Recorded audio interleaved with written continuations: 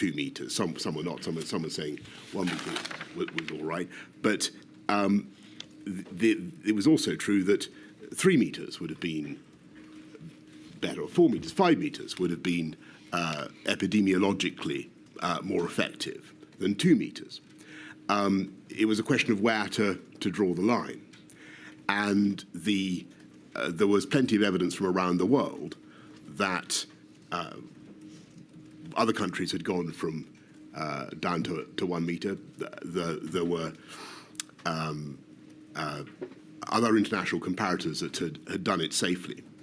And so although you're quite correct that hospitality and other sectors were desperate to be able to operate, because it was very, very difficult under the 2 meter rule, it did not seem to me, on balance, to be epidemiologically unsound to do it. And I, of course, had to balance the very considerable hardship that was being caused to people by the effective closure of hospitality as a result of the 2 meter rule. I posed the question the way that I did because I've actually quoted your own words from the summing up of that Cabinet Office meeting on the 2nd of June. Summing up, the Prime Minister said the underlying scientific advice, so obviously the combination of the various views that you'd received, was that staying 2 meters away from other people remained the best way of reducing coronavirus transmission. There was no doubt about 3 meters would have been even better. Indeed, but there was no doubt at all that epidemiologically the pre-existing 2 meter rule was the best way to proceed epidemiologically. But you were under understandably intense economic pressure to try to take a different path in order to be able to alleviate the economic burden. And there were plenty of other countries that had done the same. That debate took place, of course, in advance of the Eat Out to Help Out scheme, which was put into place in August, in those mid-week days, Tuesday, Wednesday, Thursday of the 4 weeks of August. In your statement, you make plain that you and the Chancellor thought that there was a sound policy rationale for the introduction of the scheme. Were the policy rationales, firstly, the obvious economic support for the hospitality sector, but secondly, to influence social behaviour by incentivising the public to engage more generally in indoors hospitality? That was the thinking. The thinking was that the country had made a huge effort, that we got the R down below 1, that the disease was no longer spreading in the way that it had been, and that within the budget of risk, it was now possible to open up hospitality. That being so, logically, if we were going to take advantage of that, if we were going to allow people to take advantage of, allow the hospitality sector to take advantage of the freedom that our collective efforts had won them, then it seemed to me to make sense to make sure that they actually had some customers. That was my thinking, and it seemed to me that if it was safe to open hospitality, then it must be safe for people to go to hospitality. Do you accept, as Professor Edmonds said in his evidence to this inquiry, it's one thing to take your foot off the brake, which is, of course, what had been done in terms of easing the restrictions in June and July, but to put your foot on the accelerator is, by implication, quite different. He, in fact, used the word perverse, but I'm just going to suggest to you that it's a different thing to do. Utmost respect for Professor Edmonds.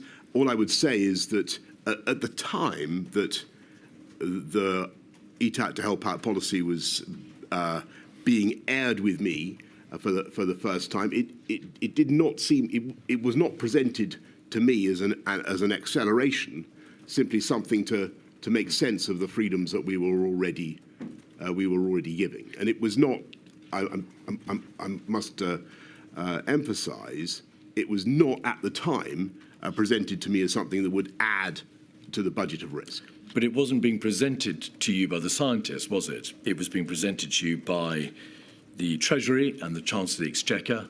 The material makes quite plain that they were the ones who proposed the scheme. The paperwork makes that absolutely plain.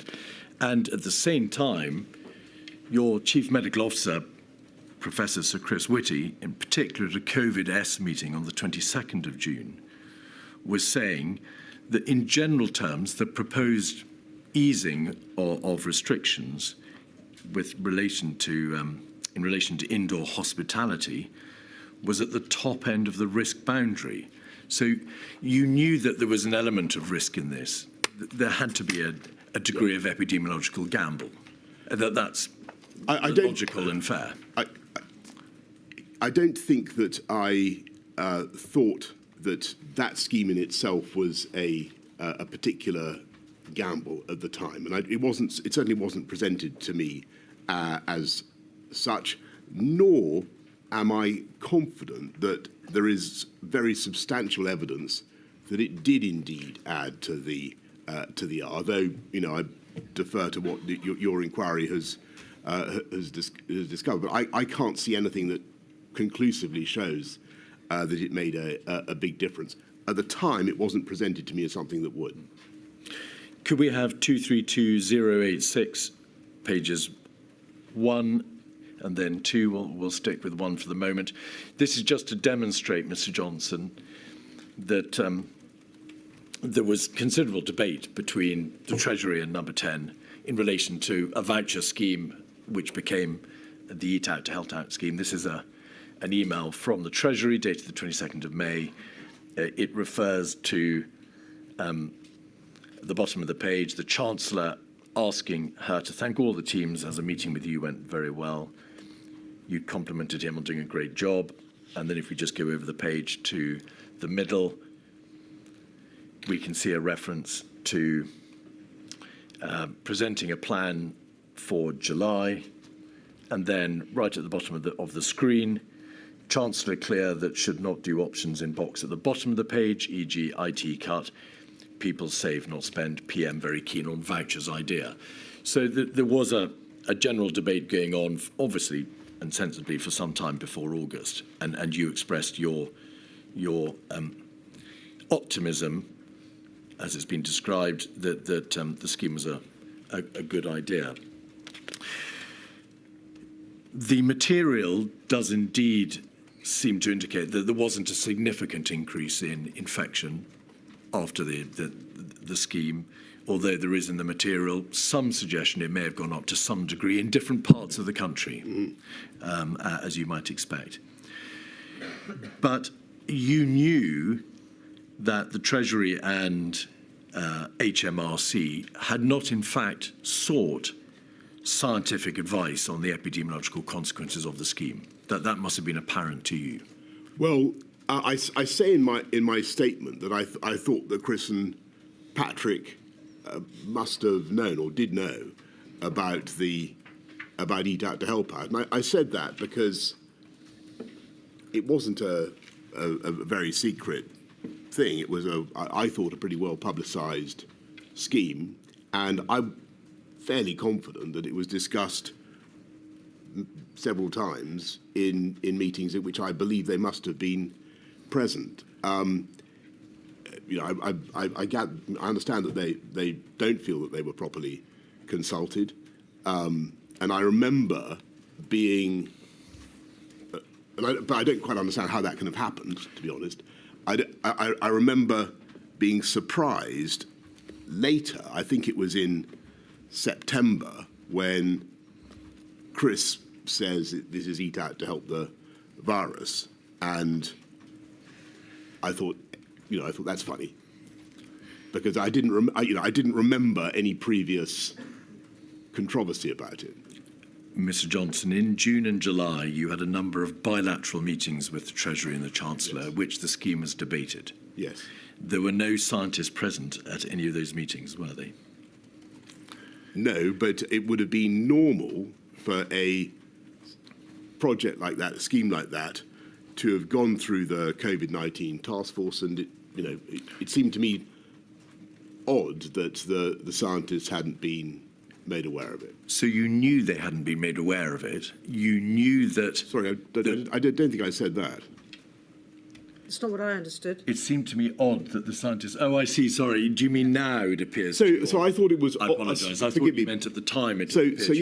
So my surprise was in, I think it was something like September 16th or thereabouts. It was quite a long time afterwards when I heard Chris in a COVID-S say, it's eat out to help the virus. And he looked at me meaningfully, and I thought, well, that's funny, because I didn't remember this being something that had previously seemed to attract objection or controversy.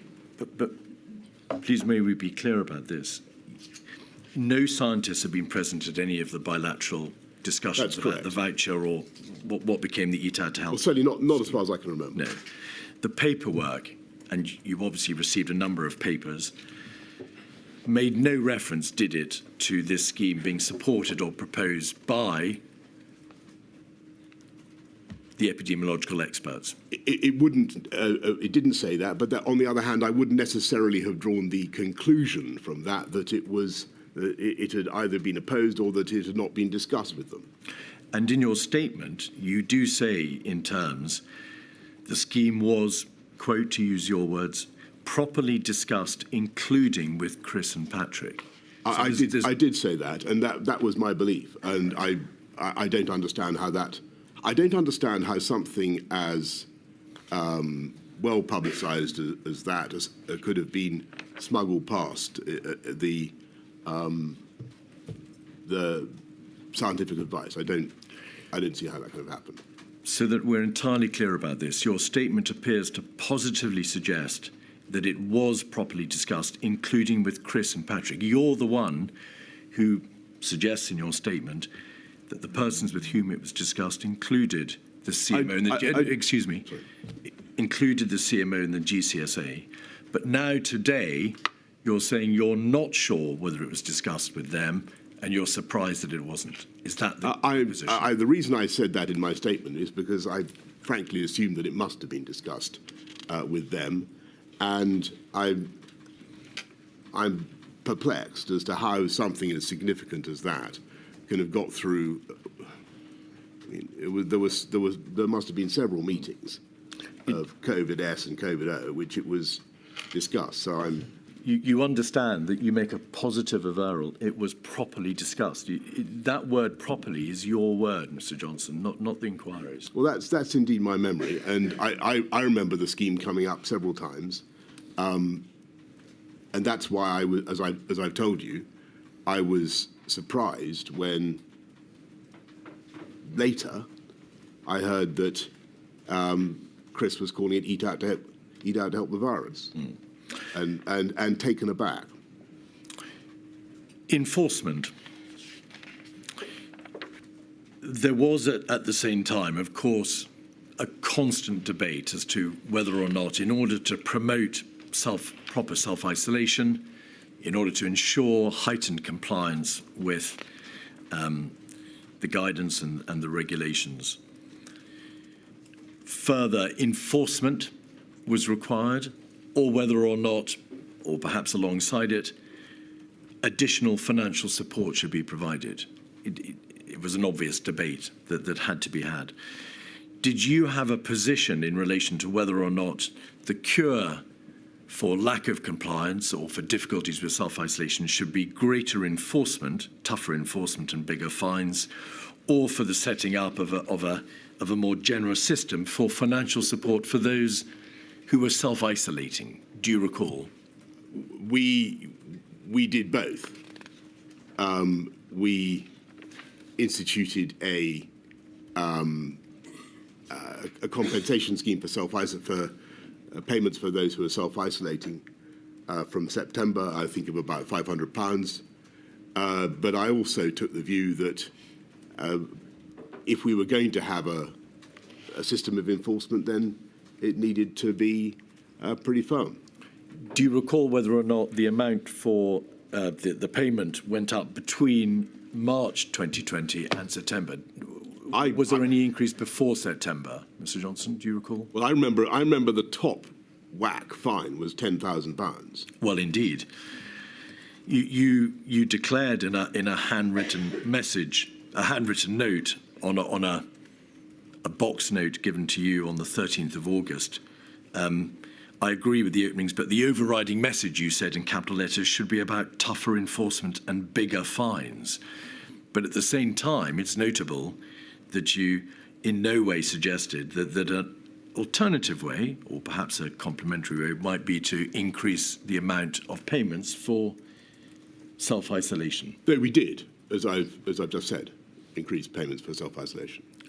That wasn't a suggestion that you made at this time, although it came in later, as you rightly say, in September. So your position was, it would appear, enforcement is the only way to go. Well, that's obviously not quite right, because we did give quite generous payments for self-isolation. I think the concern that we had was that there could be difficulties, complications, abuse of any system of payments. We were already spending, as everybody knows, very considerable sums in support of all kinds. So there were anxieties about some of the implications of the compensation system, but because it was so important to go with self-isolation, to encourage people and to help people who needed support, we did go for the £500 payments.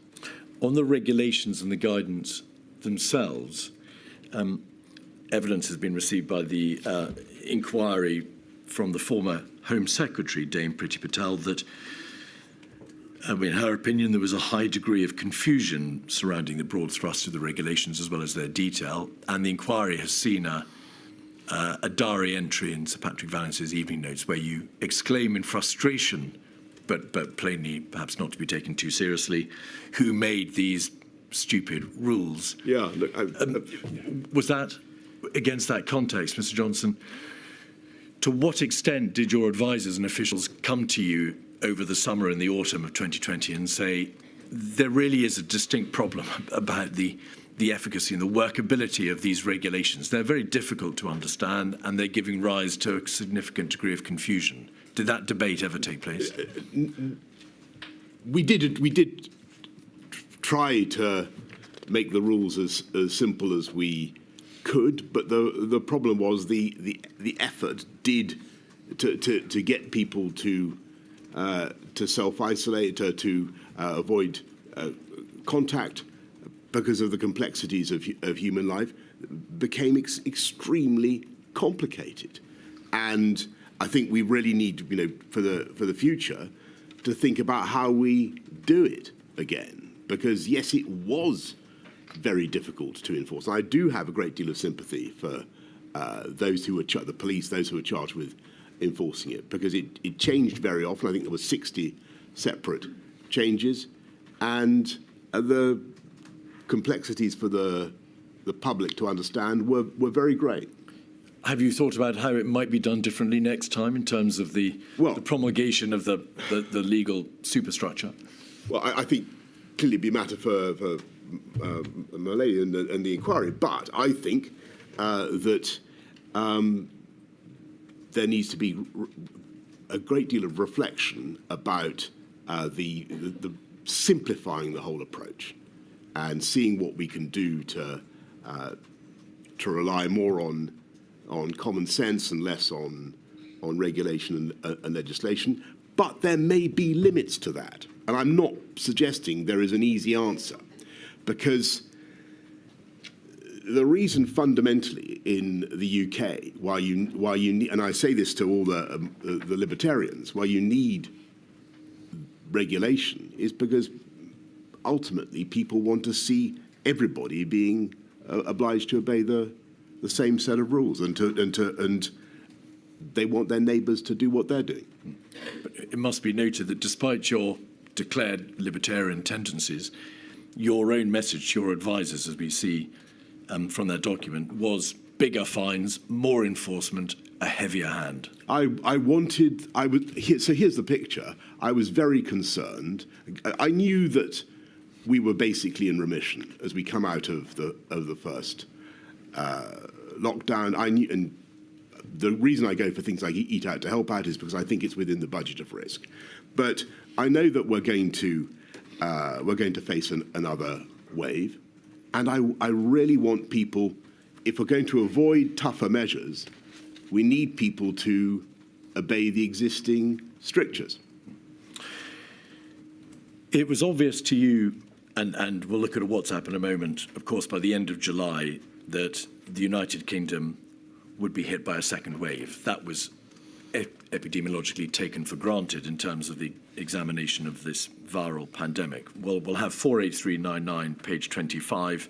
You say it's completely obvious we're about to be hit by a second wave.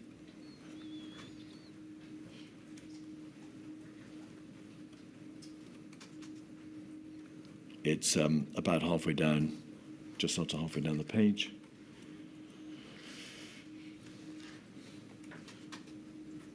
(8:10:48). Folks looking at Spain and France and remembering March, it is completely obvious we're about to be hit by a second wave. And on page 32, a month later, the 31st of August, in the same WhatsApp group, you say, page 32, we've seen the wave coming for miles, so we should be ready. And thank you. It's obvious that the government was concerned in the summer of 2020 with, as you say, the prospect of being hit by a second wave. Did you therefore give consideration to the possibility of putting into place a formal system of segmentation? The inquiry has heard evidence how in August and September, the COVID task force considered whether or not it might be possible in advance of the impact of the second wave to consider a formal system of segmentation for the elderly.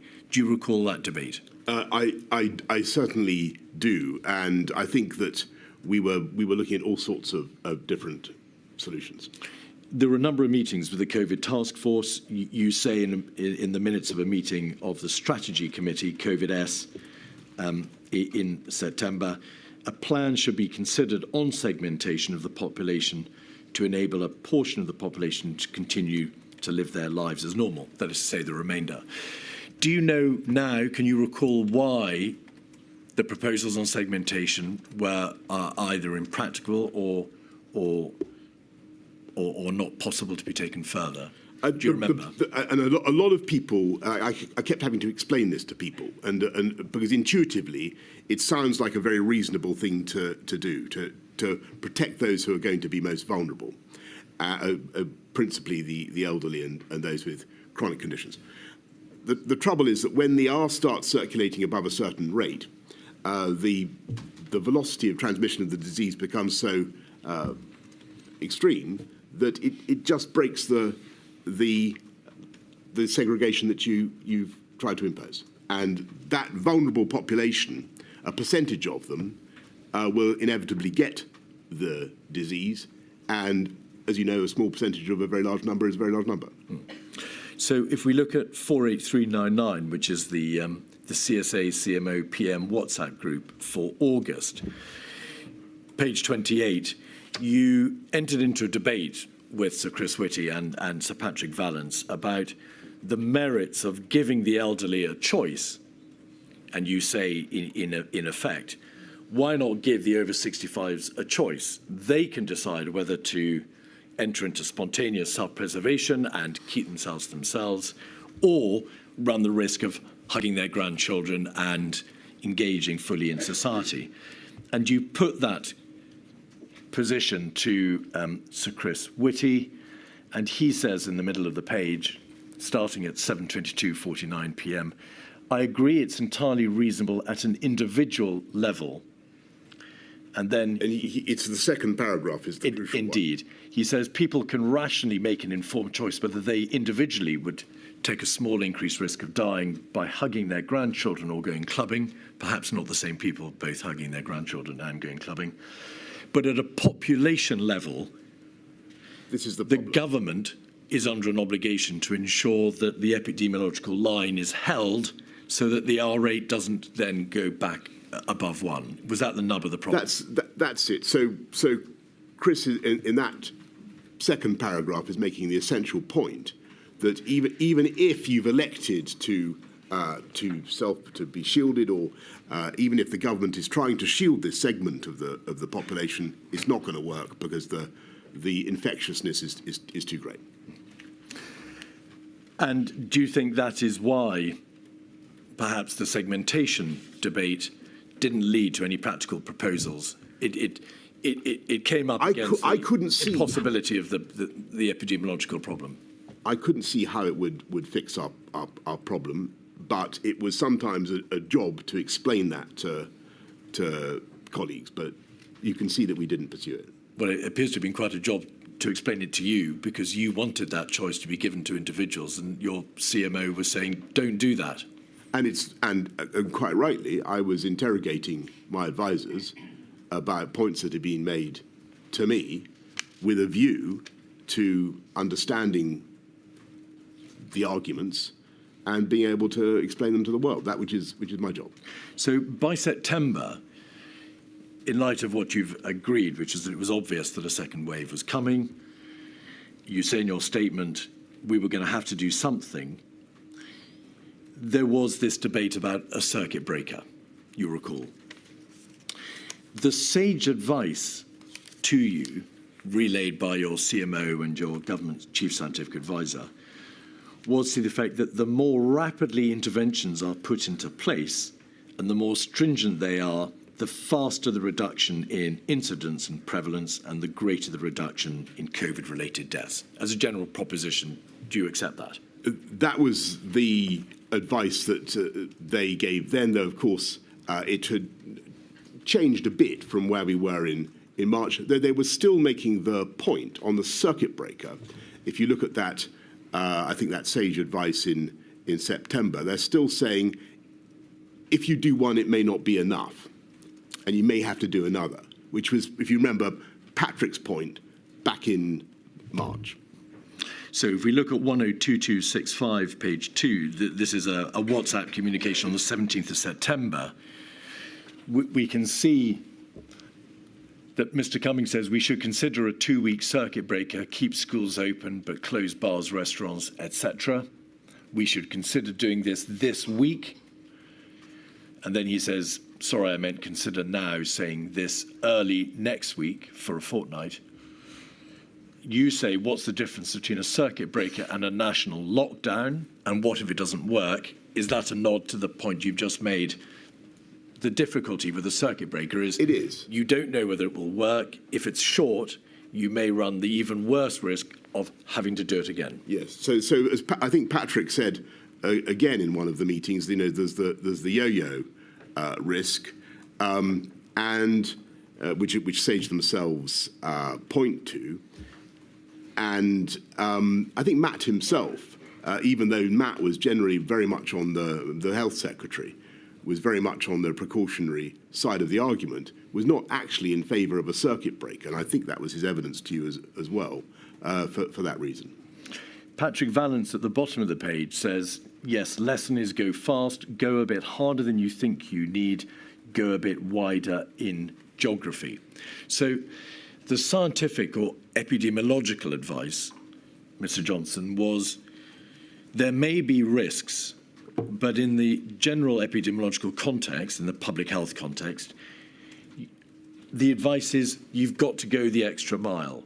And that, therefore, would mean a circuit breaker as opposed to local restrictions or varying degrees of stringent restrictions being applied. But your position was, well, ultimately, I don't think that the epidemiological argument is made out.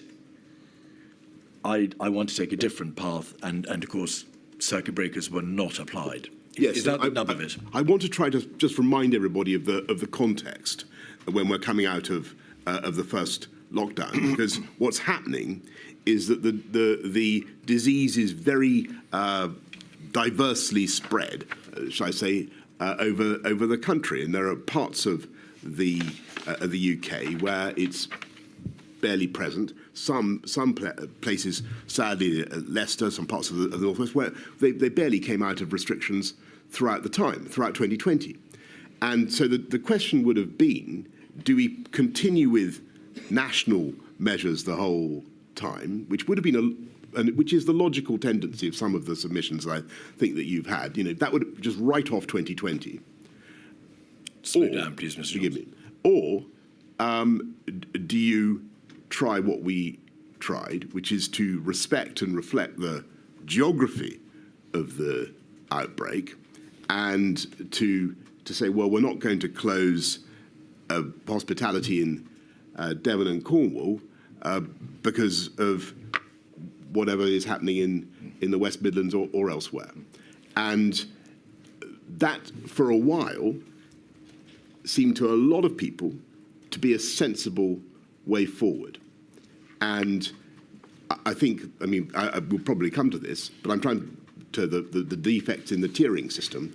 But that led to tiering, and I think it was worth a try because of the difficulties with the circuit breaker concept, which Patrick and Matt and others have alluded to. So that was my hesitation. It wasn't that I was against going into a national lockdown per se, or that I had set my mind absolutely against it. If you look at what I said to the Cabinet in July the 21st, I said, we've got to keep this as part of our arsenal. But I thought that a local approach was a sensible, or regional approach was a sensible way to go, and it was worth trying. This was a matter of spread of infection and death. To use your words, you thought not having a circuit breaker and then latterly having a tier system was worth a try. Was that the correct approach when dealing with matters of such momentous importance? The scientific advice, and admittedly, Mr. Johnson, the advice is never phrased in terms of you, the Prime Minister, must impose a circuit breaker. It is perhaps a little more coyly expressed in terms of more rapid interventions are required. Go fast, go early, do more. Yes. So they gave you, by implication, the room to make the decision yourself. But was that the right approach? Why didn't you apply what you knew to be the lesson learned from March, which is go early, take a precautionary approach, and go the extra mile epidemiologically? So there were some areas that had outbreaks of the disease that were in very tough measures. And it's not as though we didn't do anything nationally throughout on the contrary. So we ratchet up the measures throughout September and October. And we intensify the pressure on the virus. So September the 9th, we go to the rule of 6. September the 22nd, we go back to working from home and a curfew. October the 14th, we move into the tiering system. Some places go straight into lockdown, and so on. And we intensify the tiering system. And we then go into the full lockdown at the end of the month. And I actually think that programme had a very good chance of working. And if you look at where we were by November, the 22nd, the disease was starting to turn down. Incidence was turning down. And the thing that really threw us off was of course, the Kent variant, the Alpha variant. But you've now moved further, of course, into November and December. On the 17th of September, yes, as this debate indicates quite plainly, your chief advisor was saying we should consider a 2-week circuit breaker. Your government chief scientific advisor was saying circuit breaker would be for 2 weeks. We can get the paper round tomorrow on that. You can even think about doing it regionally. Your Secretary of State for Health and Social Care was saying if we want to avoid a national lockdown, we need to act fast. We're going in the wrong direction. And your scientific advisor again says, go fast.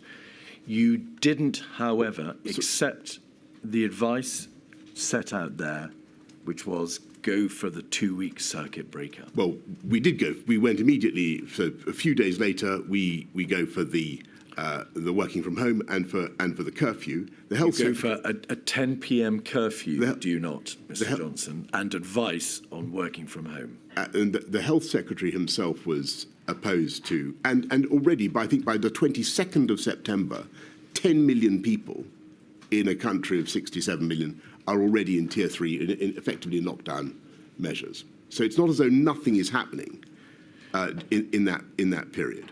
Nobody has suggested nothing was done. There was, of course, the rule of 6. There was the curfew from 10 p.m. There was the package of measures which you described as the package A measures Yes. of late September. But the circuit breaker was not the done. national circuit breaker. No, because I wanted to keep going with a regional approach. We had 10 million people in lockdown on the 22nd of September. It was not as though the country was not going through, or large parts of the country were not going through another lockdown. Well, the issue was whether there was any support for a continued regional approach. And actually, if you look at the October, even October the 20th cabinet meeting, you'll see that the CMO says that the country, and I think the JVT also, Jonathan Van Tam also said this, the country is basically divided into 3 parts. Those where the disease is flat, those where it's increasing slowly, those where it's rising fast, and a regional approach is therefore still justified. And that is what, as far as I remember, Chris said in that meeting. And so I'm not going to pretend that this was an easy decision, and it certainly wasn't. And it was one I agonized over. But I thought that a regional approach could still save us and could still help us. You have said twice that part of the rationale for not having a circuit breaker in September was that you said it was not as though the country was not going through, or large parts of the country were not going through another lockdown already. Is this the position? Obviously, from July, there were areas and local restrictions, notably Manchester, Liverpool, and parts of the northwest of England. There was the national rule of 6. There was then the package A measures of the 22nd of September, which was a 10 p.m. curfew and advice to work from home. Yes. But the majority of those regions, which, to use your words, were placed in lockdown, were not in fact placed in lockdown unless and until they went into tier 3 in the tier system, which wasn't introduced until the 14th of October. Yes, but there were there were already restrictions around the country, which were very severe, and they were not, with respect, comparable to lockdown, were they? Well, people faced restrictions around the country on the basis of where the disease was prevalent and where it was spreading, and I thought that we'd learnt a lot in that period. We'd seen the horrors of the first wave and the shock of what had happened. You're completely right about that. And it was appalling. And we'd seen the suffering. But we'd also seen the impact of the pandemic, of the measures that we'd taken. And our objective remained the same, which was to protect the NHS and save life. And our strategy was to use NPIs, but it seemed to me, given the disparity in the prevalence across the country, it seemed to me for that period that a local approach was worth pursuing. And in justice and fairness, a lot of people thought the same, because they thought the disease is not prevalent here. It is not circulating in my community. Why am I being locked down? And we had to address that issue as well. But the other people who thought the same, Mr. Johnson, were not the Prime Minister with access to this epidemiological public health advice, which appeared to be pointing in that direction. Some of it did, and some of it, as I have just said, continued to support a regional approach. Is that why you called for the meeting on the 20th of September in Downing Street with Professor Gupta, Professor Hennigan, Anders Tegnell of Sweden, I think the state epidemiologist, and also Professors Edmund and McLean, because you wanted to have a greater diversity of scientific advice, and at least advice beyond the advice which you were receiving, but which you were not inclined to accept from your own Chief Medical Officer and governmental Chief Scientific Advisor? I think, with great respect, it was the other way around. What I could say, this is towards the end of September, middle of September, and I can see that things are going to deteriorate. There's no question, and I can see the direction of travel. I still want to use tough local measures to try to achieve what we need to achieve, but I can see that, as I've told Cabinet, and as I think I've told the public as well, we're probably going to have to go back into international measures. And what I want to, and I know that when I do that, whenever it comes, there will be, of course, a lot of downsides. And people are going to complain and to object for all sorts of good reasons. I need to have the arguments. I need to understand what a lot of people talk about, the great Swedish success, and how they managed to do it without lockdowns. And if I'm going to impose another lockdown in the course of the next few weeks, which is indeed what I ended up having to do, I need to know what the counter arguments are. Mr. Johnson, your government and you personally had declared that you would be following, by which you mean you'd be guided by the science. Throughout the course of that year, you had been guided by, accordingly, the Scientific Advisory Group for Emergencies and by your CMO and GCSA.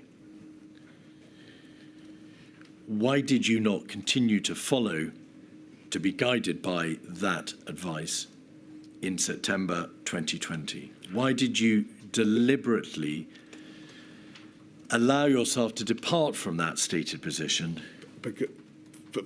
First of all, because the scientific advice was not clear. There was a push for a circuit breaker, but that was not supported by the health secretary, as he's testified to you, and he was normally in amongst the toughest in wanting to impose lockdowns. There were question marks about the circuit breaker and its efficacy, and indeed, where a circuit breaker was tried, as you know, in Wales, it's not clear that it actually worked. So that was later. It wasn't, of course, imposed until October. Sure, but what I'm saying is that there were perhaps legitimate grounds for thinking that a circuit breaker was not a panacea, and I was keen to continue with a local or a regional strategy which continued to have scientific support for being reasonable, as I've said. The nature of the specific intervention may not have been absolutely clear, because SAGE posed the issue to you in terms of interventions being required. But the debate was plainly, and you understood it to be plainly, about the merits of a circuit breaker. So there was a clarity about the debate. What lacked clarity was what ultimately, what political decision should be made by you. You were unclear as to what the way forward should be. the meeting on the 20th of September... That's not true, but for great respect. What we decided to do was to continue to tighten the measures that the national measures that we had, but also on October the 14th to go for the tiered system.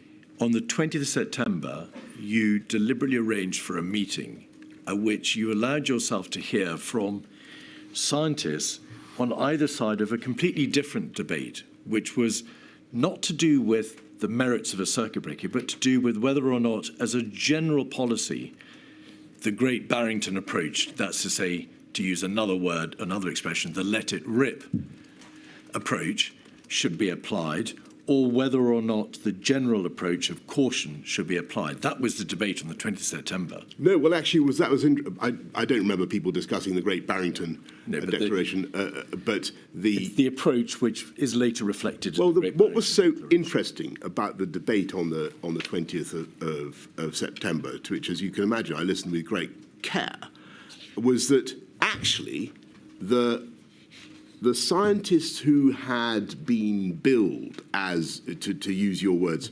the Let It Rip brigade, did not really support that approach.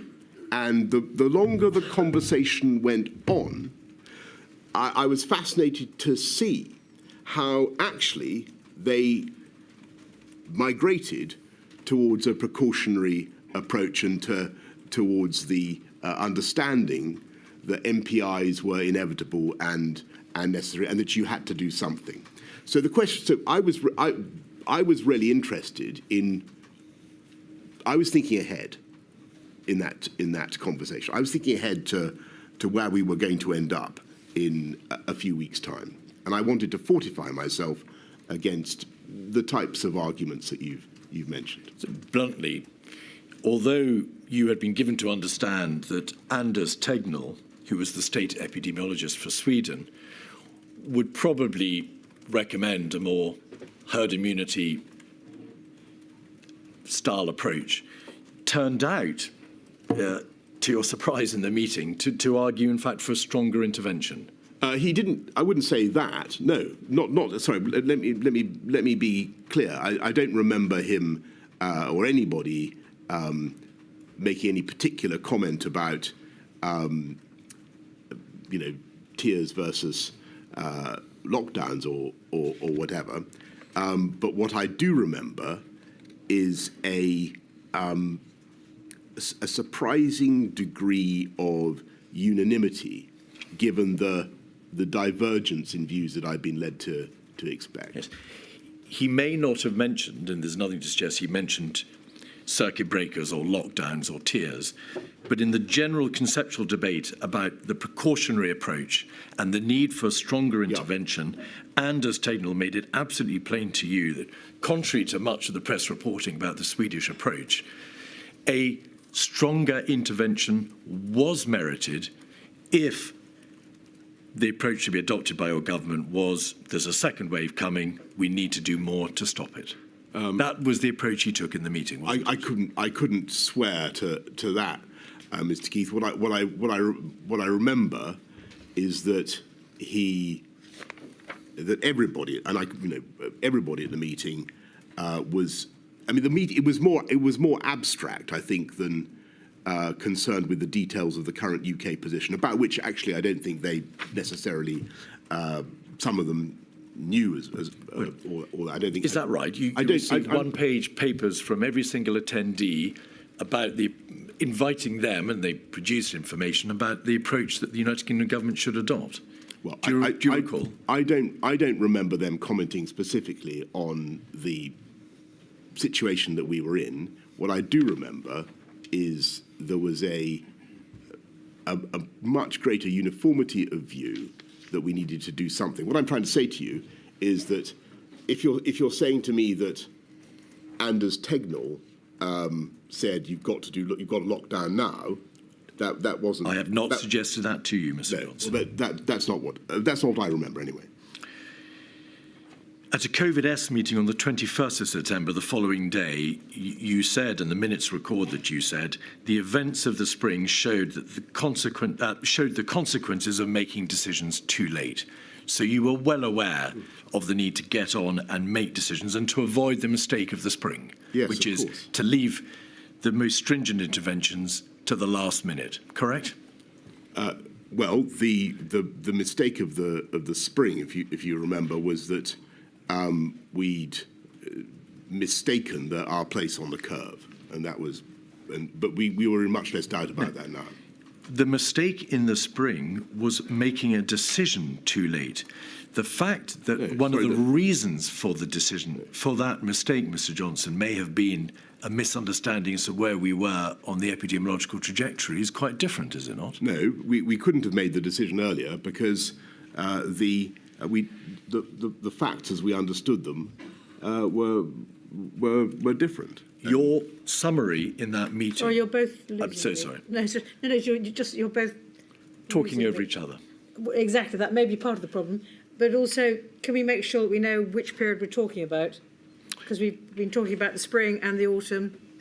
Just to be clear. In the autumn, I suggested to you, you had said in a COVID-S meeting, the 21st of September, by reference back to the spring, the events of the spring showed the consequences of making decisions too late. Regardless of why those decisions were taken, Mr. Johnson, what were the consequences of making decisions too late? Your reference. Yeah. What did you mean? Sorry. So, just to clarify this point, in the spring we couldn't have made the decision any earlier because we didn't know the relevant facts. When it came to the curve in September, October, we were much more on top of it. We could see where it was going. And the relevant facts are that the virus was not evenly distributed across the country. And that was the key thing. It looked as though it might be in abeyance for a long time in parts of the country, and therefore it made little sense to lock it all down. And what we were trying to find, and you can criticise us for this, but I think it was reasonable. We were trying to find a way through that allowed as much of the country as possible to keep going. Mr. Johnson, what were the consequences of making decisions too late? When you said those words to your colleagues on the COVID-S meeting on the 21st September, what did you have in mind by consequences and the decision-making having been too late? Clearly, if you make any decision too late, then there's going to be a cost, and in the case of COVID, there's a cost in human life. But what I wouldn't accept is that the decision in all the decisions in September, October, November were too late. Nor would I accept, knowing what we did then, that the decision in March was too late. Well, there we are. On the 22nd of September, you announced the Package A measures. You recall that you were presented with a paper which had Package A measures, the majority of which were described in the very same paper as being unlikely to bring R below 1, some Package B measures, Package C measures, the more stringent, plus the possibility of a circuit breaker. And you went for all the Package A measures and some of the Package B. So largely, the measures which your own CMO had advised would be unlikely to work, even in combination, to bring R below 1. But that was your right. You announced that your government would not listen to those who say, let the virus rip, nor to those who urge a permanent lockdown when you announced those measures. But the phrase, let the virus rip, and the notion that you as a government would let the virus rip was your own phrase, was it not? Well, so, no, I'm sad to say there were plenty of people who had used the the phrase in conversation with me. I was trying to represent a view which was sadly quite widespread, which was that, as you've said already, the approach might be to segment the most vulnerable and to protect them, and to allow the vast majority of the population who are much less vulnerable to gradually acquire immunity. Now, that was not, as we discussed repeatedly, an approach that I could take at all. And I was saying that in order to explain to the public why it was not an approach that we were taking, any more than going into permanent lockdown was an approach that we could take. We faced an appalling... The problem with this whole period is that we had come out of... We'd found a way out of lockdown, and we'd got the R below 1, but we didn't yet have either good enough therapeutics or a vaccine. And so our only tools remained NPIs. And the question was, do you go straight back into lockdown, which is what a circuit breaker is? I mean, a circuit breaker sounds like a pretty it's a glib phrase. It actually means an immensely difficult, costly exercise, which falls hardest on the poorest and neediest in society. You then might have to do it again and again. And even then, there's no guarantee that it's going to work. And you don't know what the end state is, because you've got no vaccine. And that was why I thought it was sensible to continue to throw everything we had at a combination of intensified national measures plus the regional system, the tiering system. My question to you was whether or not you, whilst announcing that you would not listen to those who had said, let the virus rip, had you used the words used the words yourself. You deny that. So could you please look at the diaries? Sorry, what I'm saying is that this was a phrase in common parlance at the time, and remains so. Sir Patrick Vallance's diary is 273901, page 92. Yes, sir. Actually having a discussion, a meeting with the PM about, quote, letting it rip, page... But I don't wish to be I'm just going to put... repetitive, but this is exactly what you'd expect me to be talking about at this stage. Page 245. This is June 2020. I'm going to show you all the ones, Mr.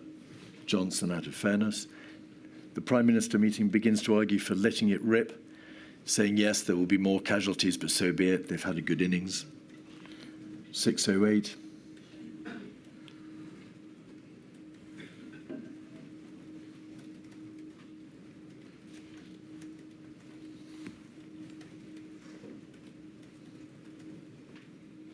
Perhaps that's the same. 439.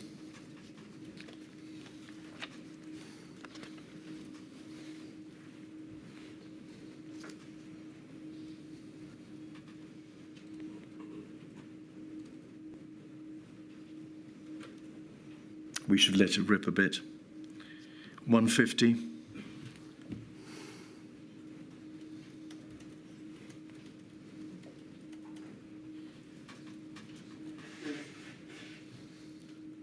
He's obsessed with older people accepting their fate.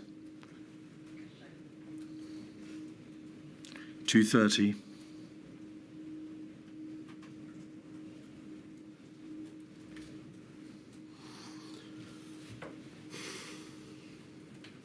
Obsessed with the average age of death being 82, which is longer, you believe, than the average life expectancy. Get COVID, live longer, you said.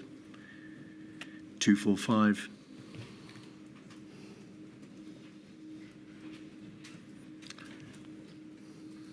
Back to the other one.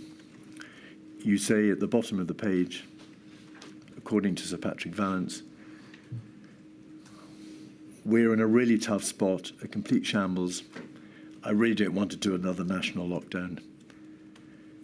He's told you are told that if you want to go down this route of letting go, you need to tell people, you need to tell them you're going to allow people to die.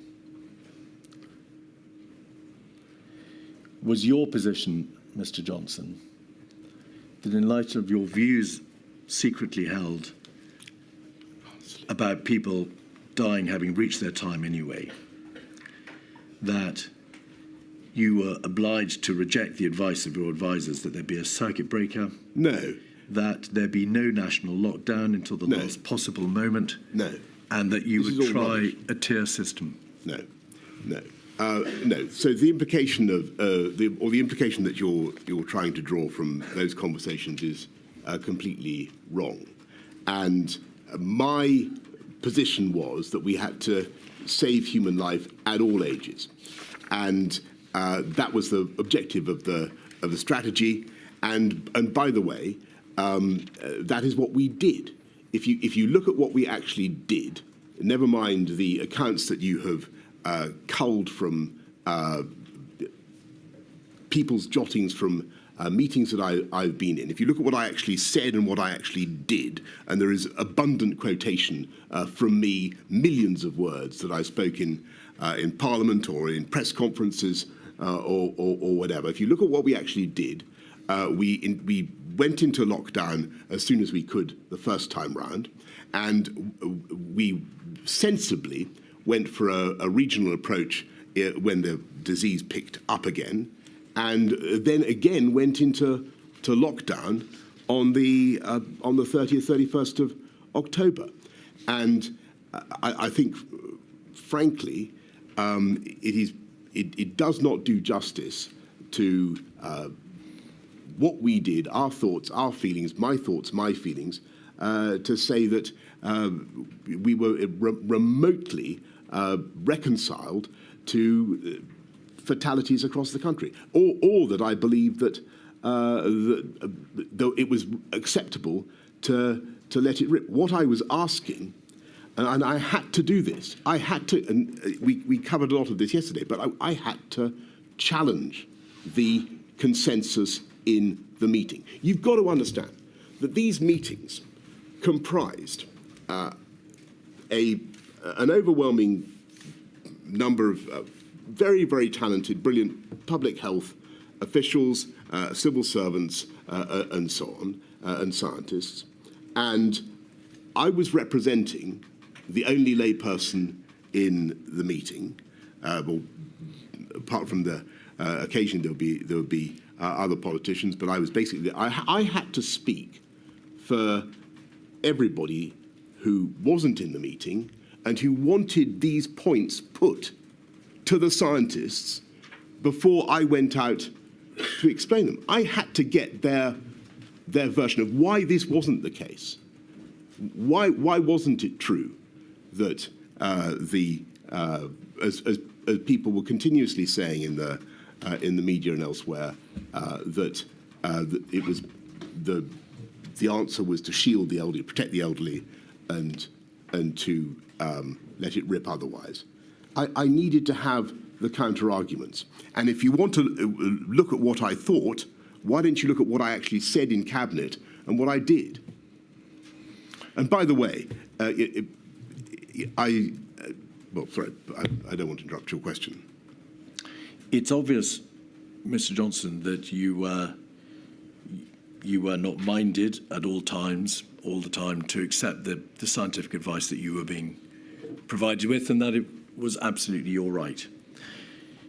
It's notable that there was, analogously to SAGE and the CMO and the GCSA, no economic advisory body, no economic analysis being provided to you in a formal structure that could have provided a foundation for the alternative side of this debate.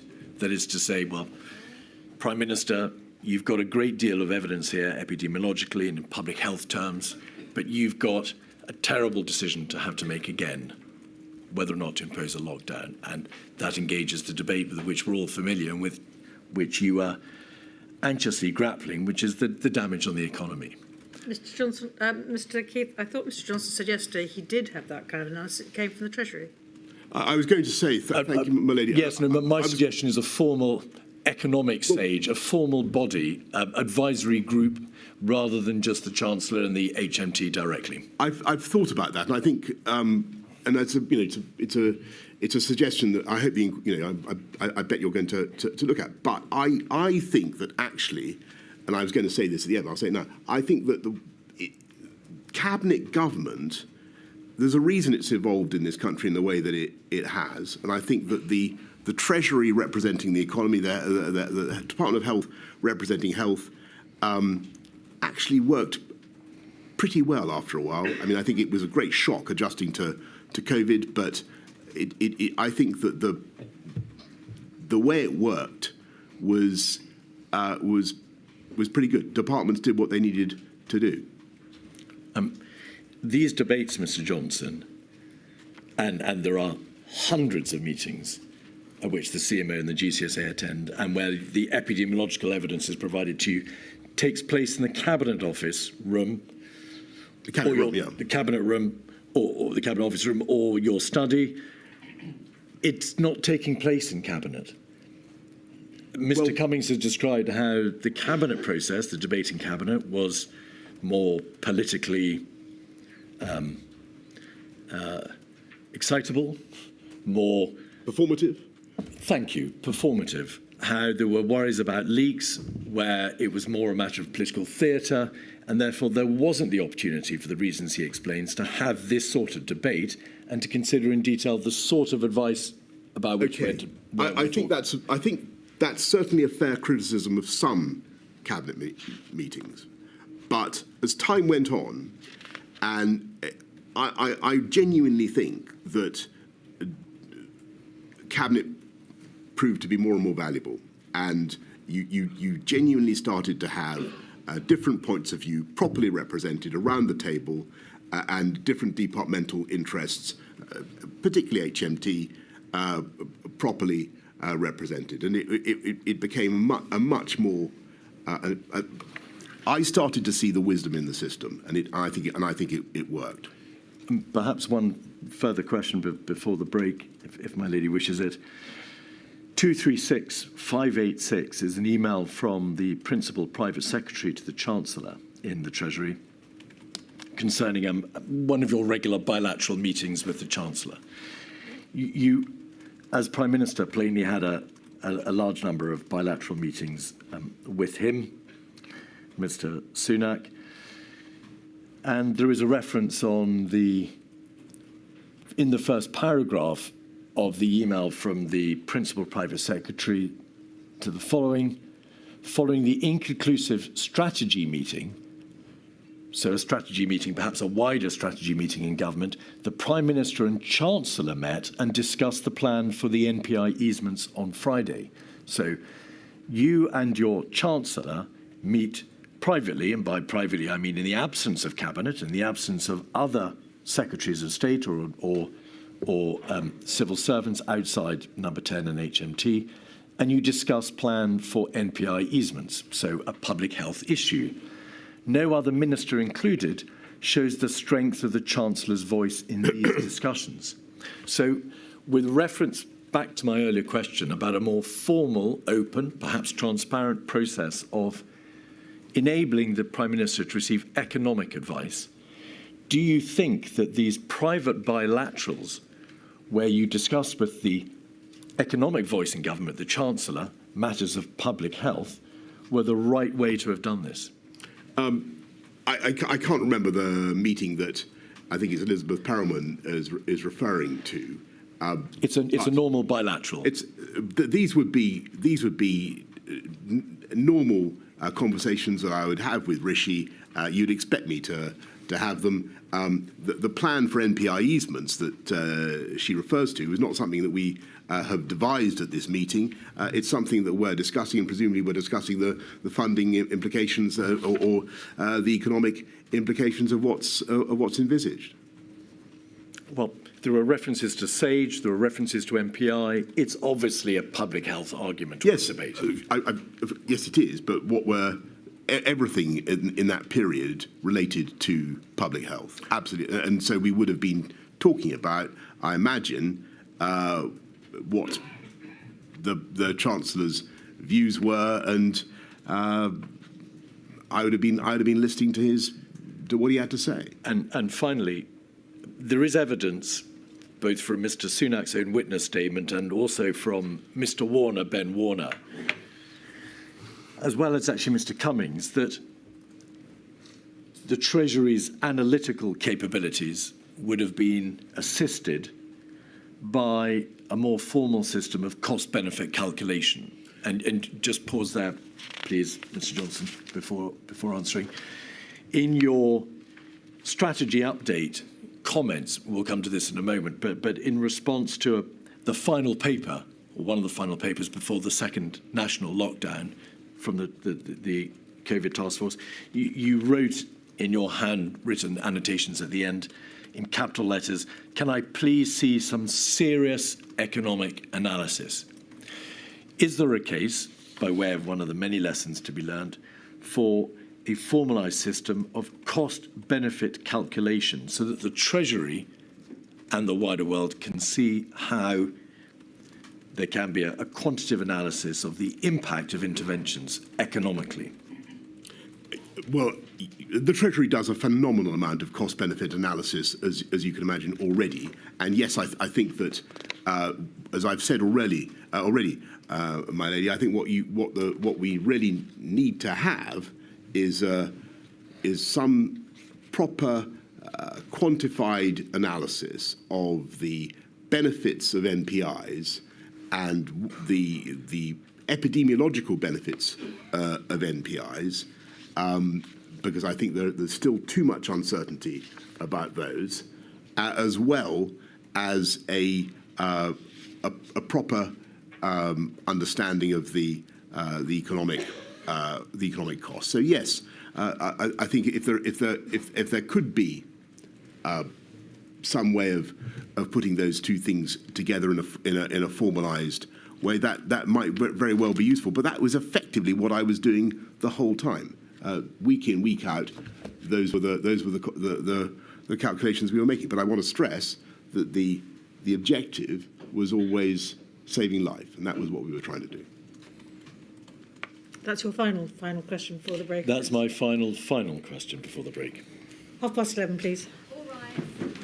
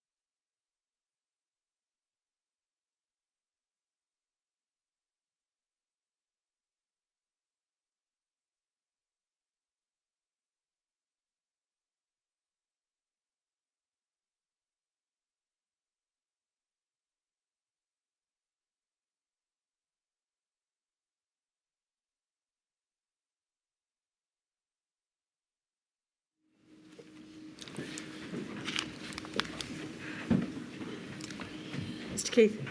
Mr. Johnson, the tier system, Yes, about which you've spoken, thank you. Briefly, you received advice from the COVID task force on the 7th of October, just to put this in its chronological place. There was a discussion in number 10 that day about regional lockdown measures. A major meeting on the 8th of October. Yes. Yourself, the Chancellor, CMO, GCSA, and the Chief Executive of the NHS, Simon Stevens. The evening notes kept by Sir Patrick Vallance talks about the somewhat desperate nature of the anxious nature of the decision having to be made by you and the issues which you've ventilated, which were troubling you. The evidence from the COVID-0 meeting of the 11th of October is that the government chief scientific advisor made plain, because he says it in terms, that the level 3 baseline, that's to say the standard level 3, but the highermost level 3 level, was highly unlikely to bring the R below 1, and so highly unlikely to control the growth of the epidemic. Is that why you said earlier, and you've said it in your statement, you felt the tier system was nevertheless worth a try? There were doubts expressed before you even announced it as to whether or not it would work, but your assessment, and it was ultimately for you to decide, your assessment was it was worth the shot. It was, and it wasn't just my assessment. I think that even after that meeting, as I said earlier, on the 20th or so, you've got continuing scientific corroboration of the rationale behind the regional approach. But what we wanted was, of course, to try to stamp on the virus, to wallop it wherever it was most prevalent. The difficulty was that it was very laborious and it involved some very difficult negotiations. Understandably, with areas that had been in restrictions for a very long time, and their leaders, understandably, wanted proper financial help. And to get the tougher measures put on was proving, in a voluntary way, was proving time-consuming and costly. Is it right to say that there was continuing scientific corroboration for the tiers? The material in COVID-0 was the fact that even the highest level, level 3, would be unlikely to work. Sir Patrick Vallance's notes make plain that at that meeting, he felt he's being asked to approve measures knowing that they weren't enough. And the public health epidemiological support appeared to be quite slim. However, the scientists and the public health experts recognised that the public health issue was only one half of the debate. It was for you to weigh up the many issues that you've described, including the economic considerations, and to balance them. That wasn't their call; it was your call. Well, I had to balance them, but there were two things. I think it was so. I was fortified by what I think the CMO said in the cabinet of October the 20th, where I'm fairly certain that he said something, and JVT said something at about the same time, to the effect that a regional approach was still reasonable.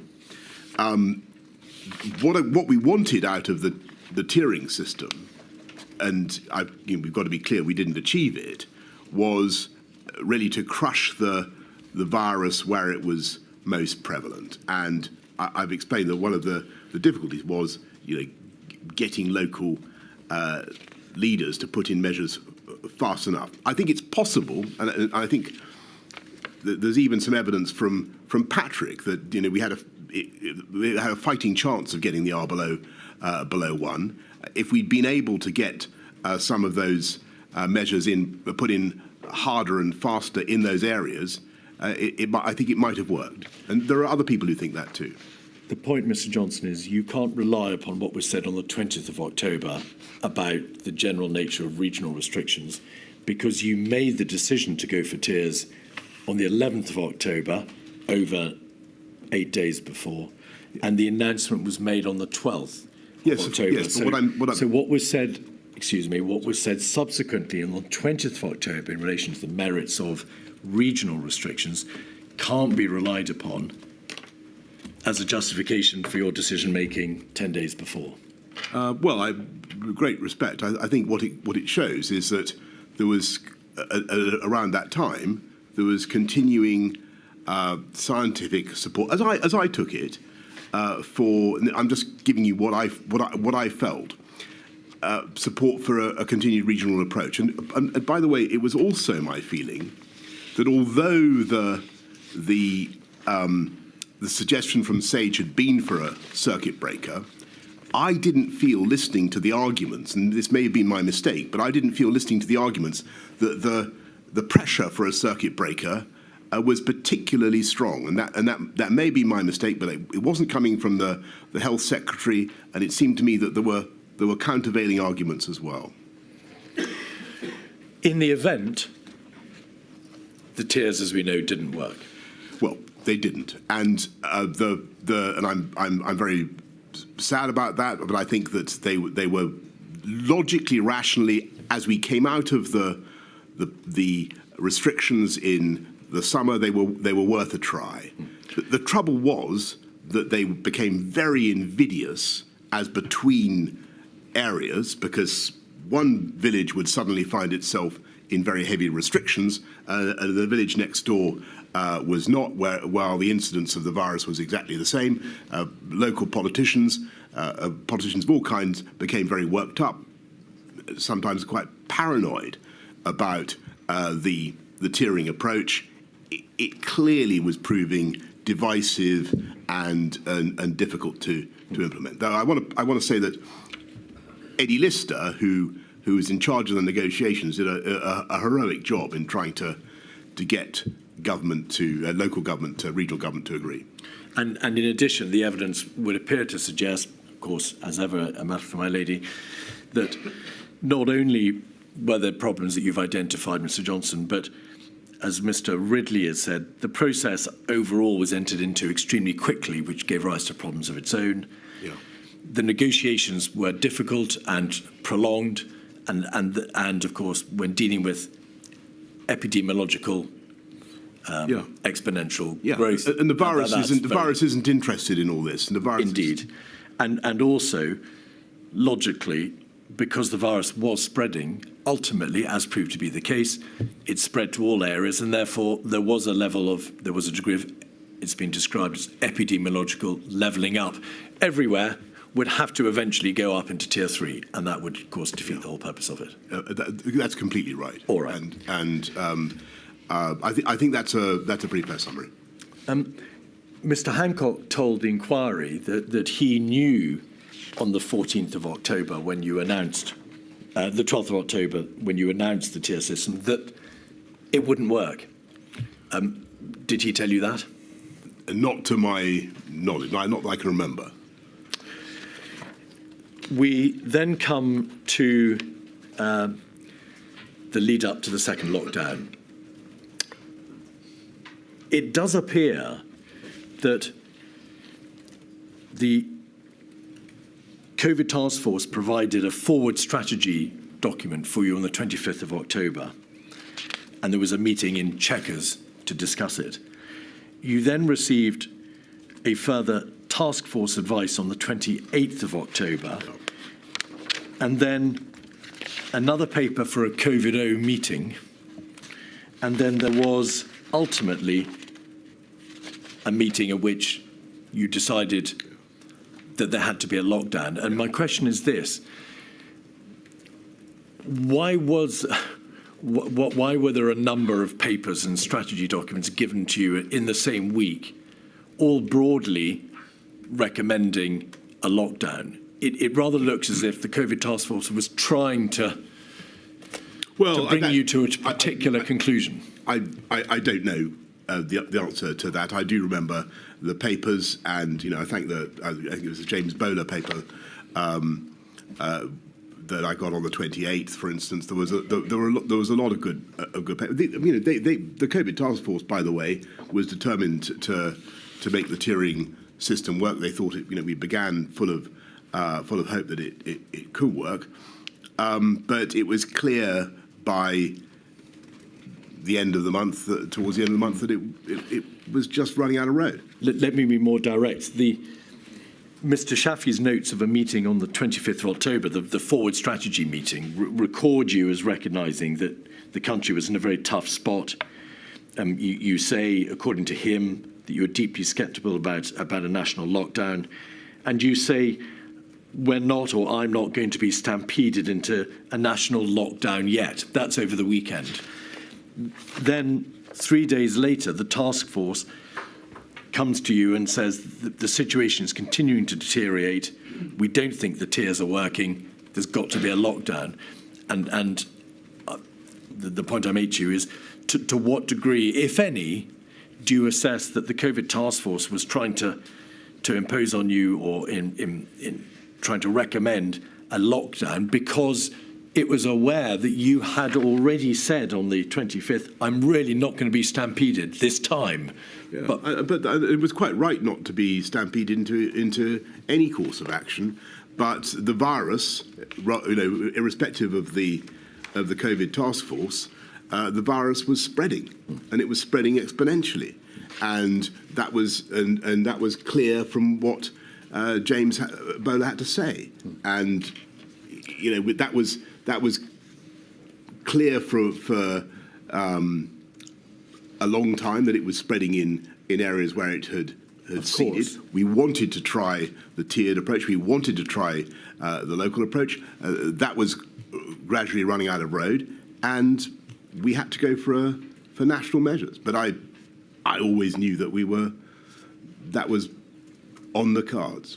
Having tried measures which didn't prove to work, having been told from July that a second wave was inevitable, do you accept that there is at least a good argument that the tier system should have been conceptualised and put into place earlier, at a time when the prevalence was lower, and therefore the tier system may have been more likely to work, so for September?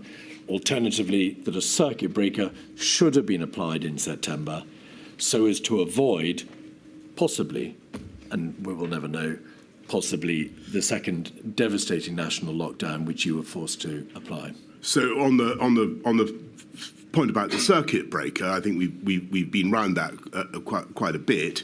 There were arguments for and against. It wasn't actually presented to me as something that we urgently needed to do. It was an option. The health secretary was against it, and there were clear downsides because of the problem of bounce back. And people, as I say, a circuit breaker is not just flipping things on and off. It's a very, very a massive intervention. You've got to get it right. And like a lockdown. And it's a complete lockdown. So, and on the your point about tiering, should tiering have been introduced earlier and formalised earlier, which is, I think, what you asked. That's an excellent question. I think that the truth is that we already, for a long time, had a kind of tiering, in the sense that some places remain. Leicester, the Northwest, remained under measures for a long time. It took a while. I'll be honest. It took a while to work out the LCAL system, and to work out how to move places up and down. And I think one of the lessons of the whole experience is that when you set up these artificial boundaries between epidemiological areas in using council boundaries or whatever, you're going to create huge problems, and or parliamentary constituents. You're going to create huge problems, and we ran into those. And I say in my statement, I don't think that it, in the end, worked, but logically, it appeared to be the right way to go as we came out of the first lockdown. And do you accept, Mr. Johnson, that the position that was ultimately reached was that you did have and you imposed a roller coaster lockdown process overall? Epidemiological evidence has been given to this inquiry to the fact that if you impose lockdown, circuit breakers, whatever they may be called, earlier, there is a greater chance you can get on top of the virus earlier. You then don't need to have such a long circuit breaker or lockdown. And when you come out, prevalence is likely to be lower, thereby obviating the need for yet another lockdown. The answer... If you just let me put the question. The evidence suggests that if, however, you wait to the last minute before imposing a lockdown, you have more of a pronounced roller coaster approach, and prevalence is unlikely to be as low as it would otherwise be, and the lockdown, in order to work, has to be longer, harder, and more brutal. Right. That's what you ended up with. No, so a lot of points there, if I may. So, first of all, we didn't delay and then do something at the last minute, as though there were. So neither in March nor in September, October did we do one single lockdown. And I think this is one of the most important points that people need to remember, because it's been slightly forgotten. In March, there are a crescendo of measures beginning in I think on the 9th, when I first told people to avoid contact and so on. There's school closures, hospitality closures, non-essential retail closure, and so on. Then the lockdown on the 23rd. When it comes to to September, October, again, there's a series of steps that we take nationally in addition to the regional measures. Now, and I've described them: the 9th of September, the rule of 6, the 22nd of September, working from home curfew, so on, so on. Then the tiering system, then lockdown. Now, the question about whether the actions helped change the shape of the curve, I think that they did. I hope that they did. I believe that they did. But epidemiologists will have, and I think it's one of the most important things that the inquiry has to evaluate, in my view, is the exact extent to which those NPIs deflected the progress of the virus. What I also think is that if you look at what happened, particularly the second curve, the second wave, it's very interesting that the first there are two parts to it, and the first wave, you can see that the collective impact of what we're doing from September onwards, because we're following it very closely by this time, does bend the curve. And again, I will leave it to you to evaluate the exact extent to which that worked and that happened, because that's the crucial thing. We need to explain it properly.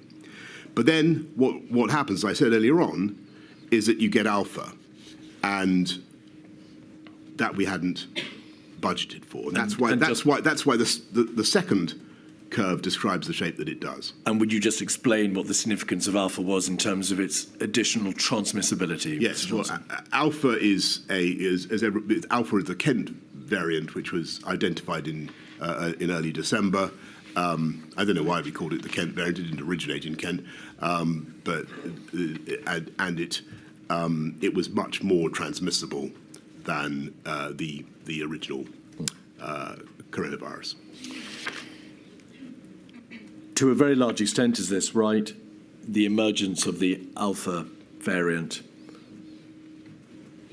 swept all the pre-existing considerations before it away, because transmissibility meant that the government's room for manoeuvre was very much more constrained thereafter. That's right. So when you talk about a roller coaster, I would say that that roller coaster was very largely driven by nature. The extent to which we were able to control the roller coaster is something that I think we all need to focus on. Well, indeed. The roller coaster was plainly evident from November, hence the lockdown. The Kent Alpha variant did not make itself plain until the first 3 or 4 days in December. That's correct. Yeah. So what's happened with the measures that we put in, as I said to my lady before, in that second wave, it actually looks, and I remember Matt telling me this, as though we've started to get the numbers under control again, and that was encouraging. And so it was unbelievably depressing when we got Alpha. There was a small margin for discretion, as far as you could see it, in December, because there was some way of trying to delay the more stringent measures that would be required as a result of the Alpha variant. There was Christmas to consider. Yeah. Obviously, the prevalence level of the virus, the rate of transmission, was still relatively high in December, although the November lockdown had, of course, brought it down significantly, but not to the same level as it had been brought down to in May. And therefore, there was no possibility, was there, of opening entirely in December. There had to be fairly stringent restrictions applied, continue to be applied, whatever view you reached of the public health crisis. Yes, Is that a fair summary? Yes. So our initial plan, as you know, was to open up on December the 2nd, which indeed we did. We then see incontrovertible evidence of Alpha, and we know we're basically heading for a lockdown, a full lockdown in January, which is what we do. There was a debate, of course, about the degree to which you could ease, to the limited extent that you could, in December. Yeah. Bearing in mind your very clearly stated wish that as much could be done as possible to allow families to spend Christmas together. We did have that debate, though. If you remember what happened, it just became untenable because of the spread of Alpha, and London and a lot of the rest of the country went straight into Tier 4, as we called it. I need to ask you, Mr. Johnson, to what extent your decision-making in the middle of December was influenced by the press or your backbenchers, because there are references in the Patrick Vallance diaries to you saying that the view of your backbenchers was to take a particular path. You were minded to agree with them. You appeared instinctively to resist the further reintroduction of the ultimate lockdown measures. No, is there any truth to that? It's certainly true that, as I've said before, that in the course of meetings, I would, as I thought was my job, and I believe was rightly thought was my job, I would express the general view of not just of backbenchers, but of other cabinet ministers who might not be in that meeting, about what we were doing, and to try to set up some challenge in the conversation. On the 2nd of January, Michael Gove sent you a private note expressing his views, essentially to the effect that there was no alternative but to adopt a strategy of maximum suppression, as he put it. Did that note, which perhaps traversed well-trodden ground, change your views as to what should be done on the 4th of January? No, I mean, we'd already basically knew that. I was grateful to Michael for his note, but we already knew that we were, again, we just had to take the toughest measures that we could. How did the last minute change in relation to whether or not schools, as opposed to secondary school, schools not going back at all, as opposed to just primary schools going back? It was terrible. Arise. It was terrible. I mean, it was. How did it happen? It was just it was inevitable because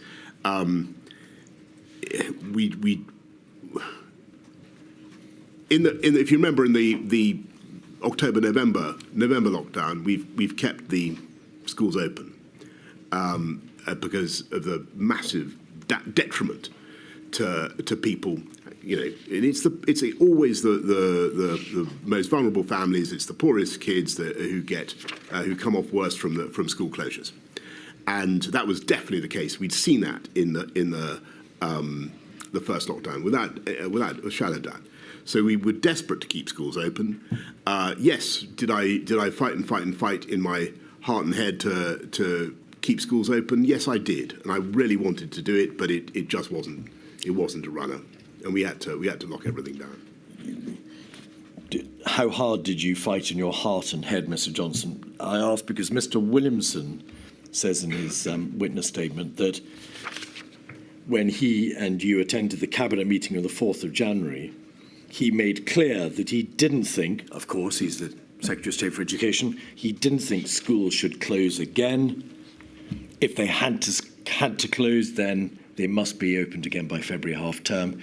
And he says, I didn't have complete autonomy to make core decisions, especially those regarding school closure and school reopening. So to a significant extent, the views of the Secretary of State for Education were overridden. There were, and your cabinet approved the changes. I listened respectfully to what cabinet had to say, and indeed many colleagues who thought that we should try to keep schools open, and I just couldn't. The fact is that sadly schools are terrific reservoirs of the virus, and in the cold winter months. They were going to be a big vector of transmission for elderly people, and it wasn't a runner. Now, may we move forward, in fact, almost a year to Omicron yes. in 2021. Without going into the details of the somewhat arcane and complex issue of Plan A and Plan B yes. and Plan B plus, was this the position from the beginning of December, or the end of November and the beginning of December? The Omicron variant became apparent. Steps you declared to Cabinet had to be taken to protect the public from the variant.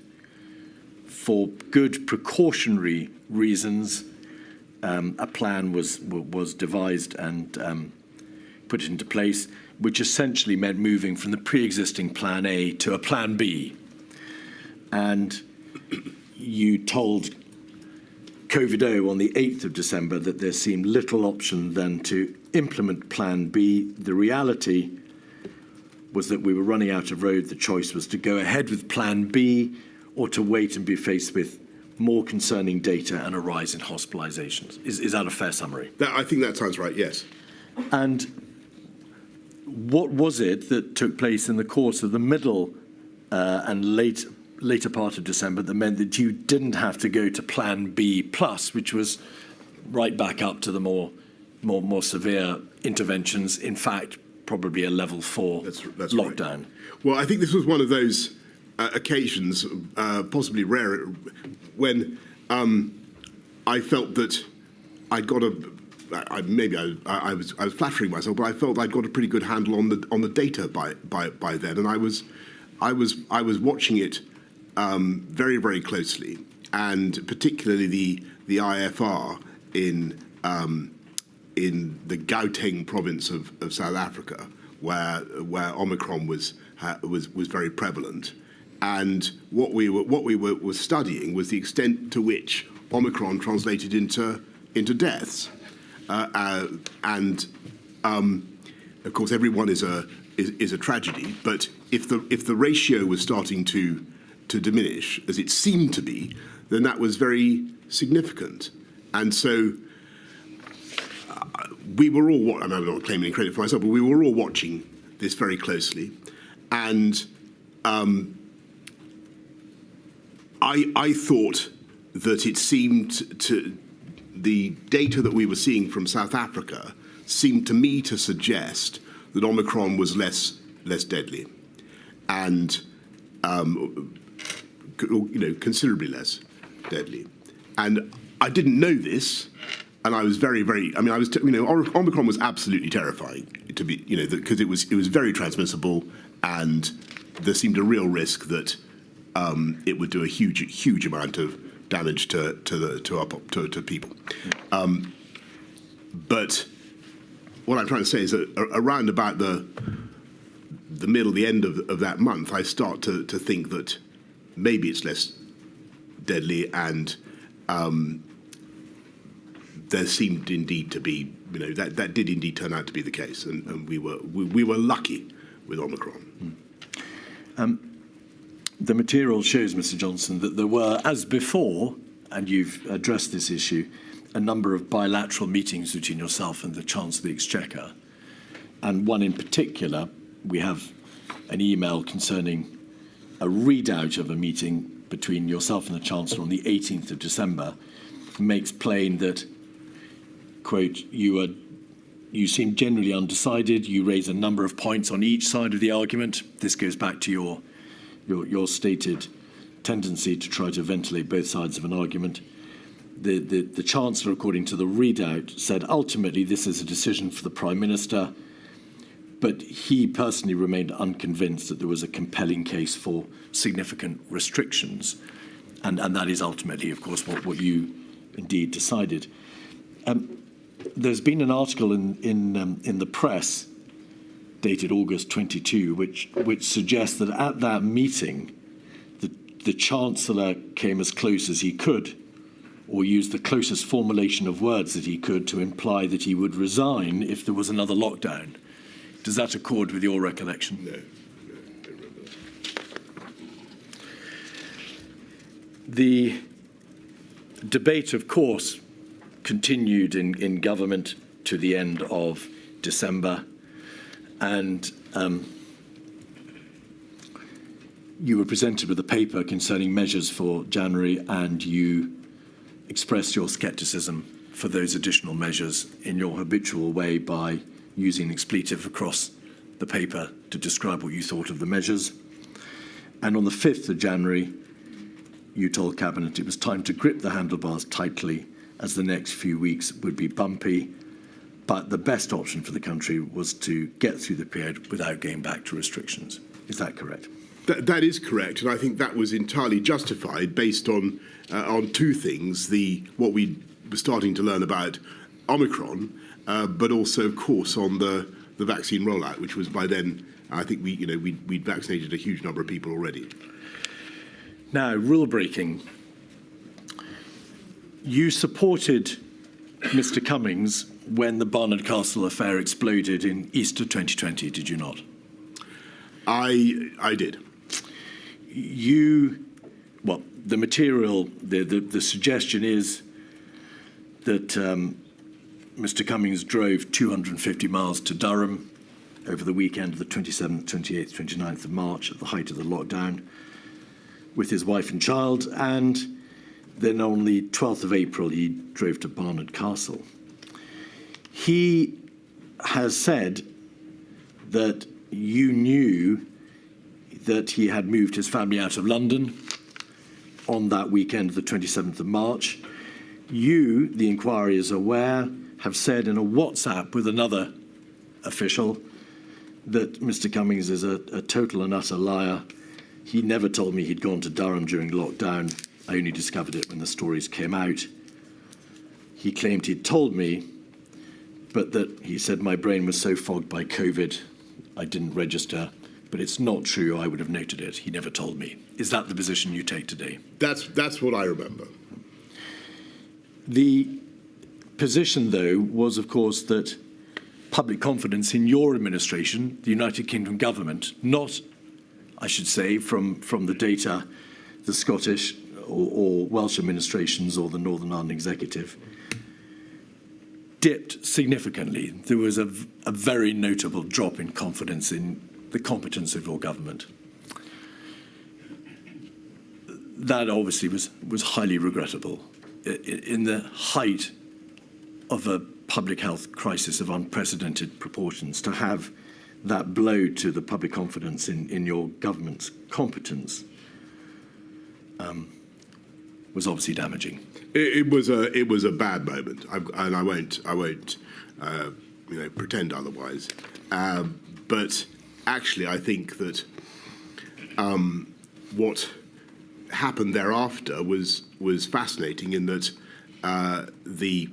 whatever the rights and wrongs of the position I took on that episode, people continued to want us to get on with the job of fixing the pandemic, and they continue. In spite of what you say about the confidence factor, they continued to be more than willing to work together to defeat the virus, and that's what they did. Is that right, Mr. Johnson? The same data which established the significant drop in confidence in your government, data from UCL called the COVID-19 Social Study, also appeared to suggest a drop in self-reported adherence to guidance. So there was not just you would say, a communication or political or presentation issue. There was a substantive impact.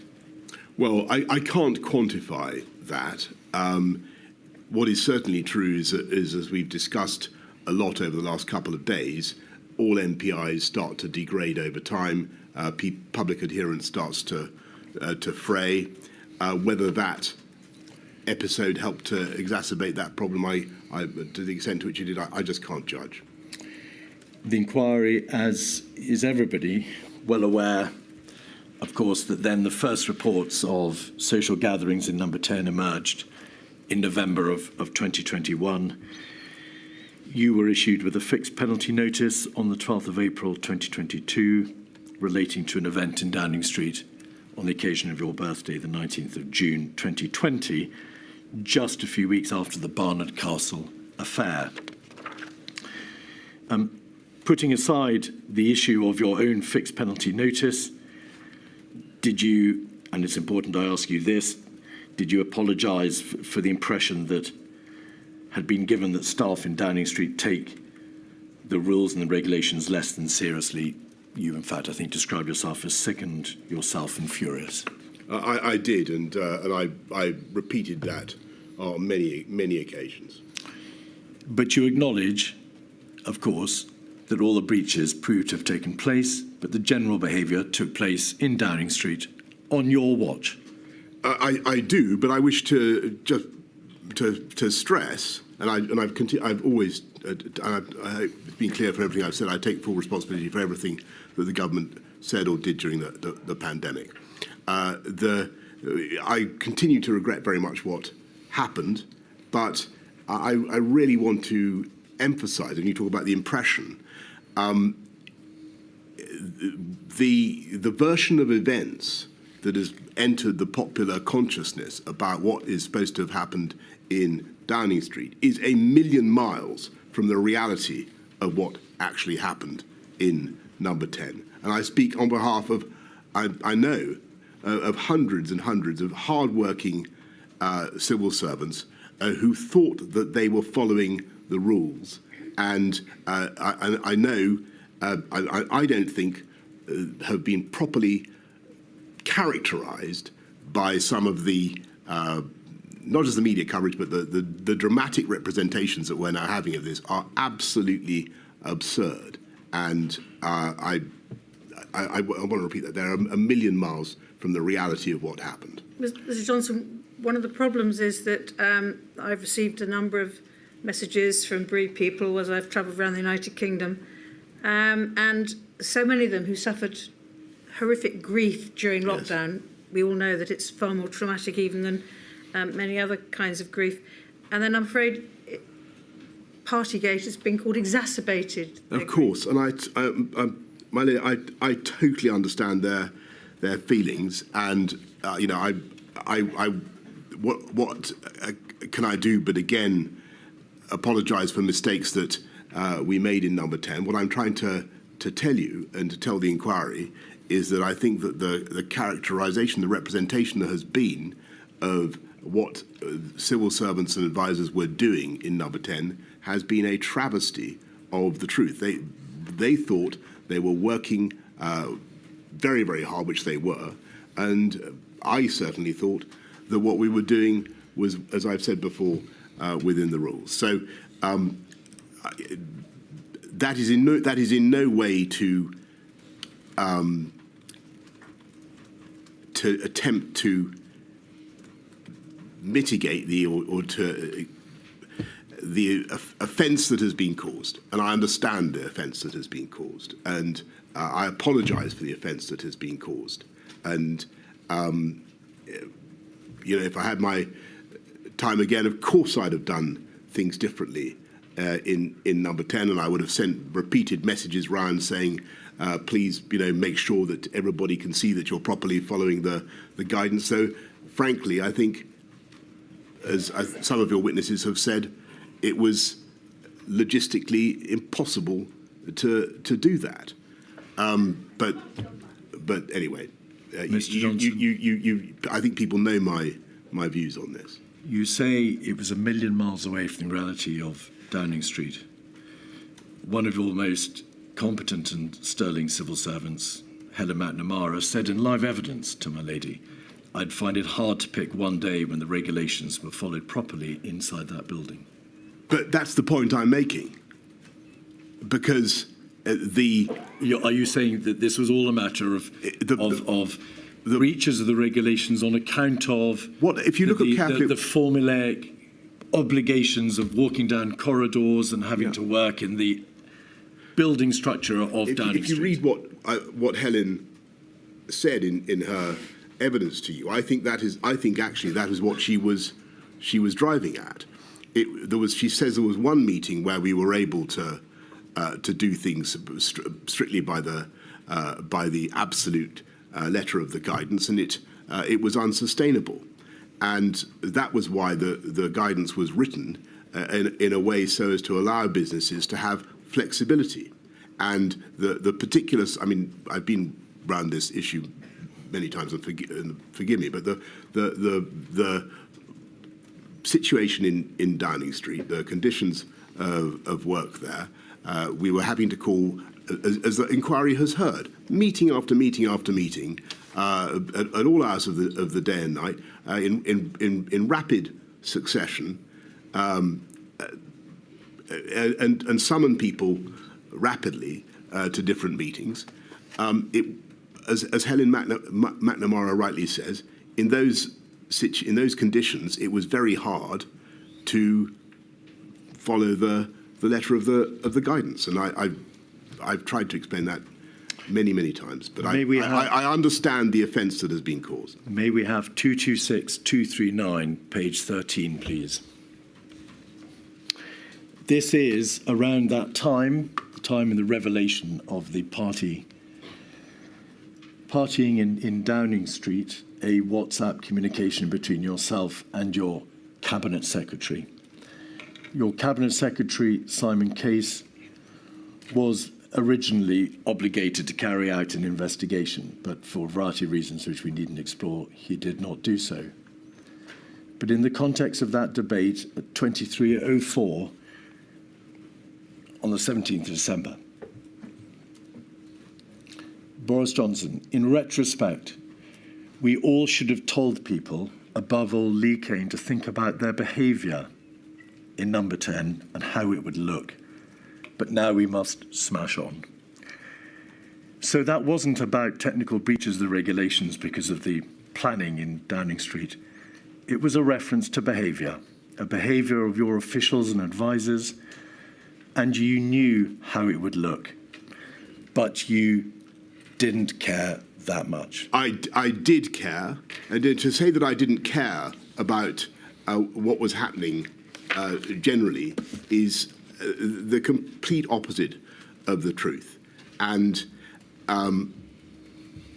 yes, I think that we could have done more in number 10 to insist that people thought about the way their behaviour would be perceived by others. And I made this point repeatedly to the various inquiries that have been held already into this matter. And we should have thought about what it would look like to have people out in the garden when other people were not allowed in the garden, even though the garden was being used as a place of work. But the idea that I didn't, I mean, in your line of questioning, which has been of course excellent throughout, but you've dwelt particularly on WhatsApp exchanges and various things that I'm supposed to have said, which indicate that I didn't care. I did care, and I continue to care passionately about it. And I will, if you want, I haven't talked about this before in public, but and it goes to what you were saying earlier about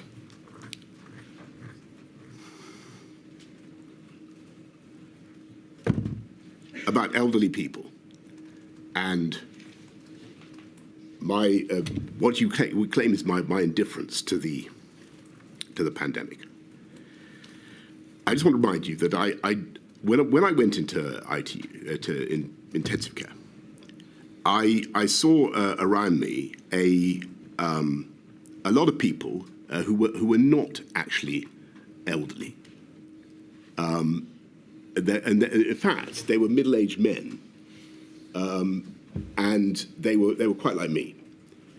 And some of us were going to make it, and some of us weren't. And what I'm trying to tell you, in a nutshell, and the NHS, thank God, did an amazing job and helped me survive. But I knew from that experience what an appalling disease this is. I had absolutely no personal doubt about that from March onwards. To say that I didn't care about the suffering that was being inflicted on the country is simply not right. Mr. Johnson, I have never suggested you didn't care about the suffering. I suggested you didn't care about the reaction to the behaviour demonstrated, a clear reference on the face of that WhatsApp. Well, I thank you for that clarification. Milady. Thank you. Mr. Weatherby, I think you're going to ask some questions, and then Ms. Campbell. I want to make sure that we don't have too long a morning. I'm happy to crack on as long as you are and the stenographer and Mr. Johnson is. So if we crack on for about 20 minutes? Yes, indeed. Okay.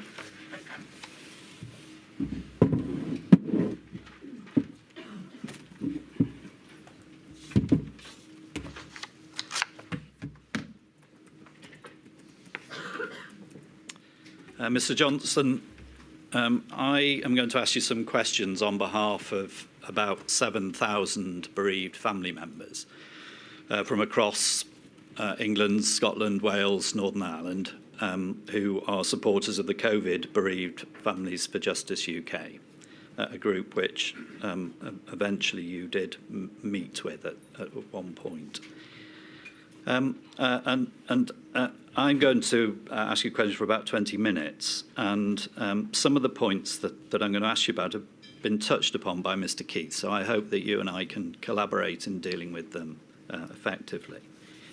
I want to go back to a point that Mr. Keith raised with you about as part of your statement where you say, it's paragraph 15, where you say that the United Kingdom has defied most of the gloomier predictions and has ended the pandemic, or the most serious phases of it, well down the global league tables for excess mortality. Now, at the end of your exchange with Mr. Keith, my understanding was that you basically stood by that statement. Is that right? Well, first thing to say is how glad I am that you and the representatives of the bereaved families are here and taking such a big part in these proceedings. I think that's a good thing, and I think it's very valuable for the inquiry. On the data, whatever the data may say, one death is a tragedy. Yes. There were too many. I was merely making the point that I thought that the statistics are. I've seen several yes. tables that seem to confirm what I was saying, and I point you to another one by the Lancet, giving roughly the same impression. Okay. My question was, you stand by the statement that you made? I do. Yes. So, as far as I can see, in a very lengthy statement, no problem with that, but you don't actually provide much of a basis for that statement. So I want to just probe it a little bit further, if that's all right with you. And I want to put up a document. I'm going to actually put up a very small number of documents to you in my time, but I do want you to look at this one. It's 292765, and it's page 10, please. And just while it's going up, this is a graph that's been provided at the inquiry's direction, and it deals with this very issue, and it's the comparative position of the UK internationally. Now, an earlier witness told us that you have some difficulty with graphs, so whether that's right or not, don't worry, I'm going to actually point out the points that I want to raise with you, but I wanted you to be able to see it. But this is the comparative position of the United Kingdom, age standardised for excess deaths with other European countries over the period January 2020 to July 2022. And what it does is it shows that 18 months into the pandemic, it gives two points. It shows that 18 months into the pandemic, the United Kingdom was 9th highest out of the 33 countries in terms of its excess death adjusted. And then it dropped to 15th after 30 months. So it did get better. But the important point that I want to highlight and want fairly put to you with the document in front of you is that only Italy, amongst comparable countries, had a higher excess mortality rate. So it's right that the UK is in the middle of that graph, but in terms of comparable countries, only Italy has a higher mortality rate, and you'd agree with that, I assume, looking at that graph. Well, I don't quite understand what you mean by comparable in that context. Okay. Well, let me explain then. It's important, of course, that we don't compare apples with pears, as I'm sure you'll agree. So, if it's right, your statement, the UK defied most of the gloomier predictions, your words, we would be looking at comparisons, wouldn't we, with countries like France or Belgium or the Netherlands, if you look at rather than Bulgaria or Poland, which are very different countries. I'm not deprecating Bulgaria or Poland. What are you doing with Bulgaria then? But I'm asking you, if you're going to say that the UK defied the gloomier predictions, then the real comparison is with countries such as France or Belgium or Spain or Germany. Is that right? Well, if you look at the point I was making, and which I stand by, is that the UK, the tables I've seen, actually comes about halfway down. And it's not just this table, it's I think there was a Lancet study as well. I think the former health secretary alludes to it in his evidence. This is not in any way to diminish the pain and the suffering of people who lost family members during COVID. I understand it is simply to point out, it is simply to mount, it is to reflect the enormous effort made by the whole of the UK to protect the NHS and save lives. Can we stick to the question? And I believe that it did. Can we stick to the question? You've raised this in your statement. You made a sweeping assertion that the UK defied the more gloomy predictions. I'm putting to you some cold steel of evidence, and that's what I'm trying to do here. Well, I don't believe that I don't believe that your evidence stacks up. Okay. And I think that actually, if you look at, could we just pause, please, Mr. Weatherby, Mr. Johnson? I'm sorry. I know that emotions are running high, but I have to ask those in the public gallery to keep quiet, whatever their emotions, because it's going to disrupt the proceedings and it affects the live feed, the streaming for other people who are trying to follow. I'm really sorry. I do understand, but it has to stop. All right? Thank you, milady. Now, Mr. Johnson, the point I'm getting at is that you've raised this. I'm actually now trying to present some evidence. The inquiry has sought this evidence itself. Now, before you, I'll give you the opportunity to answer, But this evidence is based on ONS, Office of National Statistics material, and Eurostat material that they've got. And there's a document accompanying this. I'm not going to put it up. It's quite a detailed document, but it's been provided to the inquiry. I'll give it for the record. It's 271350. But that explains the basis of these figures. The age standardisation, which deals with the difference of population and difference of age spread. And it deals with the robustness of the international data that is used. So these are, I'm putting to you, the gold standard of the evidence in respect to this. It deals with excess deaths, not just COVID deaths. It deals with excess deaths over the period. So you haven't put forward any evidence to justify your assertion. Why are you questioning this? I'm not questioning this. This shows, first of all, this shows exactly what I said it shows, which is that if you look at the European tables, we come about halfway down. Secondly, actually, if you look at the data, for instance, that the former Health Secretary, Mr. Hancock, cites in his own evidence, the Lancet study, you can see that the UK, France, and Germany and the tables for excess mortality are grouped very close together, and I think Italy sadly has a little bit more, and the Netherlands has a little bit more. Other nations a little bit more. The interesting thing for me is how, at the end of it all, a prophecy by Chris Whitty was proved correct when he said that the UK would probably end for excess mortality around about the middle of the pack. Yeah. And that is indeed what has happened. Okay. And that does not in any way diminish the individual tragedies of people who have lost lives. You've said that, but just dealing with these ONS statistics, this is what the King's Fund said. Now, the King's Fund, as I'm sure you know, is a prestigious independent healthcare institution said well over a century ago. This is what it said. These figures show that although all European countries have experienced devastating death tolls from COVID, and the impacts varied geographically in terms of timing and magnitude, excess mortality in the United Kingdom during the pandemic exceeded that of most comparable Western European countries. And it went on, the UK also had the highest excess mortality rate compared with the baseline among people under 65 in Western European countries, such as France, Belgium, and Sweden.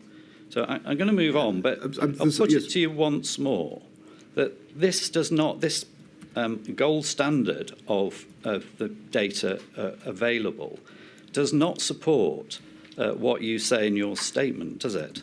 Well, I think, with great respect, I think that actually it does. And what I was responding to in my, and if you look at the Lancet document, the Lancet study, the UK is, I think, about 102nd of 190 or so countries. But in a way, I think this argument is irrelevant. All I was trying to do was to.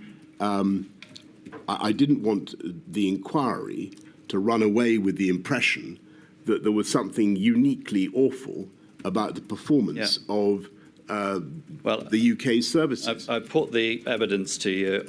I put it from what I'm describing as the gold standard. I've indicated to you that it's age standardised, it's excess deaths. One further point on this.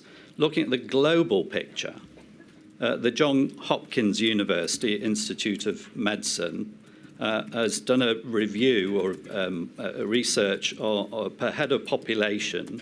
The UK comes out as number 20 in its global table of 173 countries for COVID. And similarly, the Worldometer website, which is a data set provider, which includes providing data to the UK government, has the UK at number 18 out of 231 countries. So again, the UK did far worse than you're trying to suggest, didn't it, Mr. Johnson? I don't agree with that, and I think that if you look at the age of the UK population, as I said earlier in my evidence, the comorbidities that we sadly have, the density of the UK population. Well, let's look at that. I think that the original prophecy of the chief medical officer has turned out to be broadly correct. Okay, well, let's look at that. You raise age and density. South Korea, a comparatively wealthy country of 52 million people, has an older population than the UK. It has a population density of almost twice the UK, and it had a quarter of the UK's deaths. Can I try? I'll venture an explanation for that. And I think the answer is well known to people who followed it, and that is because, in no way to detract from the wonderful efforts of South Korean healthcare, but they already had substantial experience of plague, SARS, and other such diseases, and were well prepared, and arguably better prepared than the UK. Yes. To tackle something like this. If you look at notwithstanding what you say, if you look at the comparator countries in Europe, you haven't mentioned the United States, which had significantly higher mortality. The UK, given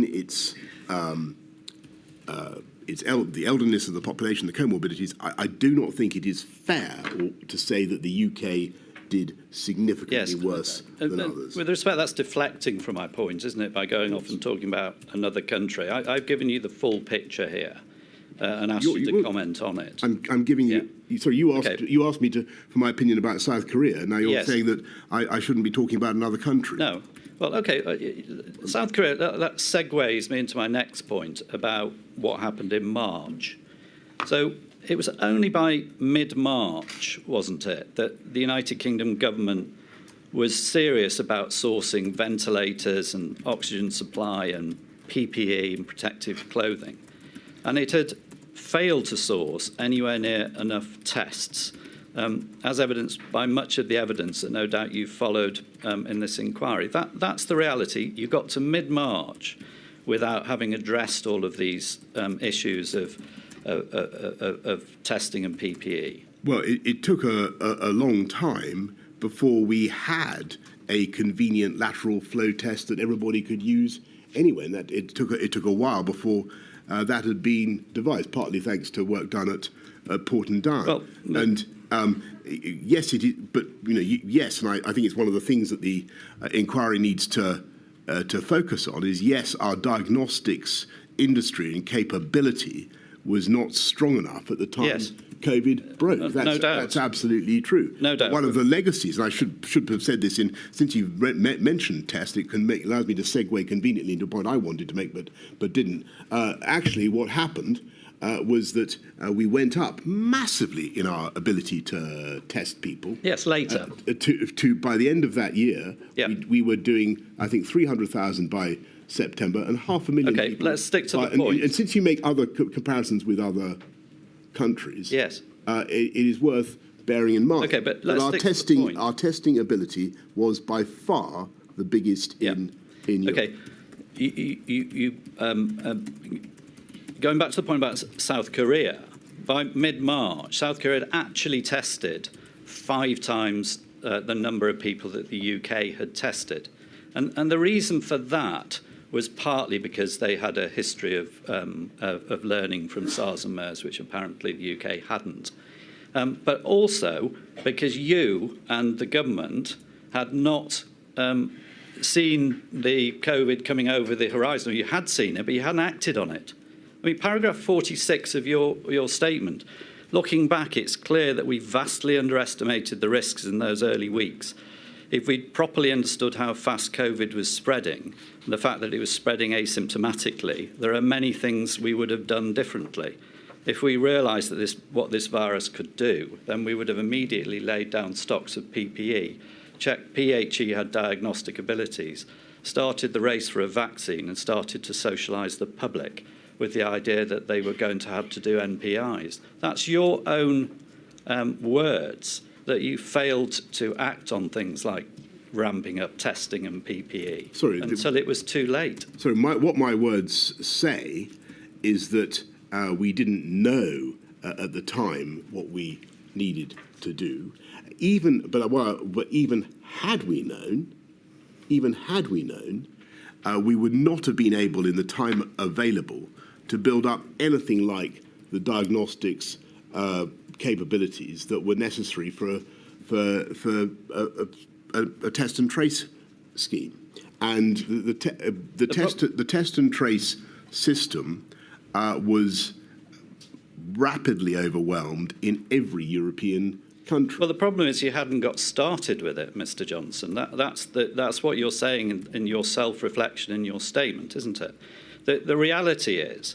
No, that's not true. We had a test and trace system, and we could already test and trace people, but it was nothing like big enough. What I hope will be one of the legacies of this exercise is that we will have a much bigger diagnostics industry, as indeed we now do.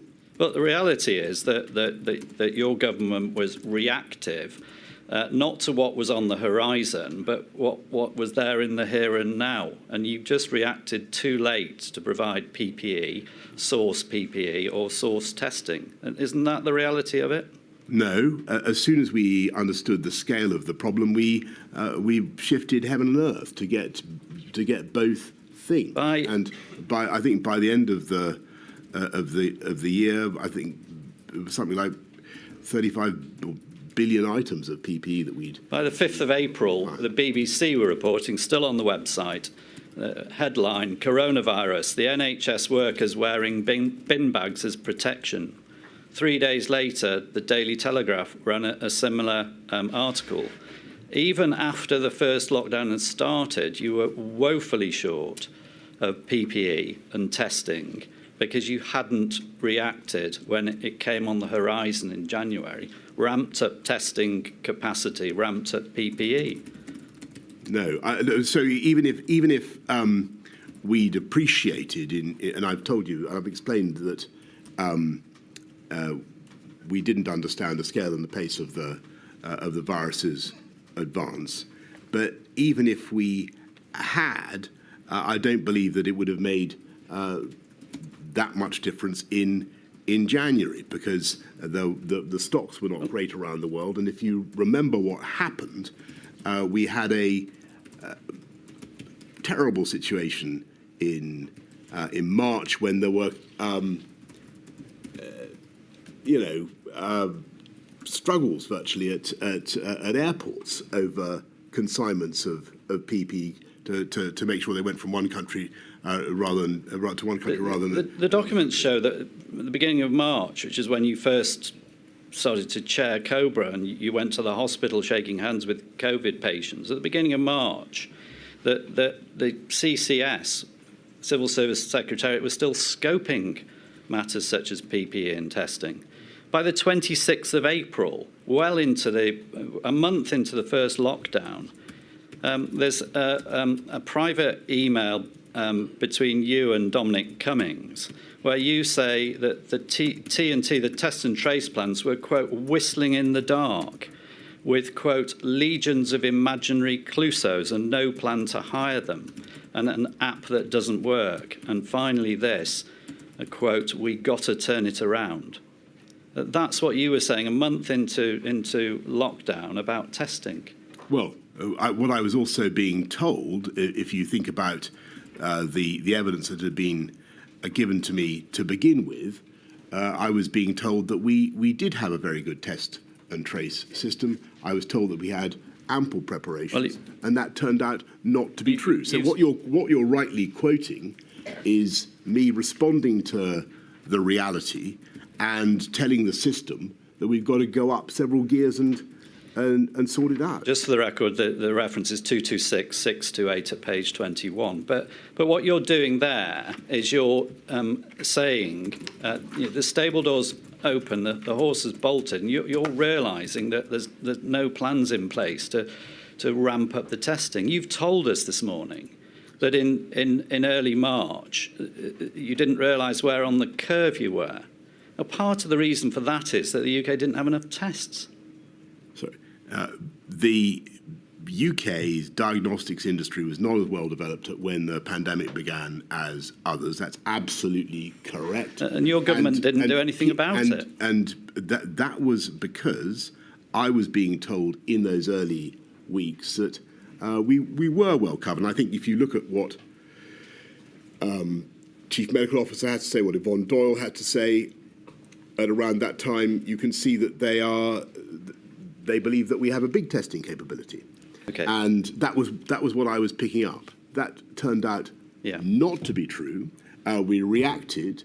We then set up one of the biggest testing, well, I think probably certainly the biggest testing industries in Europe. And I want to thank Dido Harding very much for everything that she did. Well, she did a tremendous I put the point to you. And I want to thank Paul Dighton for what he did on securing PPE. You're deflecting again, Mr. Johnson, aren't you? No, I'm telling you what we did. I'm going to move on to a final point, if I may. And I'd like you to look, it's a different point, jumping to September, the 11th of September. Can we have up on the screen, please, 280061, page 153.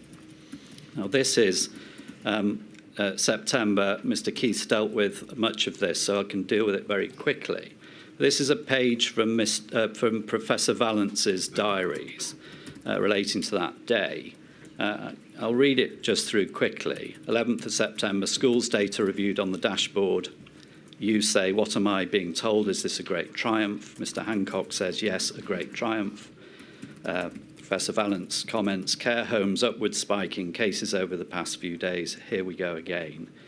You say, and this is the critical point, or one of two critical points here, you say, we need to remember the grim history of March. And then Professor Valence called for a package of actions. Mr. Hancock refers to care home winter plan. And then you say, everyone says the rule of six is so unfair, punishing the young, but fuck you, Daily Mail. I apologise for my language. OK, well, it's in shouty capitals and underlined. Well, not by me. By Professor Valence. Look, this is all about stopping deaths. We need to tell them. Hospital admissions are clearly beginning to increase. First of all, do you recall this and the flavour of it being accurate? No, but what I can tell you, if indeed it is accurate, is that what I would have been saying is that this is September. Yeah. We're in a. You can see as I was saying earlier to Mr. Keith, to the inquiry, you can see the risk that the virus is going to start taking off again. I'm extremely worried. Exactly what I'm putting it for to you for. And with great respect to you, sir, it looks to me as though what I'm saying here is that the priority is to, and I'm sorry to have said this about the Daily Mail, but the priority is to stop deaths. Well, wait for the question. You were there recognising that we were back in a position not dissimilar to March. You're also recognising, with the reference to part of the media, that you've got competing pressures, aren't you? That's what's going on. So you're saying let's look for a package of measures. I just for the avoidance of doubt, I don't think that this is meant to be a general criticism of that great organ. I'm not suggesting it is. The press, the Daily Mail. There had presumably been something that they had said that had wound me up about the rule of six or whatever. Here you're and what I was saying was we need restrictions. And I think probably what I'm saying is, which I then did, because on the 9th, I say that we've got to have Yes, the rule of that's law. where I'm going with this, Mr. Johnson. You're recognising you've not got your head somewhere else. You're recognising the problem. You're back in a position not dissimilar to March. You're recognising something has to be done, and you're recognising there's opposition to that. So you've got this tension. That's right, isn't it? That's what this reflects. And that's what was Yes, at the heart of the whole debate. Then, of course. And then we get. But I hope that everybody that you so ably represent understand. My priority was saving lives. But then we get to the 21st of September with SAGE recommending this circuit breaker. Just 10 days later, circuit breaker with a attached package, and you reject it. You go with a tier system, which you never refer back to SAGE. SAGE never gets to look at SAGE. Great respect. I think I can repeat, if you like, what I said to the Council for the Inquiry. But the gist of it is that I thought there were downsides to the proposed circuit breaker. It wasn't as simple as all that. It was immensely destructive. The risk was you'd have to keep doing it, as they themselves acknowledged. The Health Secretary himself didn't support it, and I thought that the best thing for at least for a while was to see if we could intensify the national measures and then go to yes. You've said that. Just this before I sit down. That what this demonstrates is that you understand the problem. You're caught in this tension between two sides, and you delay, and you're indecisive. No. And the actual proper measures that bring R down eventually are punted off until the infection has spread, and more people die. I respectfully say that's total rubbish. And but I've tried to deal with that argument. I don't think it stacks up. I think if you look at both the timing of events in March, the sequence of things that we did, then the sequence of things that we did in September, October, November, they were reasonable. Our priority was to protect the NHS and save lives. And by the way, unlike some other countries, we did not have our healthcare system overwhelmed. And in that respect, at least, unlike the scenes we saw in some other countries, the healthcare system was not overwhelmed in this country. And in that respect, I think that the efforts of the British people paid off. Thank you, my lady. Thank you very much. We'll break now. The stenographer's had too long a morning, and I'm sorry for that. Mr. Johnson, this afternoon, when you do answer the questions, I appreciate it's very difficult, but keep your answers slower, because the I will. Okay. is trying to keep up. And I don't want to have to repeat my warnings. Please heed what I said this morning, because otherwise I'm going to have to ask other people to leave, and that is the last thing I want to do.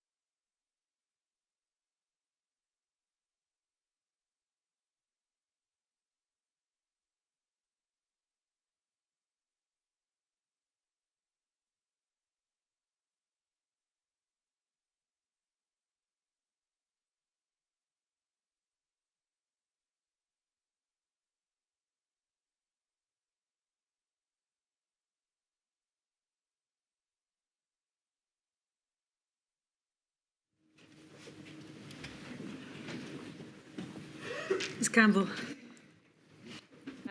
Mr Johnson, my name is Brenda Campbell and I ask questions on behalf of the Northern Ireland COVID Bereaved Families for Justice, which means that I ask questions on behalf of people who are members of a club that they never wished to be members of, but having become members by virtue of their bereavement, they have campaigned for this inquiry. They have listened intently to all the evidence, including yours, in search for answers. And I want you to understand that the questions that I ask are asked on their behalf. And so if I may, can I ask you please to answer with clarity and with brevity those questions on their behalf? To put it bluntly, Mr Johnson, where a one-word answer is sufficient, I'll take it. It's plain from your evidence today and yesterday that you have followed a great deal of the evidence at this inquiry and that Her Ladyship has heard. You told us yesterday that you have seen the impact video that was played at the start of this module, and the impact of long COVID was reflected powerfully in that. You'll also recall, having watched that it captured the experience of our client, Martina Ferguson, who lost her mother, Ursula Derry, on the 4th of January 2021. But can I ask you, have you also listened to and watched the oral evidence from the bereaved in this module and in Module 1? No. Well, the question might be, why not? Because I'm afraid I haven't been able to watch all the evidence in this inquiry. Had you watched it, in Module 1, you would have heard the evidence of Brenda Doherty about the loss of her mother, Ruth. And at the outset of this module on the 5th of October, you would have heard the evidence of Katrina Miles, who lost her father, Gerard McLaren, 3 years ago, in fact, this month. And if you continue to listen to further modules, you'll hear stories of further bereavement that Her Ladyship has invited to be told, understanding the pain and the distress that families feel. But one of Miss Miles's points that she told us about was a galling juxtaposition of being told on the 18th of December 2020 that her father, aged 67, was going to die in the coming days from COVID, and that he died alone. His time of death is not known. 5 days later, on the 23rd of December. The juxtaposition that she told us about, that in her words was sickening, was that on the 18th of December, there were one of several Christmas events in Downing Street and around the area to have taken place that month. This particular event was a wine and cheese party and a secret Santa during a so-called business meeting. Do you understand, and on behalf of the bereaved, really understand the idea that many of those who were denied the possibility of saying goodbye to loved ones, whilst at the same time those making the draconian rules were to be seen to be flouting them, is, as Miss Miles told us, galling and sickening? Do you understand that? Thank you. And the short answer is, as I told the chairman of the inquiry, yes, I do understand people's pain and people's offence, of course. You see, sadly, her experience and that of her family is far from unique. The revelations of the unlawful parties and gatherings in Downing Street have, as Her Ladyship has acknowledged this morning, compounded the distress and the grief felt by families who were denied the opportunity either to say a final goodbye, or to host a wake, or to host a funeral for their loved ones.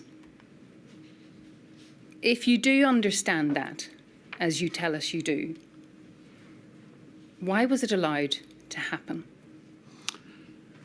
Thank you. I've extensively tried to explain how I think that came about and why I think the people who were working in Downing Street for a very long time and very hard believed that they were working within the rules at the time. Though, as I say to you to those you represent, and again to the to Mane. I understand fully the point that you are making, and I regret it very much. I'm going to move on from this topic, but it's perhaps important to note that by the 18th of December 2020, there had been 86,886 COVID-related deaths that year. This, I'm going to suggest, is not a matter of hindsight. It was plain that the country and that those who were bereaved were in extreme pain and distress. Could you have done more to stop it? To stop the pandemic? The gatherings, the Partygate, the wine and cheese parties, the Secret Santas, the pub quizzes or the Zoom quizzes. I had no knowledge of the event on the 18th at the time. That was not my question. At the time that it took place. Could you have done more to stop it? I think that the trouble was, as I've said, that people were working extremely hard in Mr. Johnson, I'm going to. We've heard that. If I'd had my question if I'd is, had my, sorry, please go ahead. And this may be one where a yes or no answer would suffice. Could you have done more to stop it? I think the answer to that is that, given what I knew at the time about what was going on, the answer to that is no. But what I possibly should have done is issued a general instruction to everybody to be mindful of the rules and how things would appear. And as I say, I think in one of the WhatsApps that was earlier quoted by the counsel to the inquiry, that's my view. That WhatsApp was dated almost exactly 1 year later on the 17th of December 2021. Ms Campbell, you need to move on. I'm You've gone on. beyond my permitted Yes. questions already. On the keeping on the theme, if we may, of perhaps not doing quite enough, may I return to the issue of your communications with the devolved administrations? And you touched on this yesterday. You told us why, in your view, Cobras at which the leaders of the devolved administrations attended were not working, and we heard about the concern of leaks and so on.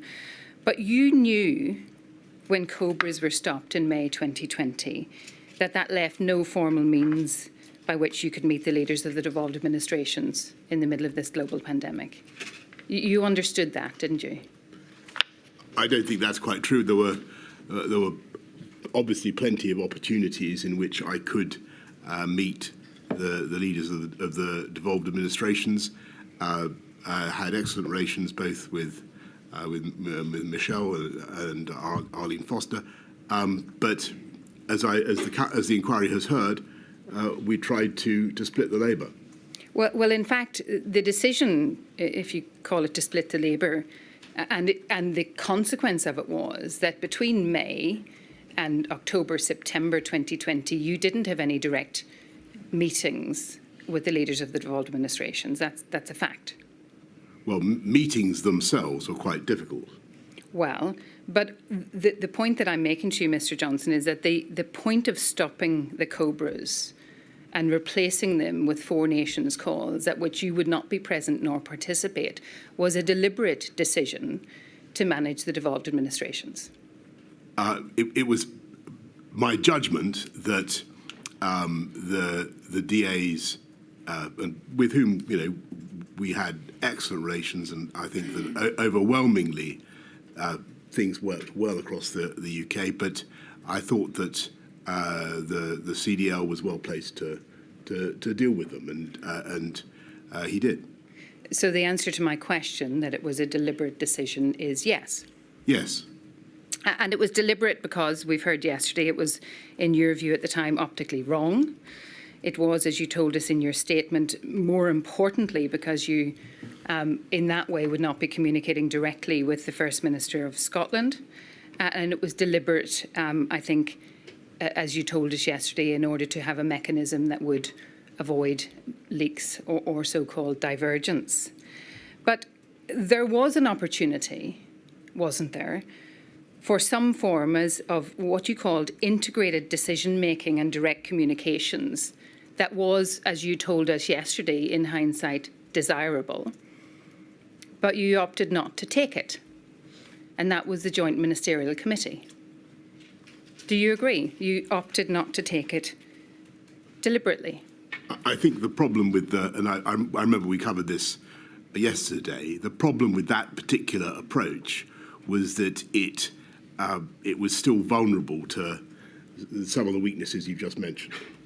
The benefit of that particular approach is that it would have been an independent stream, a committee chaired by you, in which you would have met and discussed with the leaders of the devolved administrations the great crisis that this country was facing at the time. It may have been constitutionally weird, to use your word from yesterday, or perhaps even imperfect, but it was an option available to you, wasn't it?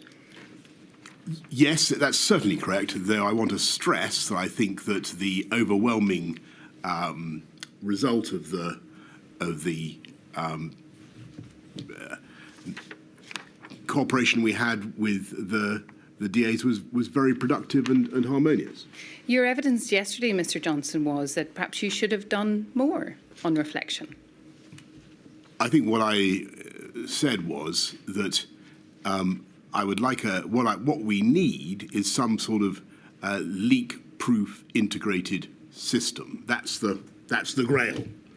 Well, surely what you needed was better forms of direct communications with the leaders of the devolved administration in an environment that best benefited communication across all of the devolved administrations. I think we had excellent communications across all of the DAs, and I think that the overall performance of the UK in the pandemic as a single entity was remarkable, and every part of the UK played an important part in the effort. If you look at it, there was a huge amount of joined up work going on across the whole country. Well, what credence then do you give to the complaints coming from the leaders of the devolved administrations, and I mean across the board, not just in Northern Ireland, of a high-handed, incommunicative approach from Westminster? Well, I don't recognise that version of events. So, just to be clear, you reject the idea of a high-handed, incommunicative approach by Westminster as complained about by the devolved administration? I do, and I think that we had a huge amount of contact between Number 10 and the DAs, between central government and the DAs, and every effort was made to bring along everybody together. I'm going to move on, if I may, then, to what you suggested in your statement was a way in which we could have brought everybody together, and that is your proposal for a pan-UK Civil Contingencies Act. Although that is the position in your statement, should we understand that your updated position is that there are powerful arguments against that proposal? I've noticed in the course of these excellent hearings and the discussion that's gone on that people think that the CCA is not the right framework. I'm listening to that. I think that maybe something could be done under the 1984 Public Health Act, as I think I said yesterday. Somehow or other, I think we need to recognise that a pandemic presents a particular problem for the whole of a cross-boundary problem for the whole of the UK, and that there needs to be some sort of a way of making sure that our messages are united. That was the point I was making, and I'm sure the inquiry will attach whatever importance to this it thinks is right. But I felt during the course of the pandemic, occasionally, that messages were being blurred and people were being confused because of a succession of press conferences from different parts of the UK. Now, I may have been super sensitive to that, but I was getting quite a lot of echo about that. Well, time permitting, I'd like to ask you some questions about that at the end, but just dealing with the issue of Pan-UK Civil Contingencies Act, you obviously now realise that your proposal for such a Pan-UK Act achieved relatively rare cross-party unity in Northern Ireland against that proposal. In fact, it was the united view that there is a need for a bespoke and devolved level response to the pandemic to take into account each administration's social political landscape. And you must surely agree, Mr Johnson, that given the regional and indeed significant geographical differences, particularly for the north of Ireland and the epidemiological reality of the island of Ireland, that any pandemic response must allow for regional flexibility and divergence. Yes, I see that argument. I think we've had quite a lot of discussion this morning about the downsides of regional divergence and the downsides of different parts of the country taking a different approach. I think that was there was quite a lot about that this morning. The discussion this morning focused on the difference between Devon and Cornwall and the West Midlands or further north. I'm asking you questions on behalf of the citizens of the bereaved families of Northern Ireland. Do you not agree that particularly when it comes to the north of Ireland, on the island, that there is a need to recognise the particular geographical and regional features of that place? So when it comes to Northern Ireland, yes, clearly you're right. There's we have to take account of the greater epidemiological unity of the island of Ireland, and what you say has force. Thank you, Mr. Johnson. But, you know, I still think that there's you asked generally about the DAs. I think the more unified we can be, the better. Well, of course, but the suggestion of unity and of an integrated approach led by Westminster, be it either written in statute or achieved by more meaningful and direct communication, must assume, mustn't it, that Westminster is capable of real leadership, both in public and behind closed doors, and it is capable of taking timely and proportionate action in response to the pandemic in all corners of the UK. And indeed, that's what Westminster did. And I remember vividly going to Northern Ireland in early 2021 and seeing how very, very much faster the vaccines were being rolled out in Northern Ireland than they were in, and you know, nobody will thank me for saying it, but I've got to say it, than they were over the border in the EU. And there are reasons for that. And I think that Mr. Johnson, again, the Westminster brevity, approach that you've deprecated led to significant benefits for the people of Northern Ireland. Does it follow from your agreement with that suggestion that you would not countenance binding the devolved administrations to a one-nation approach led by Westminster that flip-flopped, dithered, delayed, exercised indecision and or poor judgment? I don't think I agreed with your approach, and it does not follow. Divergence and clarity in messaging is something that you touched on, and my lady, it's my final topic. You blame divergence of the devolved administrations, some getting more blame than others, but you blame that divergence and differentiation of approach for the lack of clarity in messaging. And you know that the devolved administrations and the leaders who have provided statements to my lady don't necessarily agree with you. That the concerns raised by Paul Given, to take one example, is that if there is a need for divergence across the four nations, the communication around it simply needs to be managed. This was something that was not done well at the early stages of the pandemic. The Prime Minister tended to speak as though he was speaking for all four nations rather than giving space to the devolved administrations to manage communications. And my lady has heard a great deal of evidence about England-focused data being cited, about an England or even London-centric approach being adopted by Westminster.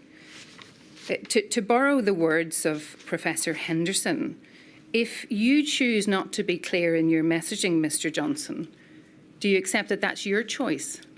I think the issue was that within the UK and accepting the particular issues raised by the island of Ireland, it's a single epidemiological unit. The trouble was that we were From time to time, and we mustn't exaggerate this, from time to time there was a dissonance in the message. I think that when message was so important, it would have been ideally we would have had complete coherence, because I think sometimes people found it hard to follow and couldn't see why one area was different from another.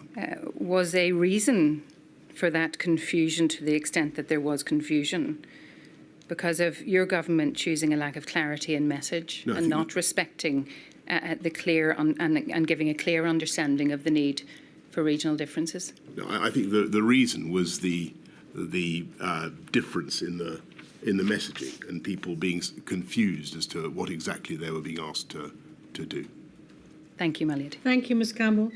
Ms Harris. Now, if you look around the pillar, Mr Johnson, Ms Harris is down the back.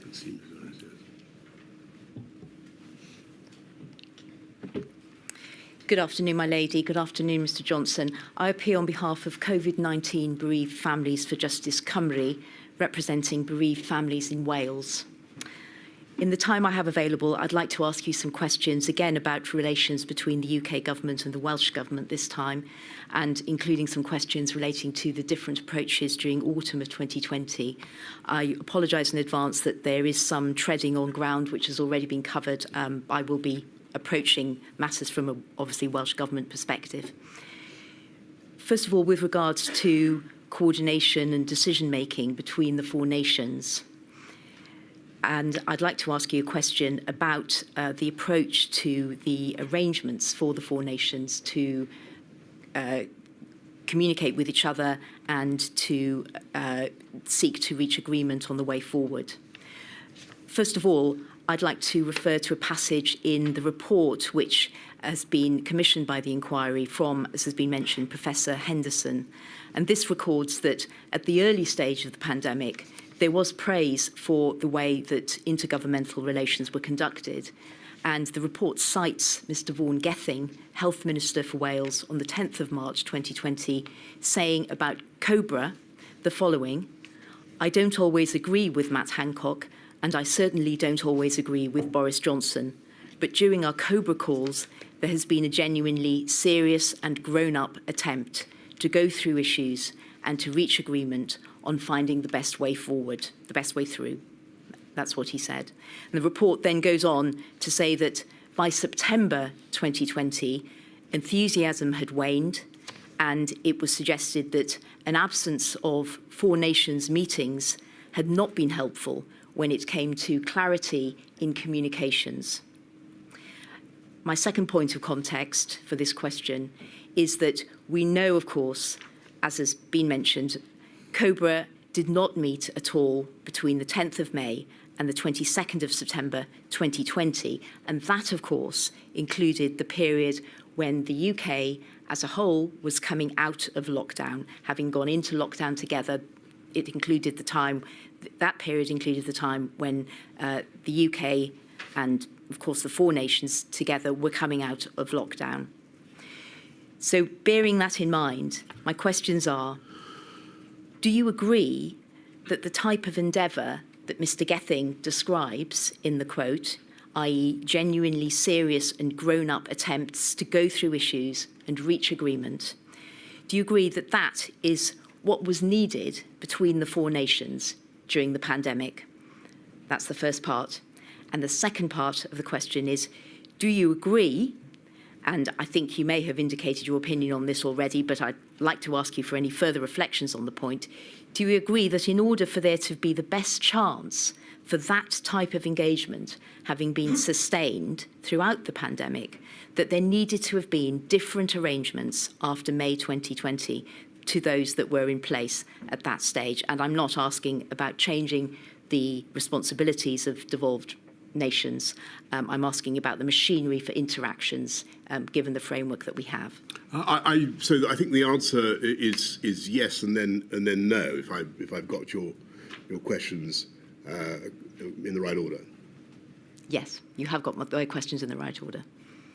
Yes, and so and your answer no is to my suggestion that what was needed in order to sustain that kind of serious and grown-up attempt type engagement did not need, as has been suggested, a more predictable pattern of engagement with the Prime Minister for the devolved administrations than existed with the arrangements that were in place. I don't think it did. I think the UK effort was remarkable, and there was far more that united us than divided us.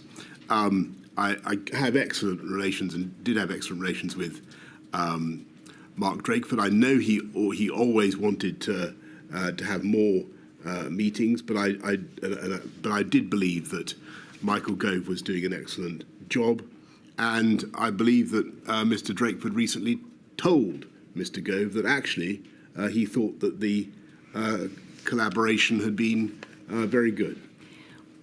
In Mr. Drakeford's evidence, he has said that there was a vacuum in that there wasn't the possibility of speaking directly to the Prime Minister sufficiently. And he's referred to the need for a regular checkpoints with the Prime Minister. Would you not agree that had there been a greater opportunity for that to happen, then that would have meant that it would have been more possible and more likely that differences could have been ironed out and there could have been a more coherent and coordinated approach forged between the four nations? I think that every Prime Minister would like to do much more the whole time. I had to do whatever I could to fight COVID. I thought that that the system we had going was pretty good, and I felt that the Chancellor Duchy of Lancaster was doing a good job of interacting with the DAs. If I'd felt that wasn't the case, if I felt that there was a serious breakdown of relations between the centre and the DAs, I would of course have intervened, but that didn't happen. So to summarise then, Mr. Johnson, you evidently felt that the arrangements that there were in place were sufficient to promote a forging of a coordinated four nations approach. I think that's your indication. I think that within the limits of what was going to be politically realistic, given the prerogatives of the DAs, I think that's entirely right. And you're aware, of course, that that's not a view that is shared across the devolved administrations. Well, I'm as I said to you just now, I'm not certain that quite how strongly your point is echoed. I think actually I've heard that Mr. Drakeford in particular feels that the level of cooperation was good. Well, Mr. Johnson, that's not evidence that's been submitted to Module 2 in this inquiry, and that is certainly not consistent with the written evidence that's been submitted on behalf of Mr. Drakeford. I'd like to ask you about the phrase that you used and the point that's made in your witness statement, where you stated it's optically wrong for the UK Prime Minister to hold regular meetings with other devolved administration ministers. This, of course, has been highlighted previously. It is a statement that you made, it's not in a WhatsApp message, or it's not in somebody's diary, not intended to be published. This is in your witness statement. Would you agree that as a Prime Minister in the time of a pandemic public health crisis, that you should have decided on what were the appropriate arrangements for consultation with the devolved administrations solely on the basis of what would be best to further the aim of an effective response to the pandemic, and not your views about optics, that optics should not have formed part of that decision-making? Well, I think that, that was the reason we did it, because I think that the Chancellor Duchy of Lancaster was well placed to conciliate, to bring people together, and to get on with explaining and coordinating the position. I understand that that's your view, Mr. Johnson, but with regard to the statement about optics, it can't be right, can it, that optics are a factor when deciding on what's the best setup for engagement with the other devolved governments during a pandemic. I think you'd agree with that. So I think my considerations were primary. The risk of, to be absolutely frank with the inquiry, the risk of pointless political friction and grandstanding because of the well-known opposition of some of the DA administrations to the government, and also to avoid unnecessary leaks. And I thought that the way to minimise divergence and tensions, actually, and this, you can quarrel with this judgment, but I thought the way to minimise divergence and tensions was to take the temperature down and to have business-like and practical meetings between the CDL and the DAs, and that's what we did. And I think by and large it was extremely effective. Thank you. I've heard your answer, Mr. Johnson. I'll move on to the next question, and I'd like to ask you now to address, please, how the UK government regarded the Welsh firebreak, which was in place from the 23rd of October to the 9th of November 2020. The first question is, when the UK government was informed by the Welsh government of its plan to enter a firebreak, which is, as we know, a short lockdown, did this trigger any consideration by the UK government of alignment of England with Wales, by which both nations would move forward together to a lockdown at the same time? And that's bearing in mind that the UK government announced a national lockdown for England on the 31st of October, so only a few days later, the duration of which was 4 weeks to the 2nd of December. Of course I gave, because I can't remember the exact date when I saw to answer your question, the news of the Welsh firebreak, when I was informed about it. I'm sure that we would have thought about seeing if we could do things together. We've gone extensively this morning through my thinking around that issue, and that's why we went for the option that we did. Was there any thinking that it would be better for both nations to be acting in a coordinated way together at that point?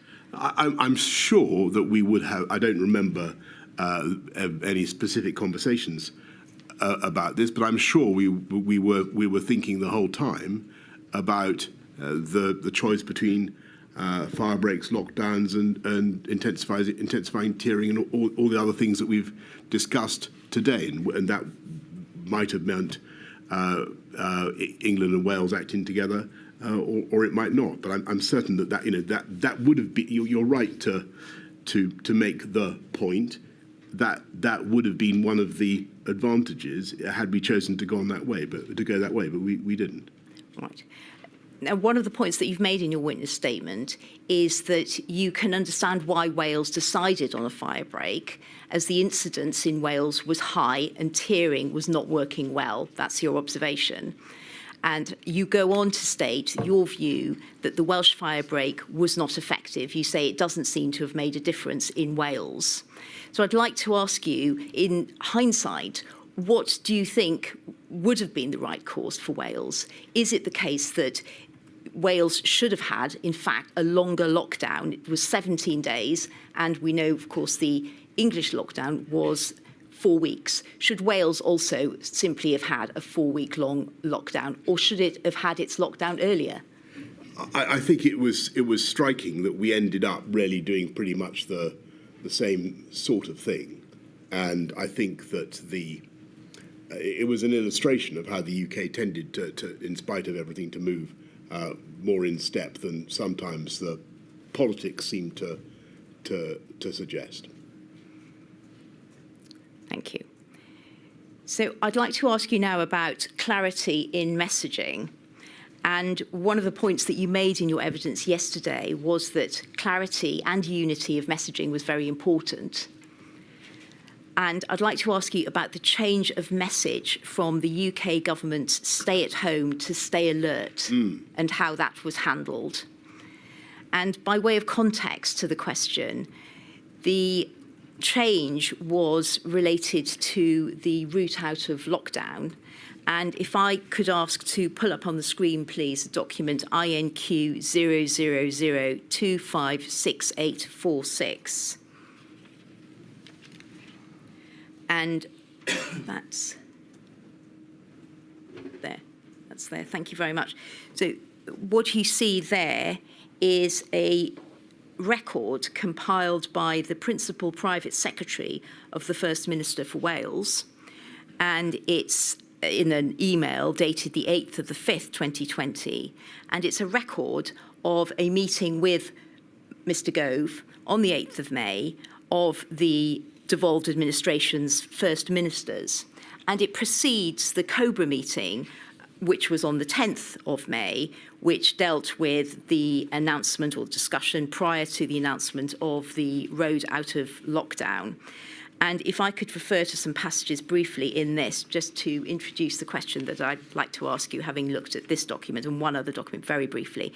So first of all, we have the text, key points from call today with CDL and FM's Scotland and NI. And obviously the Welsh First Minister was present as well.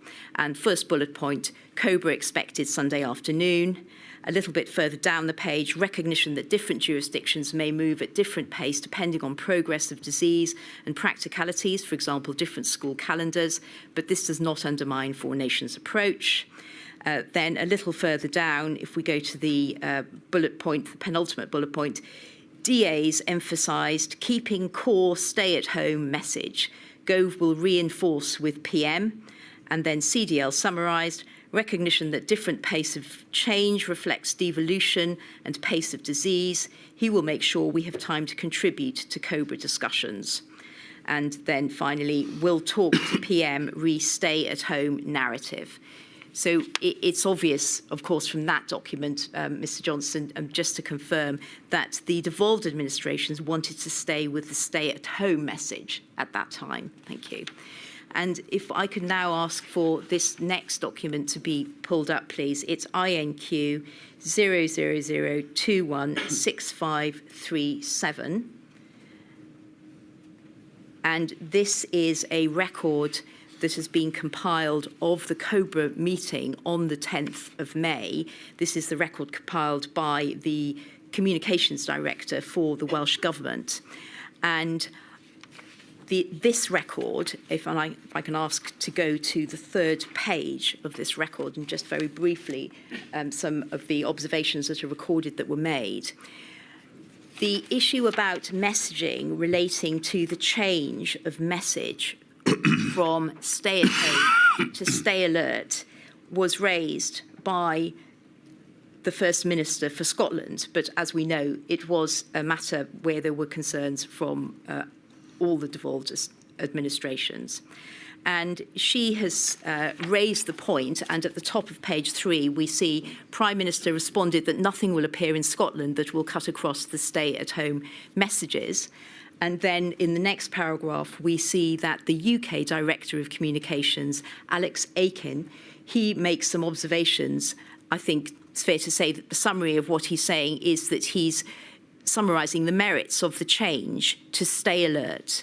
He says, stay alert encourages people to change behaviour and permissions. It has polled well. Monday into Tuesday, we will start national advertising to start to change behaviours. And then if we look a little bit further on, it refers to, in the next paragraph, to the First Minister for Scotland, reiterating that they would not be moving to the stay alert message and looking for assurances that there would be no paid ads on TV or elsewhere in Scotland. This would undermine messages of the Scottish Government. Prime Minister said they will deconflict messaging as far as possible. We can move forward as 4 nations. Now is the moment to recalibrate messaging. And then further text relating to what you then went on to say. So the question that I'd like to ask, arising out of looking at those passages, is, as you can recall, what did the UK government do to make sure that the change of message took account of the fact that the devolved administrations were not changing their message? They wanted to stay with stay at home as the main message. And what did the plan to deconflict amount to?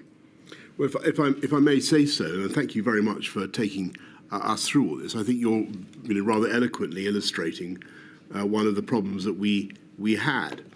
And you're perfectly correct that there was a divergence in the message and in the advice. And in England, certainly, we felt that the people had been through an awful lot. There'd been a huge sacrifice effort by the public to get the R down below 1. People needed to know whether they should go back to work or not. We wanted to have a message to allow people to go back to work if they could, and to get things going because of the very serious harms that we had seen. And now, the difficulty was, as you rightly say, that in other parts of the UK, they had a slightly different approach, and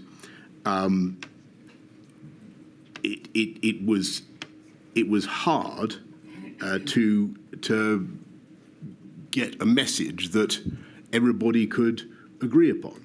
Yes, and a message wasn't agreed on. That's clear, isn't it? There wasn't agreement about the move to stay alert. The devolved administrations, as you've confirmed, wanted to stay with stay at home. And my question is what did the UK government do? Did it plough ahead with stay alert, regardless, with very little adjustment? Or did it do all that could sensibly be done to make sure that there was, and you've emphasised the need for clarity, that there was as much clarity as possible so that people who lived in each of the 4 nations knew what applied to them? Did the UK government do all it could sensibly do in order to bring about that outcome? The difficulty was, I think that we tried as much as we could to forge a consensus. I think it would be fair to say that certainly in Scotland and Wales, I'm not certain of Northern Ireland, but certainly in Scotland and Wales, there was throughout the pandemic under the Labour government in Wales and under the SNP in Scotland, a general, a greater degree of caution and a greater desire to keep within lockdown measures than there was in the UK government as a whole. And I sympathised with that. I understood why people felt like that, and I think that went very much with the grain of a lot of public opinion. But we also had to try to reflect the fact that we got the R down below 1, and there was no point in doing that unless you were going to try to not just to save life, but also to take advantage of the freedom that gave us. And it was, and this is a perfect example of the difficulty that we had of having public health messaging that was divergent across the UK. Well, Mr. Johnson, I think it would have been. Frankly, I'm I think afraid there's no more time. It would have been better. I have to finish. It would have been better to have a unified approach. Though I appreciate and I can from all the questionings that I've had, the legitimate sensitivities that raises in the DAs. We've got to find a way of doing this that doesn't tread on people's toes, but produces a unified answer. I mean, the UK government itself needed to be clear, didn't it? You'd agree with that? And the UK government was clear. The problem was that within the UK, we have, under our devolved settlement, we have the perfect right of people to announce policies that were divergent. Thank you very much, Ms Harris. I'm afraid everybody's running over and we can't have too long a day today, so could everybody else who's coming afterwards please stick to their time limits. Ms Mitchell. Ms Mitchell's over there, Mr. Yeah. Johnson.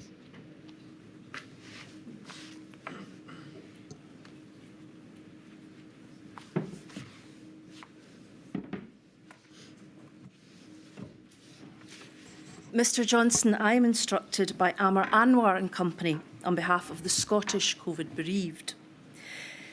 In his evidence to the inquiry, Lord Edward Udney Lister was asked about a chain of emails where the First Minister, Nicola Sturgeon, was requesting a telephone call with you.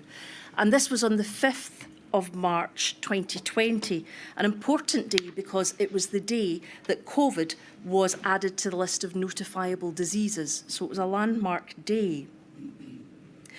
An answer to asking why there was a reluctance to have the First Minister contact you, Lord Edward Udney Lister gave the following evidence, and this is from the transcript of 7th November 2023, page 105. Well, I mean, as you can see from the exchange of emails, the meeting took place, so I certainly wasn't trying to block that meeting taking place, but there was quite a lot of tension between the Prime Minister and the First Minister. They had no real personal relationship of any kind, other than that they, I think, generally didn't like each other very much. I would like to ask, is this a fair characterisation of the relationship between you and the First Minister of Scotland, Nicola Sturgeon? Oh, I'm sorry to hear Eddie said that. Actually, I had no ill will whatsoever towards the First Minister of Scotland. When I've talked to her, we've got on very well and had a friendly relationship. And as I think you just said, we did indeed have a meeting. Is it odd that such a close and senior person working for you got that impression? Well, I think that let's put it this way: much as I love the SNP, they weren't politically. There was a certain amount of toing and froing between the SNP and me as the Prime Minister. I wouldn't like to produce everything that they've said about me over the years. But let's just focus on these particular questions. You say you had plenty of opportunity to meet the leaders of the devolved administration, but as my learned friend, one of my learned friends has already pointed out to you, between May and October you hadn't. If it were to be correct that you had a certain degree of reluctance to meet with the First Minister, does that play into the fact that there were so few meetings during this time? I think we've gone into the reasons for all this quite a lot, and I think I think Nicola was at a Cobra that we had quite shortly thereafter. I remember a conversation, a long discussion involving us, and several discussions involving her at meetings throughout the pandemic, and genuinely, my relations with her have always been friendly and professional. I think the reasons for the approach that we took were, as I've been saying to others, that I thought a grown-up way of doing this that would take the steam out of things, keep things focused on the needs of the UK public, would be to manage it in the way that we did. And why would, as you say, taking the steam out of things, why would that require Mr Gove to be appointed to the role? Well, I think, as I say in my statement, I think he was well suited to the job of bringing people together, hearing people's opinions, conciliating, without people who are not necessarily my number one political fans, feeling the need to chip paint off the government. Mr. Johnson, you say, I don't need this up, but you say at paragraph 191 of your statement that you've given to this inquiry that sometimes when you had to make political decisions about what was going to happen with the country, sometimes decisions were urgent and needed to be made extremely quickly, which could present a challenge. Either we would need to convene a COBRA, invite the DAs to a cabinet meeting or a UK government subcommittee meeting at which their role was not always completely clear, or we would need to take a decision ourselves and bring the DAs on board. None of this was ideal. Now, as we've seen from this inquiry as it's taken place, a lot of government in the modern day appears to be done by way of very fast means of communication: text, email, WhatsApps, phone, video conferencing. Why do you consider that consulting the DAs would have prevented urgent decision making? I'm sure there could have, in an ideal world, perhaps we could have found a way of doing it. My concern was that the DAs would understandably and use their legitimate prerogatives to do things differently, and from time to time to come out of what were meant to be confidential meetings and understandably want to talk to their own media within the DAs about what was going on and to explain the position. Now, I think the inquiry needs to reflect upon this, and it's not for me to say what the inquiry needs to reflect on, but I've found that it was a difficulty during the conduct of the pandemic. The virus doesn't respect any borders within the UK. The virus doesn't respect administrative boundaries. With respect,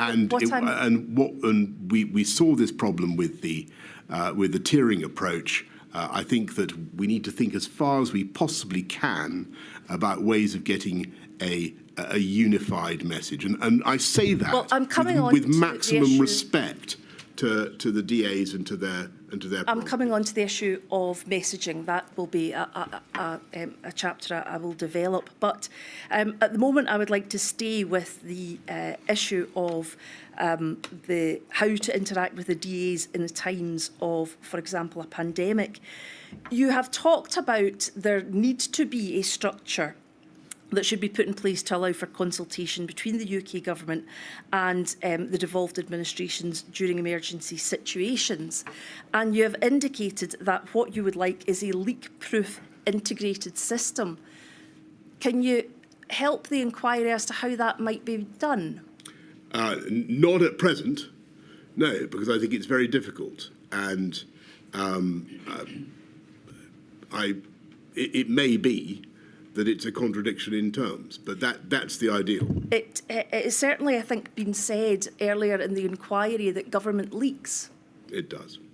But what you don't typically have in government is a mixture of politicians who are, by definition, adversarial to each other and wanting to remove each other from office in the sense they belong to different parties.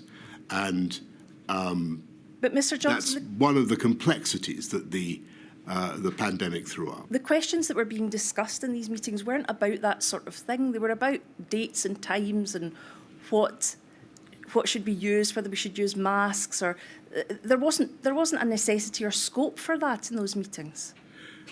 I think what happened was that every topic rapidly became political because, of course, different constituencies in different parts of the country had different views about things, and that's the sad reality. I'm not saying this problem is insoluble. I'm just saying that within the time that we had available, it was hard to manage. I thought the best way to manage it, given the urgency, was to try to take the heat out of things, to get CDL to bring people together, to explain and to conciliate, and if necessary, I would come in and talk to people as much as I could. We've heard that, Mr Johnson. I wonder if I can have inquiry number 000136751 up, please. This is an email from Imran Shafi to Chris Whitty, and it relates to a meeting on the 14th of March. There was a meeting on the 14th of March involving yourself, the Secretary of State for Health and Social Care, CLD, the CMO, the CSA and other senior officials. There was no DA presence at this meeting, so no one from Scotland, Wales or Northern Ireland, which discussed the need for a cross-government signed-off package on shielding the vulnerable and elderly. It was noted that the decision on when to implement this package would be based on advice from the CMO and the CSA. The advice was to include how to handle the DAs. And you can see that in respect of the particular document at the very last entry on number 1.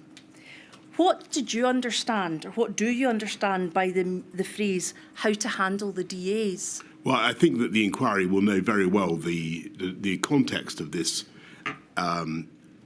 email within the timetable of COVID. It's coming the very day, in the early afternoon of the very day when we realised that we're behind in the curve, and that we have to take very urgent action. Indeed, Mr Johnson. What this email reflects is the view of my Private Secretary Imran, that we've got to get onto the DAs as fast as possible. Well, what is meant how to handle the DAs? I mean, you say it's his view, but you were there at the meeting, and this meeting concluded with action points, and it's the first action point. Well, the question would have been who to ring, how to set the ball rolling, how to bring people together. Earlier on in your evidence yesterday, you were asked about mass gatherings. And I think it would be fair to say that broadly you accepted that it had been the wrong call to allow mass gatherings to go ahead. Is that correct? Well, I think what I said was that the advice on mass gatherings was that it was paradoxical in the sense that it was counterintuitive, because the scientific advice was that they were banning mass gatherings could be worse because you would drive people into smaller locations, pubs and so on, where the transmission would be even higher. That was the logic. I think Mr Whitty described it as, in a sense, technically correct, but logically incoherent to the general public. I think that it was put to me that it was logically coherent in the sense that we wanted to reduce we wanted to do what we could to reduce transmission, and it was put to me that banning mass gatherings itself would not really help because for the reason I've given. Can I have the document inquiry number 000129230? This is a WhatsApp message with yourself dated 11/3, 2020. As we can see, it reads, I spoke to Chris Whitty at length about your concerns about the comms tomorrow getting overcomplicated. He thinks there's a really simple way of describing what we want people to do in future, based on from Monday, if you're ill, stay home. He's going to make sure that by Cobra, we're in a good position. However, he also thinks the Scots are going soft on mass gatherings, and that Nicola has decided she definitely wants to move on some totemic cancellations. Now, the reason I flag this up is this is being used as a possible reason for Scotland just doing things differently. Would it be fair to say that, in fact, in retrospect, the correct call was to call off those gatherings and to send the correct signal to the public that this was an important thing and everybody had to be very careful about their health? I can't say how much of a difference it would have made at that stage. What I've tried to to tell you is the reasons why we, at a very early stage in our understanding of the pandemic, had gone for one option, and what you've clearly got here is for what we thought were sound epidemiological reasons, and what you've got is Scotland using its prerogatives to do something different. Whatever the rights and wrongs of the epidemiology, you have a divergence of approach. Indeed, and what I'm asking you is retrospectively. The risk is that in the end, you start to undermine public understanding. Indeed, the inquiry has heard that and understands it. What I am asking you to reflect upon is, retrospectively, was that the right call? I can't say. I think that what to certainly wasn't helpful throughout was to have different messages. Well, that's exactly the matter I'm coming on to. The issue of differential messaging is one which has peppered your evidence so far. In your statement at page 30, I don't need that brought up, but in your statement at page 30, paragraph 126, it says, looking back, we should have thought much harder about the legal basis for the measures proposed. There's a respectable argument that we should have used civil contingencies legislation rather than public health. By allowing for at least the appearance of divergence in approach between the various parts of the UK, we were risking considerable public confusion and frustration when clarity of message was crucial. Now, given, as you've already identified, the prerogative of devolved administrations, in particular Scotland, where health is a devolved matter in Scotland, where Scotland has access to its own data, its own government, its own CMO, its own DCMO, and it has, I suppose, the best view on what's happening in its own area, i.e. the different spread of COVID perhaps between the Scottish Islands and London. Are your comments fair or proper? My comments on... Is your comment that the appearance of divergence in approach between the various parts of the UK we're risking considerable public confusion and frustration? Well, I think that clarity? Obviously that's for the inquiry to decide. But I think I'm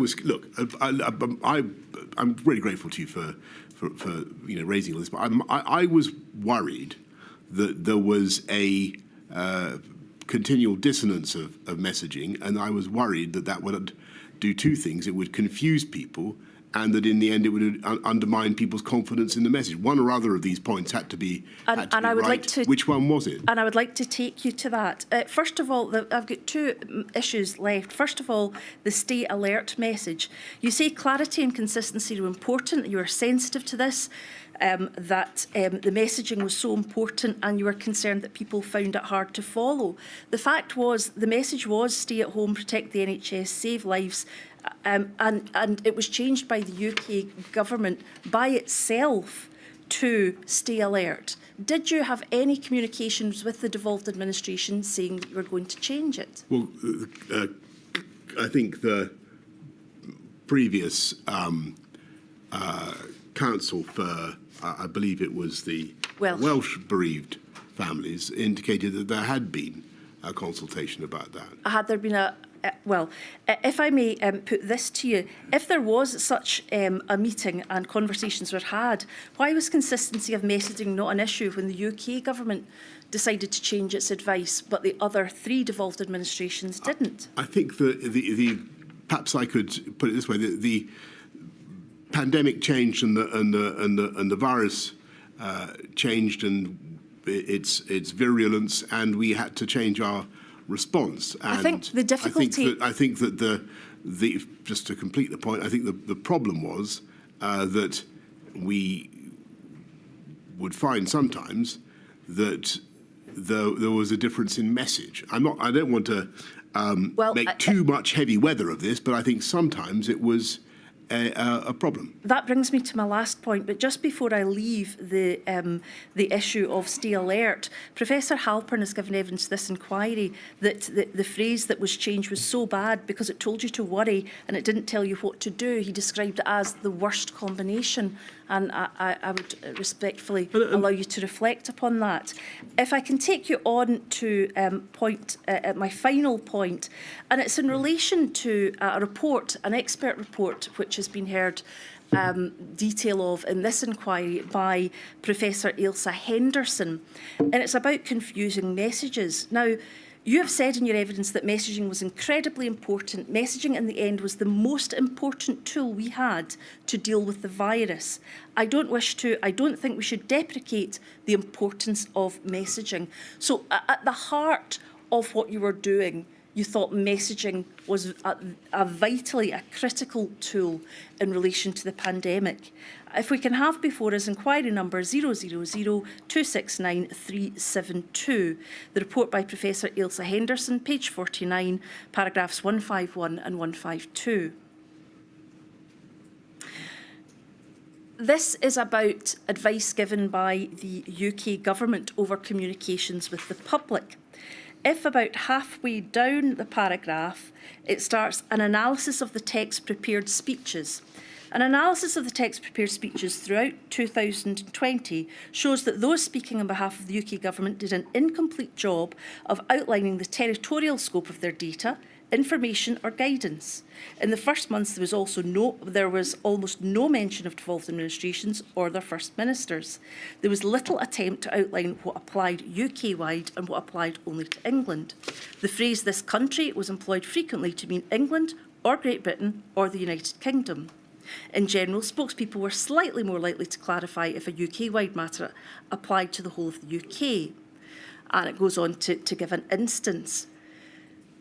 Given by your own admission the critical nature of the communications and the fact that messaging was the most important tool the UK had to deal with the virus, was sufficient consideration given by the UK government to ensuring that the geographical, jurisdictional of their data and information and guidance was made clear?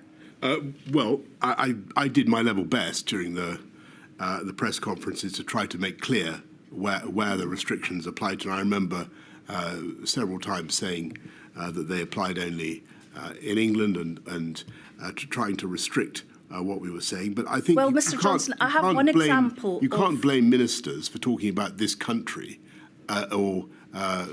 when that's common parlance. And The difficulty is that ministers are talking on behalf of the UK government to all the people that they are getting it. So if they say this country, it has to be made clear which country it refers to. For example, we're all one country. For example, on the 23rd of June 2020, you clarified that measures applied to England only, and that's the one occasion it appears that's been highlighted, and then set out rules to follow for the British public. Is what was needed was clarity, and isn't it, in fact, that the problem was that the difficulty was created by the UK government? No. Later on in this report, it says that notwithstanding efforts throughout 2020, the UK COVID press briefings repeatedly failed to clarify rules governing school closures, rules for social gathering, funds for local authorities, funds for the coronavirus community support, the renewal task force, dedicated funding for mental health, bike voucher schemes, increased marshals on rail works, the reopening of car showrooms or other retails were all England specific. And they say this is, the report goes on to say this is particularly important as in some instances government spokespeople were calling for individuals to change their behaviour, and as such rules would not have applied throughout the UK. Indeed, it was advice about rules rather than data that suffered from a particular lack of clarity. So, given what is said in this report, Mr Johnson, did the UK government fail to properly implement the most important tool the UK government had to deal with the virus? I think that if you look at the public understanding of what we were trying to say, it was remarkable how clearly people got the message, considering the extreme complexity of the rules and considering the fact that there was divergence, Mr Johnson, across the DAs. Given the complexity, what you've got here is a in all this conversation, a perfect example of how different messaging can be confusing for ministers, for people across the whole of the UK. The virus thinks whatever the SNP may think, the virus thinks this is all one country. I'm not asking. That's the reality. I'm not asking questions about the SNP. I'm asking questions about you and your ministers' messaging during the pandemic. You have said that what it was extremely complex issues, and there may be no doubt that that was so. But wouldn't that be all the more reason that you made absolutely clear every time you stood up and spoke to the four nations, that you made it absolutely clear what the rules were for each nation in each country? Well, I could have done that. I think that, and that might indeed be a way forward. I think it may be that you've hit on a solution, which is that in future it should be entirely the job of the Prime Minister of the United Kingdom to announce the different rules that apply in different places across the UK, rather than having those messages blurred or anticipated. I happen to think that that would still be immensely complicated and people wouldn't understand quite why there were differences. All I'm saying is that I think there were legitimate democratic desire of the DAs to have their own approach to public health. I totally get that and I support that. But in the particular context of a brutal, pitiless pandemic, there had to be some way of helping the public with greater unity of messaging. That's all I'm saying. And the best way to have such, the best way is not to look for unity, but to look for clarity. Would that be correct? I think that clarity follows unity. I think that we've gone far enough on that front. obliged. This is not going to become a seminar with respect. I shall return at 3:15.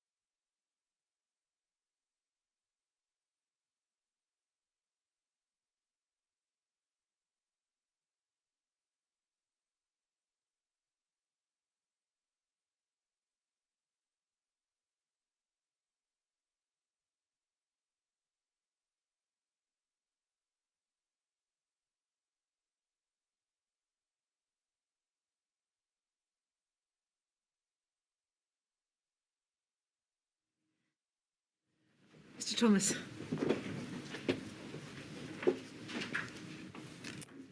Former Prime Minister Johnson, may I start by saying how much I appreciate your time here today.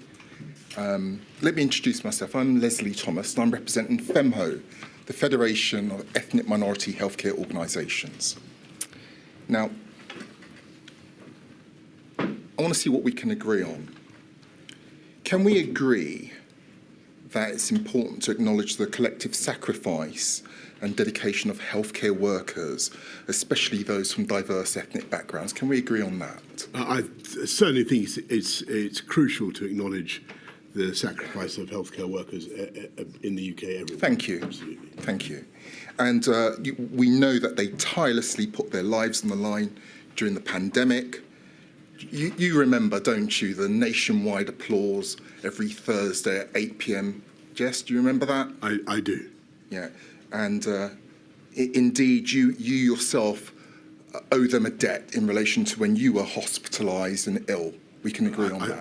I certainly do. And they put themselves in the front line of danger. And in many cases, and particularly, sadly, those from ethnic minority backgrounds paid a terrible price. They did. They paid a terrible price. So it's in this context that FEMHO seeks insights into various aspects and understands the challenges faced by ethnic minority healthcare workers and communities during this unprecedented time. Now, let me start. I've only got a handful of topics. Let me start with my first topic. Mr Johnson, considering the expert testimony of the Chief Scientific Advisor, Sir Patrick Vallance, that disparate health outcomes based on vulnerabilities were, quote, entirely foreseeable, and the acknowledgement that pandemics exacerbate existing inequalities rather than creating them, I'd like to focus on the period leading up to the first lockdown in March 2020. During those critical days, why didn't your government put any measures in place in anticipation to mitigate the potential harsher effects of the pandemic on vulnerable and minority groups? Can you help me with that, please? I certainly can. I think that we recognise that a pandemic, as Sir Patrick has said, was going to be brutal for the whole country. But I think that one of the things that I'd been told from the beginning was that, if you remember in the conversations that we'd had about the downsides of lockdown, is that they were likely to be felt particularly by those from lower income groups, ethnic minority backgrounds, who would typically, and it's a generalisation, be more vulnerable. Yes. So at that particular stage, it was one of the reasons why we were so careful about the timeliness of the lockdowns that we've described. But Mr Johnson, just help me with this, because I may have missed this. Bearing in mind that these, as you've just said, were anticipated in low-income groups, ethnic minorities, tell me, what were the measures that your government put in place to protect these groups? So I've described the disparate impacts of MPIs and lockdowns and the way that affected policy. What we didn't at that stage know, and I think that's what Patrick is talking about, but what we didn't at that stage know is the extent to which the virus itself would impact different groups differently. Well, and that was only ready to become apparent in the course of the weeks ahead. Well, you say in the weeks ahead.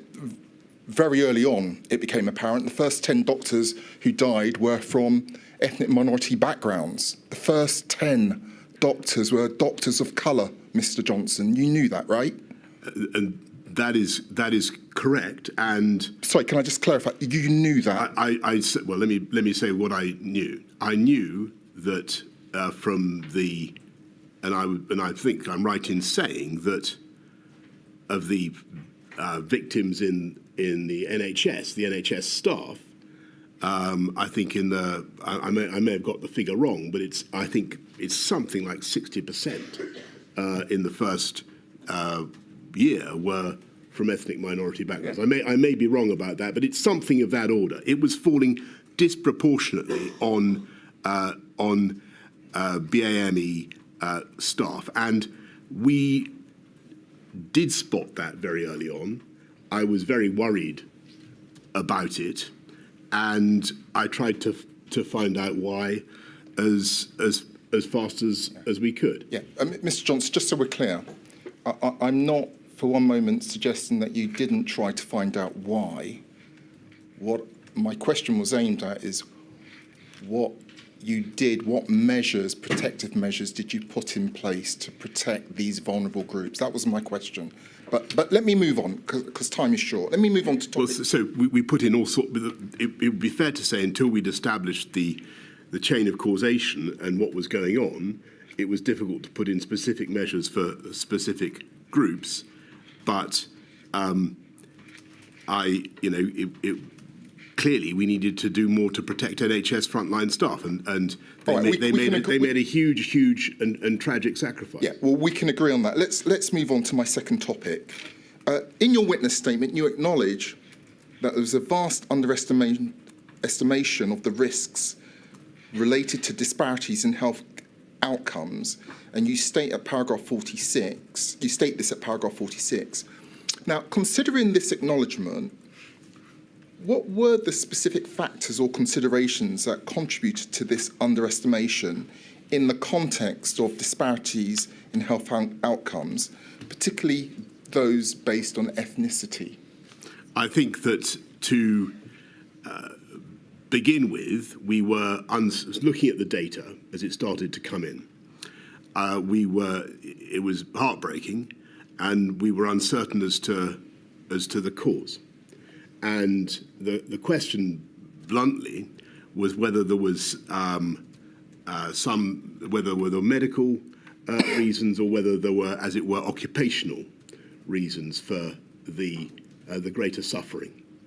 And I think it took us a while to try to get to the answer. I mean, we tried to get the answer quite quickly, but a great deal of work was done on that subject. The answer, as I'm sure you, of course, know, is that it appears that there isn't any medical grounds. What it I'm afraid tragically was fantastic NHS staff from ethnic minority backgrounds in the front line dealing with patients and being exposed to the virus. Well, it was more. Sorry, forgive me, Mr. Johnson. That's what it seems to me to have been. Well, forgive me, Mr. Johnson. It's more than that.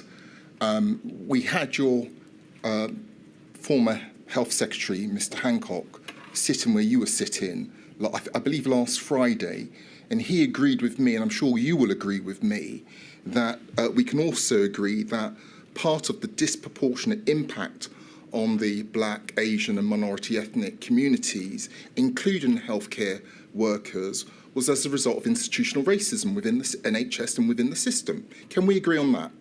I'm not certain. I'm afraid to say that I've seen evidence to support that. Well, I'd be. You are unaware of the report done by Public Health England into the NHS that Mr. Hancock was telling us about, where it was talking about institutional racism. You're completely unaware of that as Prime Minister? I haven't. I've got to confess to you, seen that report. The information that I had was that wasn't the information that I had did not mention that as a factor. All right, let me move on. Mr. Johnson, the June 2020 Public Health England report has been cited as a pivotal moment in the understanding and addressing the disparities in risks and outcomes relating to the COVID pandemic. Would you consider this report to be your first substantive opportunity for engagement on this crucial issue? So on which issue? I'll repeat the question. On the issue of addressing disparities and risks and outcomes related to the COVID-19 virus. Right. Well,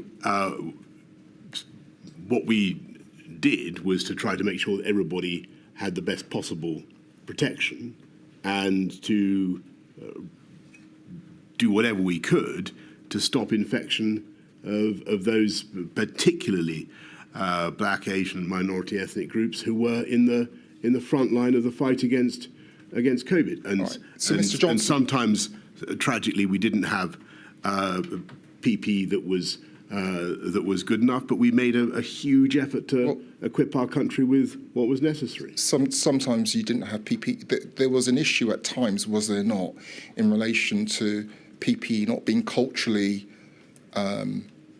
appropriate? You know, people with beards, religious outfits, things like that. Were you aware of that? That wasn't escalated to me. I was concerned that everybody should have the best possible protection. Let me move on. Can you share with us your reflections on how the findings of this report influence subsequent actions and policies aimed at mitigating these disparities? I think that what we wanted to do was to make sure that the incredible frontline staff of the NHS had greater protection, above all by being less overworked. And one of the things that the pandemic was a terrible time, but one of the things that we did was not only to embark on a program of big program of hospital building, but recruiting 50,000 more nurses. And I think we're well on the way to, or the subsequent government is well on the way to achieving that now. And if you're a nurse or a frontline worker, then clearly one of the best ways to mitigate the risk that you face and the disproportionate risk that you face as a black, Asian, and minority ethnic frontline care worker is having an extra pair of hands to help you. And that was one of the key objectives of the program. And it's a very large program. There are plenty of other things that the NHS now has, I believe, or certainly did when I was Prime Minister, more people in it than it's ever had. Mr. Johnson, forgive me. Thank you. They have limited time, Mr. Johnson. So I'm not trying to talk I'm you sure out, you're please. not trying to talk me down the clock. I wouldn't dream of that. You wouldn't dream of that, would you, Mr. Johnson? I wouldn't. No. Right. I've two more topics, and I've finished. Given the first indications of starkly disproportionate rates of infection and mortality in ethnic minority communities, which began to emerge in late March, early April, can we agree on this? Can we agree that there were earlier opportunities for more substantial engagement? Can we agree on that? I don't know what you mean by that. Well, let me be blunt. Your government could have done a lot more, a lot earlier. Well, we did whatever we could to get all our staff the equipment that we. It wasn't enough, Mr. Johnson, was it? Well, we worked incredibly hard and fast to get people the equipment we needed. That doesn't mean that I'm not conscious of the immense effort and people we were clapping for. Do you remember? I do, and I'm not. I am deeply conscious of the sacrifice that they made. Last topic, and then I sit down and I'll shut up. At paragraph 656 of your witness statement, you say, quote, "I was not provided with and did not consider any equality impact assessments when making decisions about imposing, easing, or making exceptions to NPIs. But that's not to say I did not receive and consider many documents containing details of the effects of lockdown across society or equalities and distributional impacts," end of quote. Question.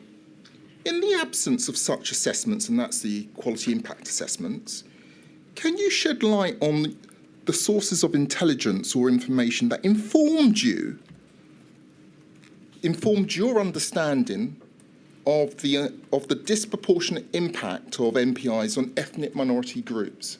What were the sources of your intelligence and information? Well, there was data that I saw. I can't tell you exactly the provenance, but there was data that suggested that I think when you come to lockdowns, people from the Bangladeshi community were 4 times more likely to be engaged in closed sectors. People from the Pakistani community were, I think, twice as likely to be engaged in closed sectors. From my own extensive work as chairman of Transport for London and all the work I did as mayor had taught me the massive disproportionate impact measures such as closures of retail, hospitality, and so on were likely to have on those very groups. So I didn't need. You didn't need the intelligence. I knew. You knew. Okay. I was getting data, but I also knew that these measures were likely to be disproportionate in that area. Thank you, Mr. John. Milady, I concede another 30 seconds under my time. Thank you. Thank you, Mr. Thomas. Mr. Metzer. Thank you, my lady. Mr. Johnson. Mr. Johnson, I ask a small number of questions on behalf of the long COVID groups. Matt Hancock and Dominic Cummings have said they were advised in early 2020 about the possibility of longer-term sequelae of COVID-19 by both Patrick Vallance and Chris Whitty. On the 17th of May 2020, you shared an article, we didn't go to it, about people reporting prolonged symptoms of COVID-19 in a WhatsApp group with them all.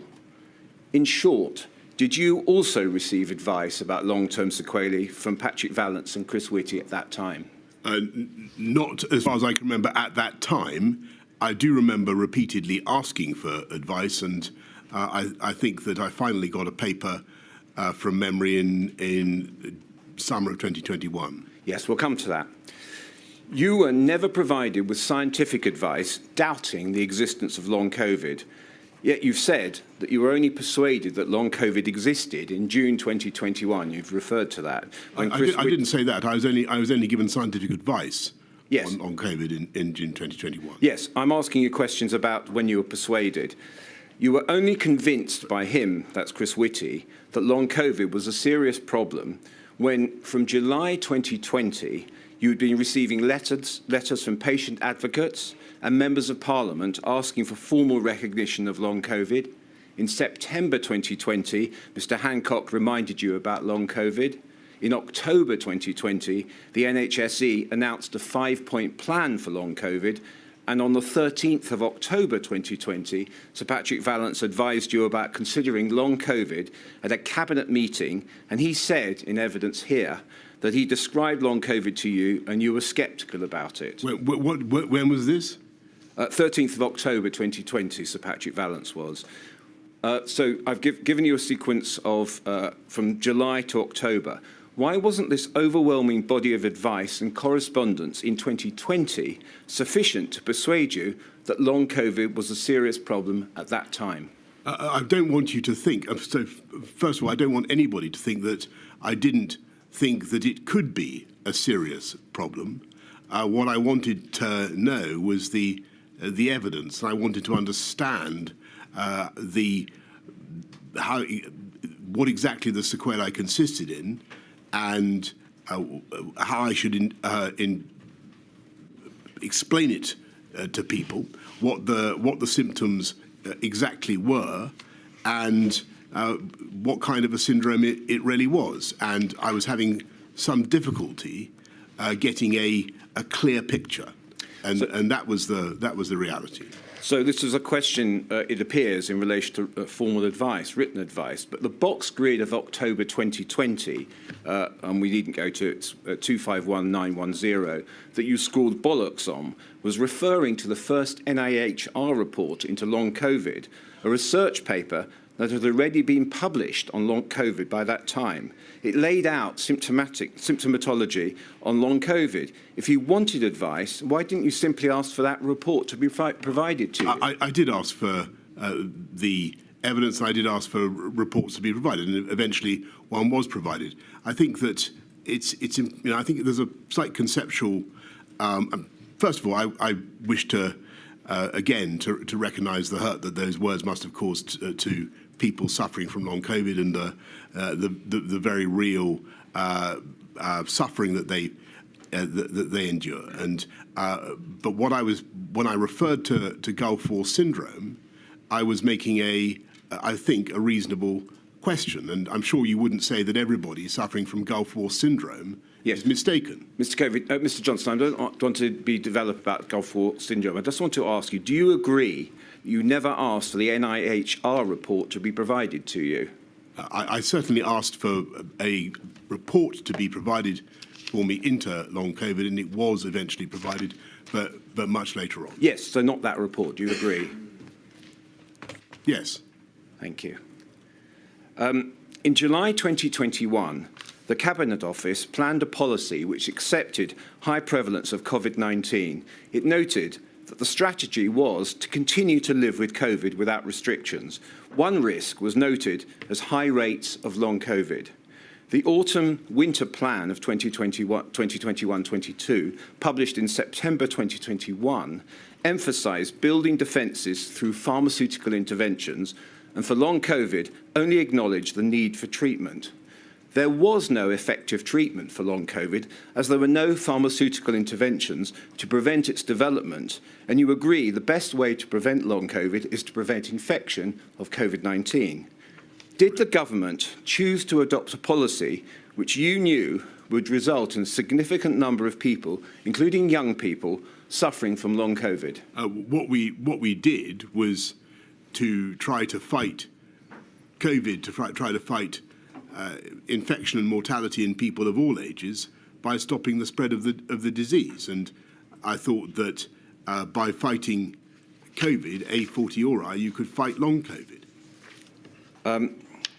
Yes, but you understand in relation to the decisions in relation to COVID and long COVID, they have different symptomatology. And that was precisely what I wanted to understand, and that was why I requested the report and the advice that I did. And when I spoke about Gulf War syndrome, what I meant literally was, can somebody explain to me, because Gulf War syndrome, as I'm sure nobody would say, I'm sure you wouldn't, that everybody suffering from Gulf War syndrome is mistaken. Yes, Mr. Johnson, I want to move away from Gulf War syndrome with greatest respect. A choice was taken to allow high rates of transmission, which brought more cases of long COVID, and you've said a number of times that messaging was incredibly important. Messaging, in the end, was the most important tool we had to deal with the virus. Why didn't you therefore communicate the risk of long COVID to the public so they could take measures to protect themselves? Well, the way to protect yourself against long COVID is to avoid getting COVID. That's not the simple. It doesn't follow, does it? They're not. There are other specific features to long COVID. Unless I'm much mistaken, I don't believe there's a way of contracting long COVID without getting COVID. But it has a different risk profile. Do you appreciate that? Well, forgive me, and I don't wish in any way to, to minimise the importance of what you're saying, but I thought that the best way to fight the possibility of people having long-term sequelae from COVID was to stop them getting COVID in the first place. Yes. Do you accept there's an indiscriminate risk to all people, children and the young, which is a different risk profile specific to long COVID? Well, that was one of the things I was very interested to understand. I think that may very well be the case, but it is still also true, logically, that the best way to stop those individuals contracting COVID is to stop the spread of the disease, full stop. Yeah. So can I take from that people do need to know about long COVID specifically? They can suffer from prolonged symptoms of COVID-19, and that nothing specifically was done about the risk of long COVID. Do you accept that? Well, I don't accept that nothing was done about the risk of long COVID, because the government did everything that we could to stop the spread of COVID. Yes. Last question. Last topic. Yesterday, you said in your view, some people thought they may be suffering from long COVID, but there was in fact another cause. The NIHR report, summarised in the October 2020 box return, addressed those very concerns that, in quotes, the lack of recognition of the pattern of symptoms by the public and by healthcare services meant people frequently felt their experiences were not believed, and this left many of feeling isolated and alone in coping with their disease. That's the same with Gulf War syndrome, by the way. Yes, I haven't asked the question yet. It concluded, did the report, that more recognition and more support was needed. Having come to accept, as you have now, that long COVID is a debilitating and disabling illness, causing almost 2 million adults and children to suffer, do you now recognise that your prolonged disbelief in long COVID contributed to the delay in recognising long COVID, led to unwell people not being believed, and has meant decisions were taken on releasing NPIs without consideration of long COVID? No, I don't think that. I think that if you look at what actually happened from a very early stage, we start investing in research into long COVID, and I think 50 million followed by another 75 million, and into trying to establish the exact pathology of the illness. But the decisions were taken on releasing NPIs without consideration of long COVID. Do you accept that? No, I think that there were going to be risks involved in releasing the NPIs. They were going to be basically the risk that the disease would spread. And that was the thing we wanted to fight. Yes. Thank you, Mr. Metzer. Can I just complete the question, please, my lady? It's the last question, I promise you. Do you accept that widespread transmission of the disease without public communications on the risk of long COVID and without other mitigation measures meant people could not take steps to protect themselves from long COVID? Do you accept that? No, I think that people were given plenty of advice to protect themselves from COVID, and as soon as we began to understand what long COVID was and its risks, we also publicised the risks of long COVID as well. Thank you, my lady. Thank you, Mr. Metzer. Mr. Mennell, you've moved. Trying to confuse me. Thank you, my lady. Good afternoon, Mr. Johnson. I ask questions on behalf of a number of children's rights organisations. Can I start by seeing if we can agree on two matters, which I hope are uncontroversial?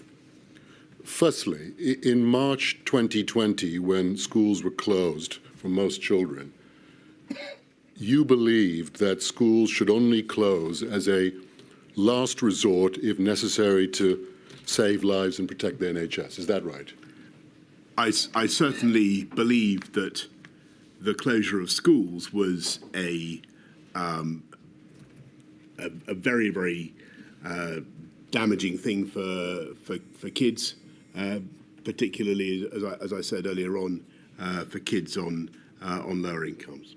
And secondly, the reason that you believed that schools, I suggest, should only close as a last resort was that you recognized at that time, when we went into lockdown in March 2020, that school closures would have a devastating, lasting, harmful impact on many children, particularly vulnerable children, in terms of their development, their socialization, their educational attainment, their life chances, their physical health, and their psychological well-being. Is that fair? We did recognise that. Now, given those answers, can we also agree that the primary problem in March 2020 was not the fact that schools were closed for most children to save lives and protect the NHS? The problem was that prior to schools being closed, there was no proper plan, there was no clearly established framework, there was no guidance for schools on remote education, and no arrangements for delivering face-to-face education to vulnerable children under the new social distancing restrictions. That was the problem, wasn't it, in March 2020? I think that the difficulties we had in delivering education remotely, and the other things that you've mentioned certainly compounded the problem, but the basic problem, the prior problem, was that that kids were deprived of the vital education that they needed at a critical time in their development. They were deprived of the society of other kids. They were unable to socialise. It was a terrible, terrible time, and the evidence is, as I'm sure you know, that this was felt most keenly by those on lower incomes, and they basically received about 30% less education than kids from wealthier backgrounds. So we agree on impact. Can we also agree there was no proper plan? I think it would be fair to say, from everything that the inquiry has heard so far, certainly from me, that this was a once-in-a-century event, and we were not prepared suddenly to be forced to close schools for the length of time that we did. I think that's fair. Thank you. In your witness statement, Mr. Johnson, I don't ask for it to be put on the screen. The reference is page 107, paragraph 397. You say that the reopening of schools was one of your key priorities in the summer of 2020, when the first lockdown was easing, putting it ahead, in your words, of the need to lift social and economic measures. Why then, this is the question, why then were hospitality and cultural venues, including pubs, bars, cafes, restaurants, hairdressers and beauty salons, allowed to reopen on the 4th of July 2020, dubbed Independence Day by some in government, but not schools? I think that I think I gave the answer earlier in a previous discussion. The reason was that two things, but I think we thought we would go through till the resumption of the normal school term. But secondly, schools are big potential reservoirs of risk, and the younger people can easily transmit the virus to older and more vulnerable people.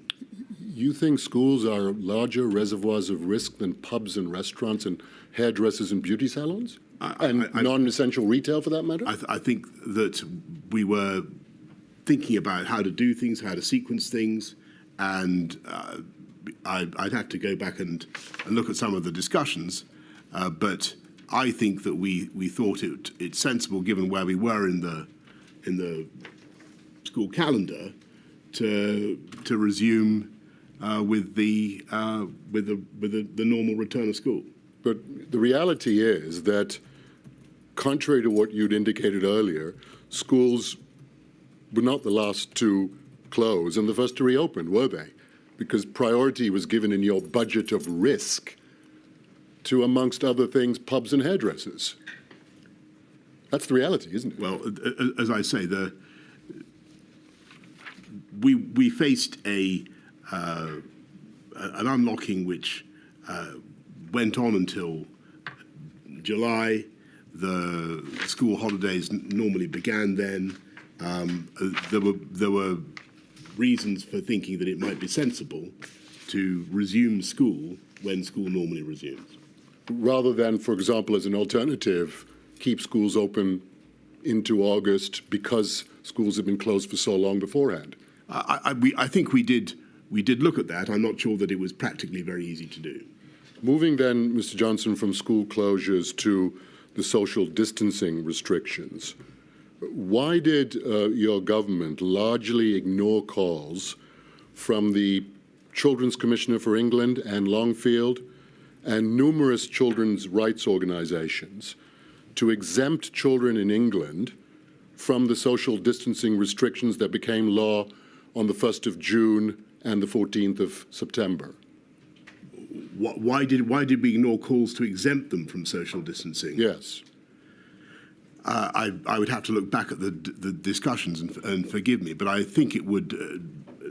My instinct is it would have been because we wanted to minimise the risk of transmission. Well, let me just remind you of what the position was. 1st of June, outdoor gatherings of up to 6 people from more than one household became law. 4th of July, so-called Independence Day, all outdoor restrictions lifted, except in Leicester. 14th of September, when numbers began to rise again, the so-called Rule of Six reintroduced at that stage.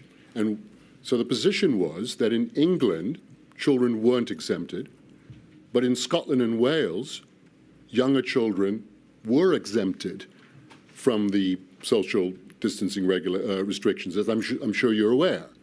Yes?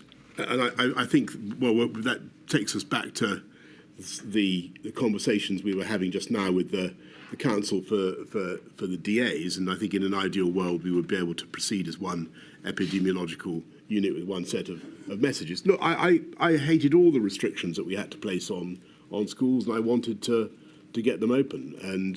But we faced a really, really awful pandemic, and the judgment was that, this was one of the areas where the scientific emphasis changed, because it wasn't quite as clear back in March. But the judgment was, I remember, later on in 2020, that schools really did present a considerable addition to the budget of risk. Mr. Johnson, I moved on from schools to the social distancing restrictions. I thought you were talking about social distancing restrictions within schools. Not within schools. Oh, forgive me. Generally, okay? Sorry. And so just to be clear about this, just to remind you, the position was that in England, children under the age of 12, in other words, children who can't go out from their homes independently, were not exempt from the restrictions. They were not given, to use the government's language, that freedom and independence that children in Scotland and Wales were. And so I'm asking, why did England pursue a more draconian approach than Scotland and Wales as far as younger children is concerned? Well, I think I refer you to what I said just a moment ago. I think that we were trying to reduce transmission, trying to reduce risk, but clearly there was a divergence between the various parts of the UK. I'm not certain in future whether we would want to do it that way. And just to be fair to you on this, so you know, the inquiry's not heard any scientific or medical evidence from either the CMO or the GCSA to the effect that what Scotland and Wales was doing was somehow dangerous and that the English approach was better, just so you understand the position. Now, opposition to the decision not to exempt younger children from the social distancing restrictions was not confined to the Children's Commissioner and children's rights organizations. Members of your own government and political party were expressing concerns about this. And I'd like to show you one particular WhatsApp exchange, if I may.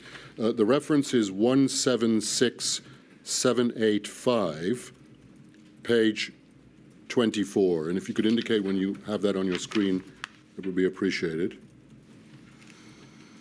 I think you have it now. And if we could turn to the 11th of October, please, the entry at 15:46:59. This is a WhatsApp exchange between Matt Hancock and Helen Whately, who, as you know, was Minister of State in the DHSC at the time. And Helen Whately says this: wish we could loosen on children under 12 on Rule of Six for Tier 1. And then sometime about an hour later, she says it would make such a difference for families, and there isn't a robust rationale for it. Now is a really good chance to show we have listened. Lots of MPs were pushing on this during last week's debates. And Matt Hancock replies, they don't want to go there on this. She asks, are we they? And then this, from Matt Hancock, as in number 10, also on curfew, they don't want to shift an inch. In respect of that, first question, were you aware at this time this is October? Yeah, mid-October. So this is about a month after Scotland and Wales have exempt children from the Rule of Six. Were you aware at that time that Helen Whately and lots of MPs, to use her words, were calling for children to be exempt from the Rule of Six? Were you aware of it at the time? I just want to say how grateful I am to you for bringing this to my attention, because I hadn't clocked this. But it's a great example of the kind of thinking, the kind of debate that was going on at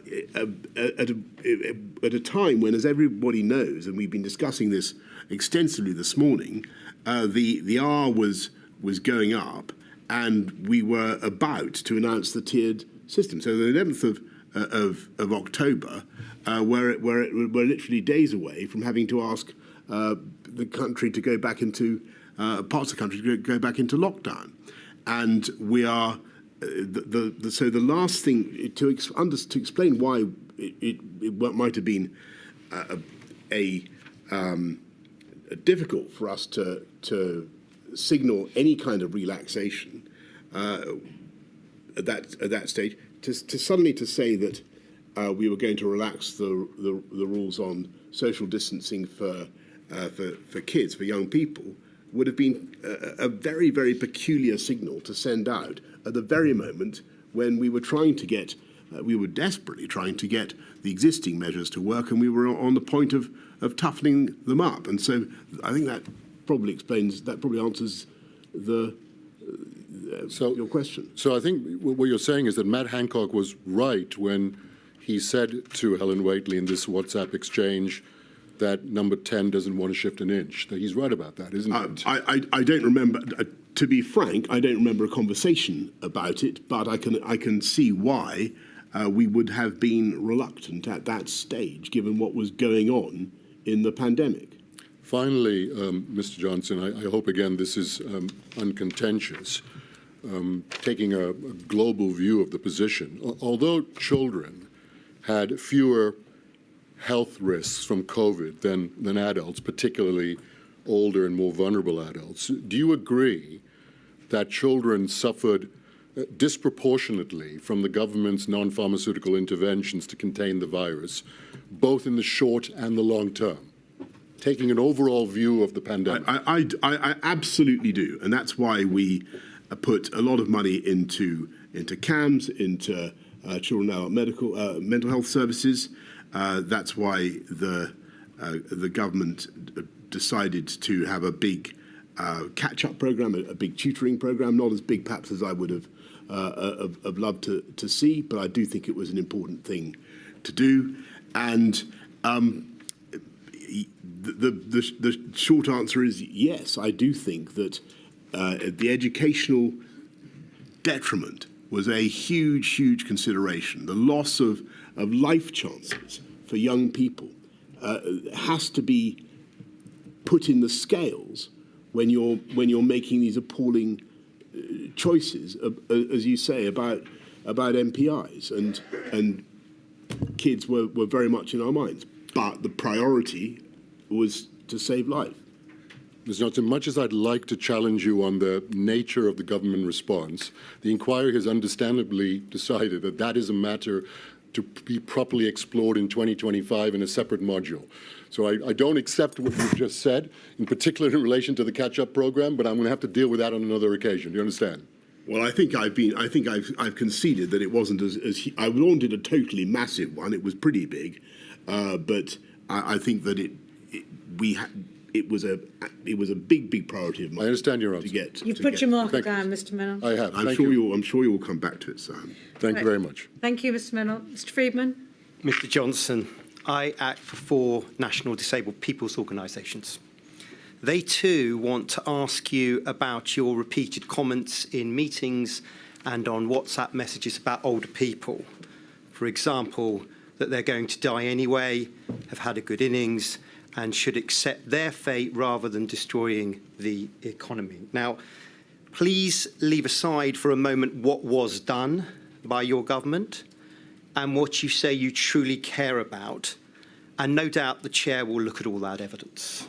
Our first question, in your choice of words to your government and advisers, were you not being shamefully ageist against those in later life and normalising their premature death?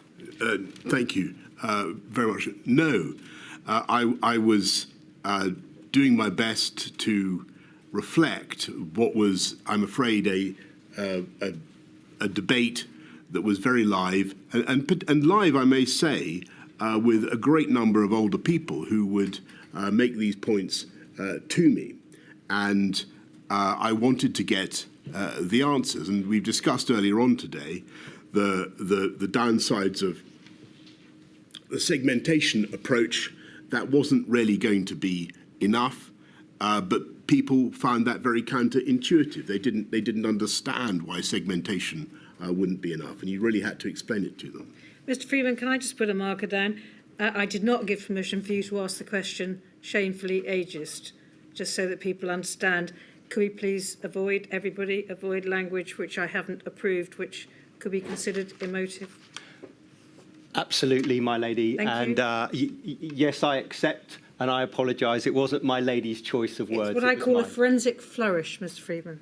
Thank you. So be it, my lady. But let me nevertheless reflect on your answer just now and your answer to Mr. Keith this morning about these various comments that I know you feel very sensitive about.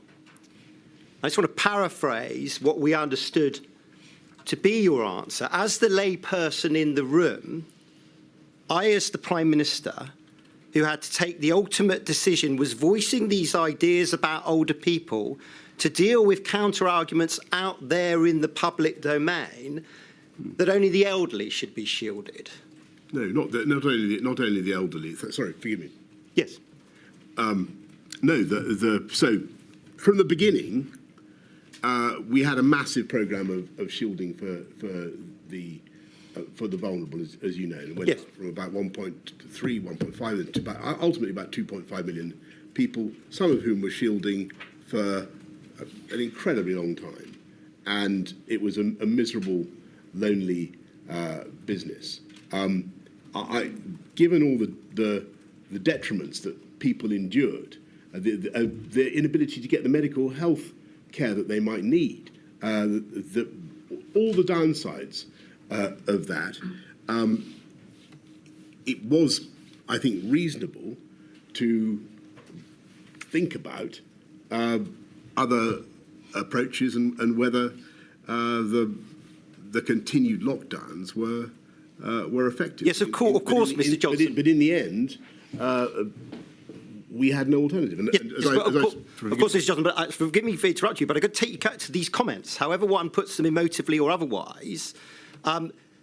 Once we get into August and September, and these comments mostly made in October, you've had those discussions about how a more dedicated form of segregation for the elderly in their households is not going to work, essentially because the virus will break out of the shielding system. And you're taken to the WhatsApp messages by Mr. Keith. So how does your answer to counsel to the inquiry this morning and to me just now about you putting arguments for only older people being segregated in some form of super shielding therefore have anything to do with your repeated assertions that old people are going to die anyway, that they've had a good innings and we should not sacrifice the economy because of them? So what I'm trying to put to the scientific opinion is I want to understand first of all who the potential victims of COVID are at that particular moment, and as everybody knows, it's people of all ages, and I've seen it for myself, because I've seen some figures. I think for the average or the median age of COVID victims, I'm trying to understand what alternatives we have, and I'm reflecting a widespread view that there must be some twin-track strategy. There must be some way in which we can somehow avoid this damage to the entire economy and society, whilst looking after the interests of the elderly. And what I'm trying to get from the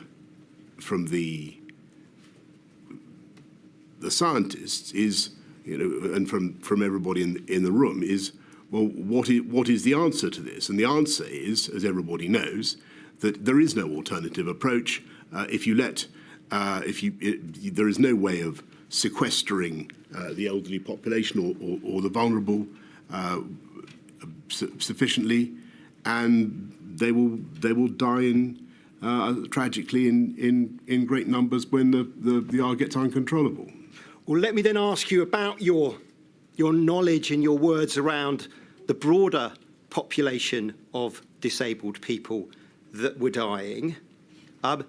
Did you know then, as of autumn of 2020, that COVID posed risk to a wide range of disabled people of all ages, and in that I include people with learning disability, people with Down syndrome and the like? Yes, we certainly knew that people with a huge variety of syndromes were particularly vulnerable, and that's why we had a shielding scheme.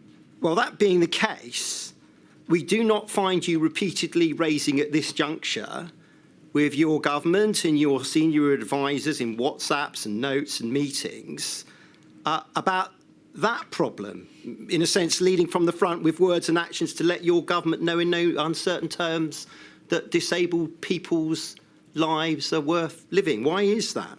But actually, that's not true. That what we did was to try to stop the spread of the virus and to protect those who were shielding and vulnerable from a breakout.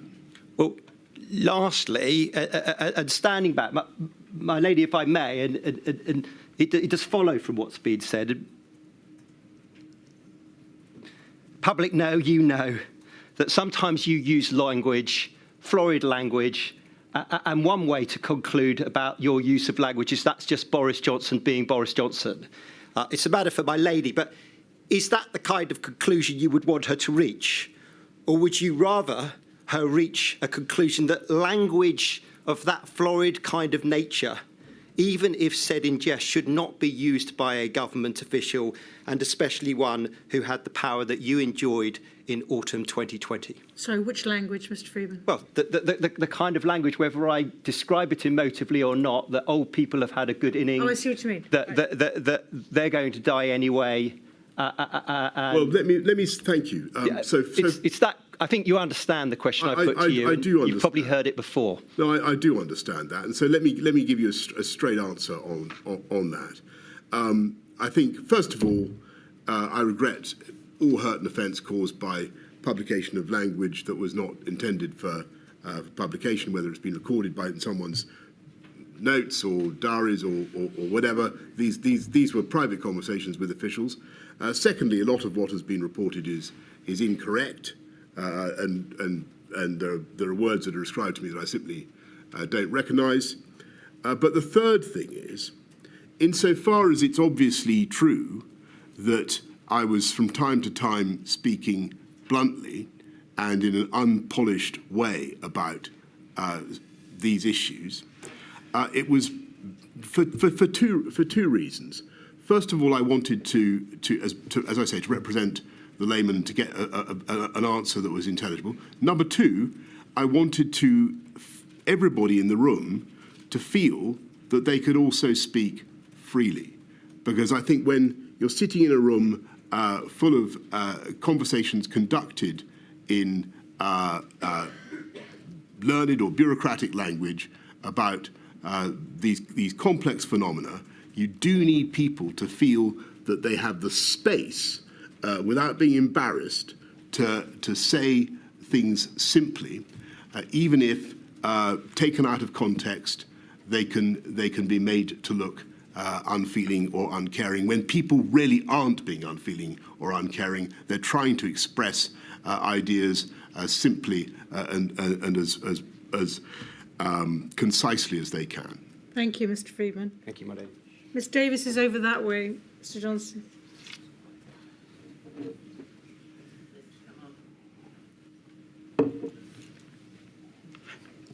Can you see and hear me? Yes, I can. Johnson, yes, thank you.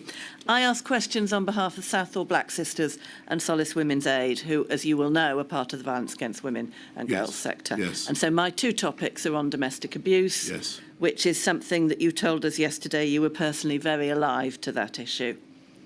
Yes. And you will know that the regulations, the stay-at-home regulations, contained a number of exemptions. One of them was that you could leave because of risk of injury. And we've heard from Mr. Hancock, and it's obvious that that was intended to include risk of domestic abuse besides anything else. Yes. I want to ask you about messaging. My first topic is on messaging, which you've told us is not just an important part of an MPI, but actually an important MPI in itself. And the messages are your addresses to the nation when you announce lockdown. And there were 5 in total. The 23rd of March, the first lockdown, the 31st of October, when you say there's going to be the second lockdown, the 5th of November, when the details of the second lockdown are announced, the 19th of December, which is Tier 4, and then the 4th of January 2021, when you announce the third lockdown. And in all those addresses, you emphasise quite rightly that people must stay at home throughout. And you also refer to some of the exemptions. So on the 23rd of March, you say people will only be allowed to leave their home for the following very limited purposes. And those 4 purposes are shopping, exercise, medical need, travelling to and from work if that's absolutely necessary. And you conclude that part by saying that's all. These are the only reasons you should leave your home. On the other occasions, 31st of October, 5th of November and the 19th of December, you give similar lists. On the 31st of October, you do include the words escaping risk of injury or harm. But on none of those addresses throughout 2020 do you say that people can leave if they're at risk of domestic abuse. You do say that on the 4th of January 2021. You say that explicitly, where you say, or to escape domestic abuse. So why was domestic abuse not mentioned earlier than January 2021? Thank you. I think that you're making a very good point, and I think in retrospect, we should have given consideration to mentioning that issue explicitly earlier. That didn't mean we were silent or inattentive to the problem. We put money into helplines almost immediately. I think in April we set up the Ask for Annie scheme. I think we as you know, there was a so people could go. So people, under the rules, people could go out to the chemist, for instance. Well, I'm going to stop because I will probably come on to that, and I'm interested in messaging for the moment.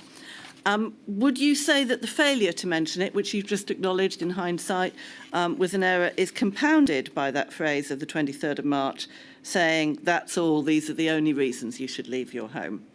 Well, I think that I hope that people would have understood that to report a criminal offence was also a reason to leave your home. But clearly, it was something we should have made explicit. Mm. And in her evidence to the inquiry, Dame Priti Patel, your Home Secretary at the time, said that she and her department had raised the need with Downing Street to refer to domestic abuse amongst the exemptions. So why did you or your team not respond to those representations sooner than January 2021? I don't remember her raising that with me. My second topic is about the hidden harms, which is, I think, what you were referring to a moment ago when I stopped you. And you say at paragraph 542 of your statement, we'd learnt many lessons from the first lockdown. We considered such things as the hidden harms, like increased domestic abuse and child abuse, and we wanted to ensure it was essential that services supporting women and children remained available and steps were taken to tackle these crimes. So that's post-first lockdown, learning lessons, and of course there was a Hidden Harms Summit in May 2020 as we're beginning to come out of the first lockdown. In fact, during the second and third lockdown, the same thing happened with domestic abuse as it happened with the first lockdown.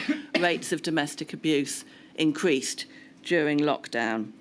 So what lessons were learned and implemented for the second and third lockdown in order to protect women and girls from domestic abuse? Well, in addition to the investment in the helplines, which I think, as I say, began almost immediately in the Ask for Annie scheme, where a victim of domestic abuse could go to the chemist and say that she... That was in February 2021. Say that she had a problem. In, I think, March 2020 and April 2020, the domestic violence bill is going through the Commons. That's got nothing to do with lockdown. And, well, it was actually, I think, a useful tool against DV, giving new statutory powers against coercive behaviour of one kind or another, and other measures. We put money into independent from, I think, right from the beginning of the government. We put more money into independent sexual violence advisors and independent domestic violence advisors, and across Whitehall. So people you could ring up, or people who would help you address the appalling issues that you face. But what we also did across Whitehall was to try to solve what, in my view, is still a chronic problem, which is the inability of the criminal justice system to deal with crimes of rape, domestic violence, sexual violence of all kinds, and to get enough prosecutions. Right. So the government as a whole was working a great deal on this issue, and specifically trying to address the needs of women in lockdown. The domestic abuse bill received royal assent in April 2021 and Correct. started to come into force in July 2021. Correct. So that doesn't help us with the... But you asked me what we were doing. And in respect to the second and third lockdowns. Well, Did you not hear that part? I apologise. Well, as I said, we put money into helplines almost immediately, and did our best to encourage people to come forward. Thank you very much. Thank you, my lady. Thank you, Ms Davis. Mr Jacobs, are you hiding? Where is he? At the back this time. Oh, he's usually over there. So, yes, Mr Jacobs. Mr Johnson, I ask questions on behalf of the Trades Union Congress, okay? My first topic for you is on the approach that you engendered in your government as to consultation with key partners such as unions. And I'm going to ask you about a meeting in July 2021. You will recall, I'm sure, that at that time there was discussion about return to workplaces, and the unions that I act for were calling for various measures to advance workplace safety. If we have on screen 273901 and page 478, we will see a note from Sir Patrick of a meeting on the 2nd of July 2021. And towards the middle of that entry, you'll see some quotations attributed to you, Mr Johnson. Are we going to encourage people to wear masks? Are we going to continue this bollocks, he says, wants everyone back at work. Quote, we can't have the bollocks of consulting with employees and trade unions. They need to all come back to work. All the malingering work-shy people, says how much of civil service is back.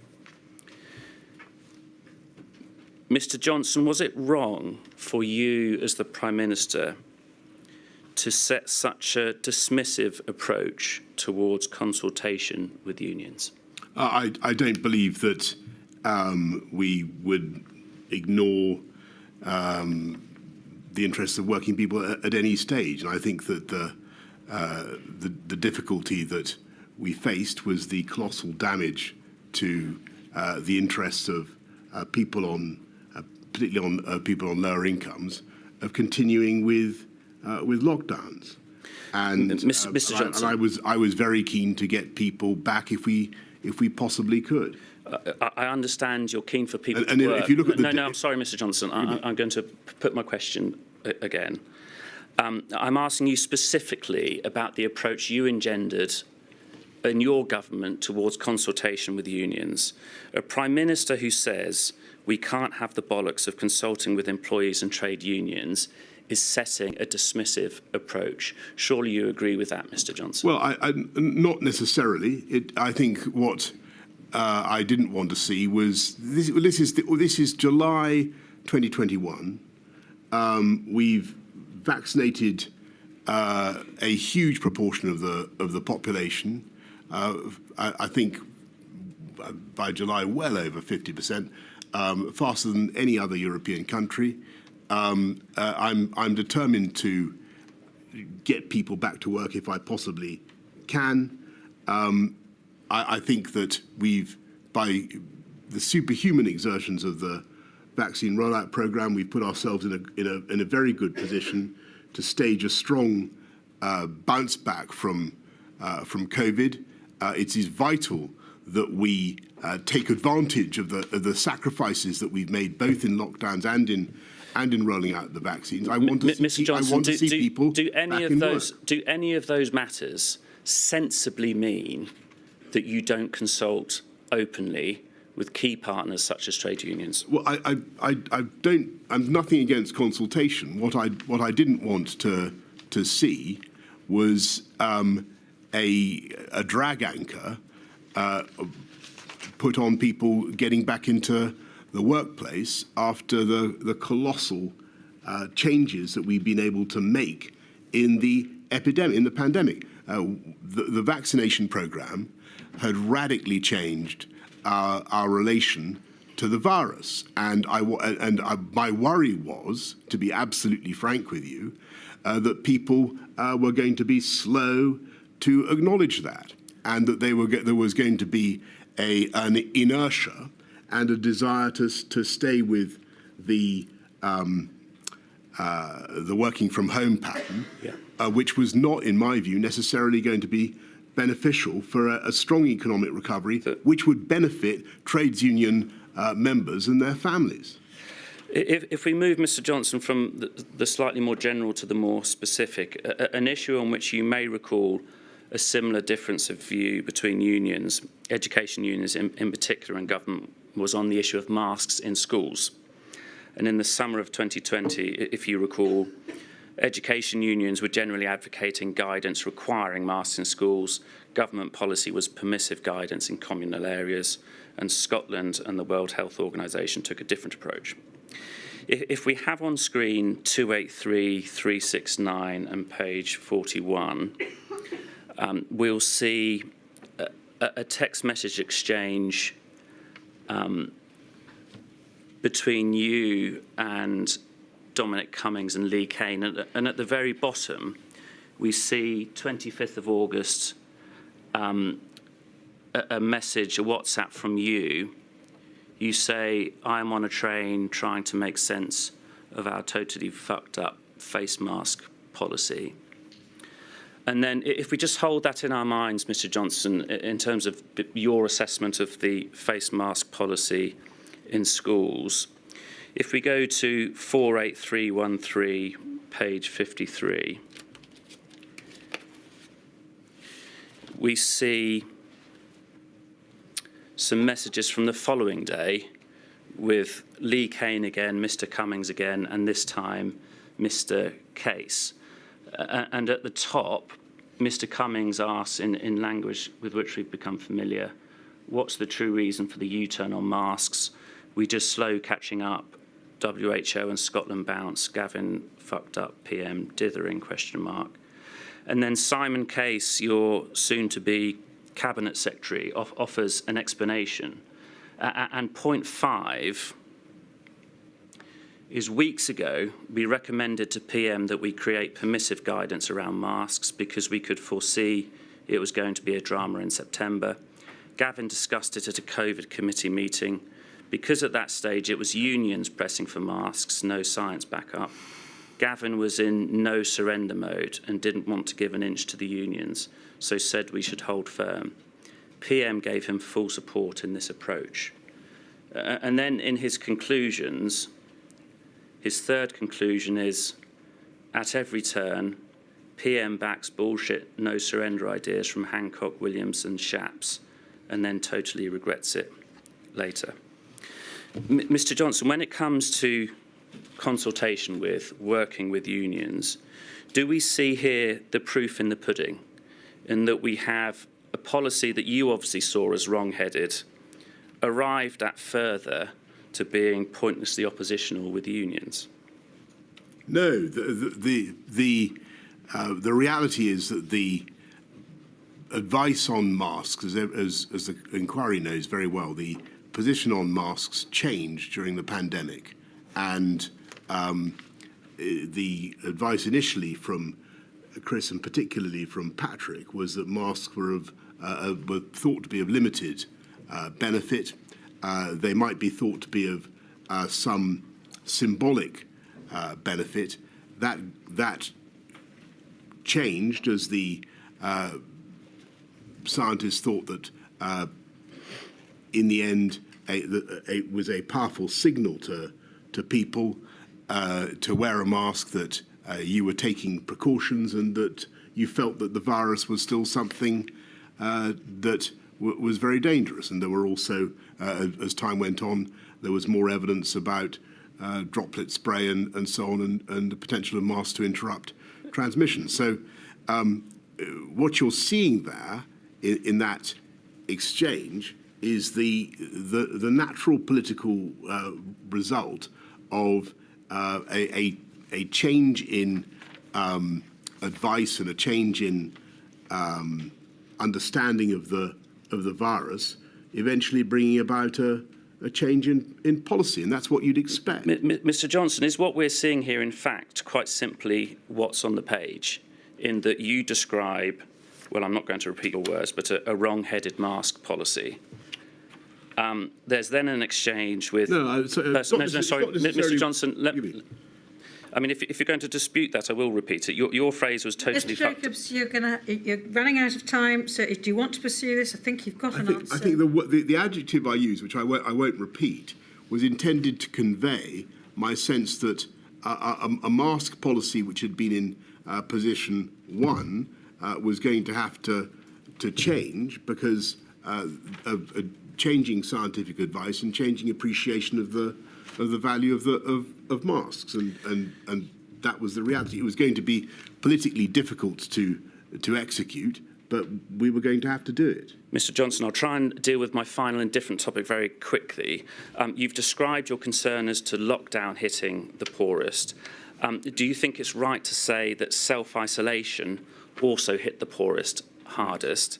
And was it understood by you that financial support for self-isolation was one way of mitigating the unequal impacts of the pandemic? Yes, and well, that's why we had not just the £500 self-isolation payment, but also we increased universal credit by £1,000, working family tax credit by £1,000, and gave councils a very large budget to deal with those who are most in need of help.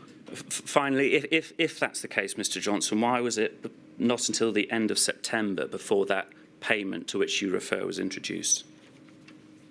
Because for the reasons I think that we discussed earlier, I was anxious. We'd spent a huge amount supporting the country already through the pandemic. I was anxious about some of the distorting effects of payments to isolate. We discussed the punitive approach, but eventually I thought, well, we better go with some more support as well, and we did.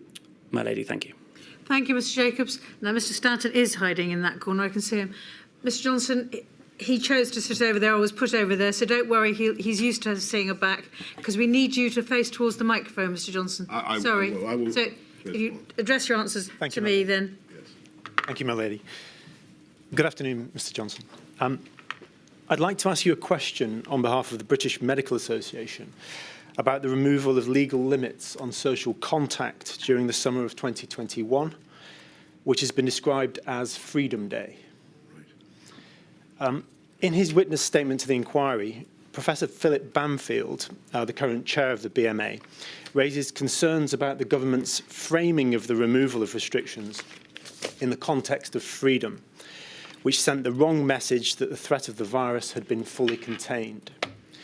And in Sajid Javid's witness statement, he states that by late autumn and early winter of 2021, many people felt that the pandemic was over, only for protective measures to be needed once again on the 8th of December 2021 in response to the emergence of the Omicron variant, which you've discussed earlier with Mr. Keith.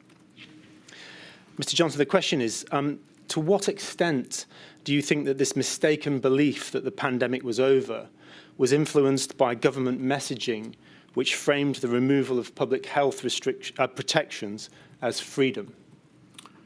Well, I accept people are going to quarrel with some of the language that we chose, and I have a massive respect for the BMA. But I think if you look at the curve of the pandemic and where we are and where we were then in that period of July 2021, what was to go on, the subsequent movement of the epicurve, I think it wasn't an irrational choice of expression. We had been able to get a huge amount of resistance into the arms of the British public, but I think by that stage, vaccinated all the elderly and vulnerable. It was an amazing achievement, and I didn't think it was an inappropriate way to talk about it. And as I said in my answer to the gentleman from the TUC, I was concerned that we were going to remain too cautious for too long. I think we needed to understand that we'd achieved a great deal, and that if it wasn't quite the end, it was at least the beginning of the end. Thank you, Mr. Johnson. Could I just ask quickly in follow-up? Accepting that the slogan Freedom Day wasn't a government communication strategy, but once it had taken hold in public consciousness, do you think more should have been done to counter that belief, having regard to the need for a precautionary approach? Honestly, no. Thank you, Mr. Johnson. Thank you, my lady. Mr. Keith, that complete. Mr. Alban, no questions that you wish to add? No. That completes the evidence for today. Thank you very much indeed, Mr. Johnson. I know how difficult it must be to have 2 days giving evidence. No, I'm rather sad that it's over, because I wanted to. Yeah, please. No, I was. I may not see you again, so I just wanted to say one thing, which is that I do think all the testimony and the evidence is incredibly valuable, but I do hope that at the end of all this, there's a few things in particular that I hope that the inquiry will be able to think about, and not just the governmental stuff that we've discussed exhaustively in this module. But I do think that when you come to, I think the issues of health and social care are absolutely critical. And the government that I led was embarked on a big programme to try and bring them together. I think the fact that we had those delayed discharge patients was very, very difficult in the NHS. I hope that this inquiry will give a kick to the powers that be to make sure that we really address that. Don't worry, we have specific modules both on health and on social care. And as final point, I absolutely promise you, I do think that, I know it's outside your scope, but I do think that the British public and future governments will need to be elucidated about exactly how this thing originated. And I think even if you can't, and I don't think you can look into it, the inquiry can look into it yourselves, but some sort of prod to the world to get the answer to the real origins of COVID, I think is going to be very, very important. Mr. Johnson, you set my terms of reference, so I'm afraid all I'm asking you to do is encourage others. Right, thank you very much. 10:30 on Monday.